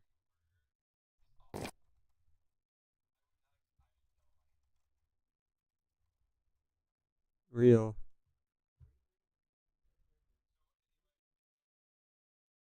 Mhm. Yes. I'm trying to use my Minecraft mob farm, but for some reason they aren't dropping items. Yes. Yeah.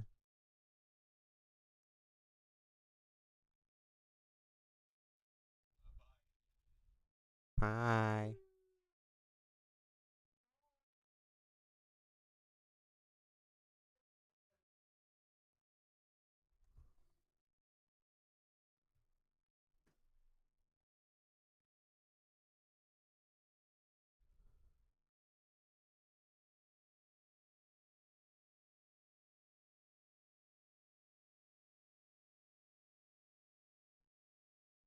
What?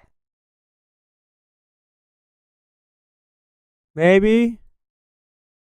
All right, guys. The game is frozen and it's annoying me, so I'm gonna not try to farm overnight or anything.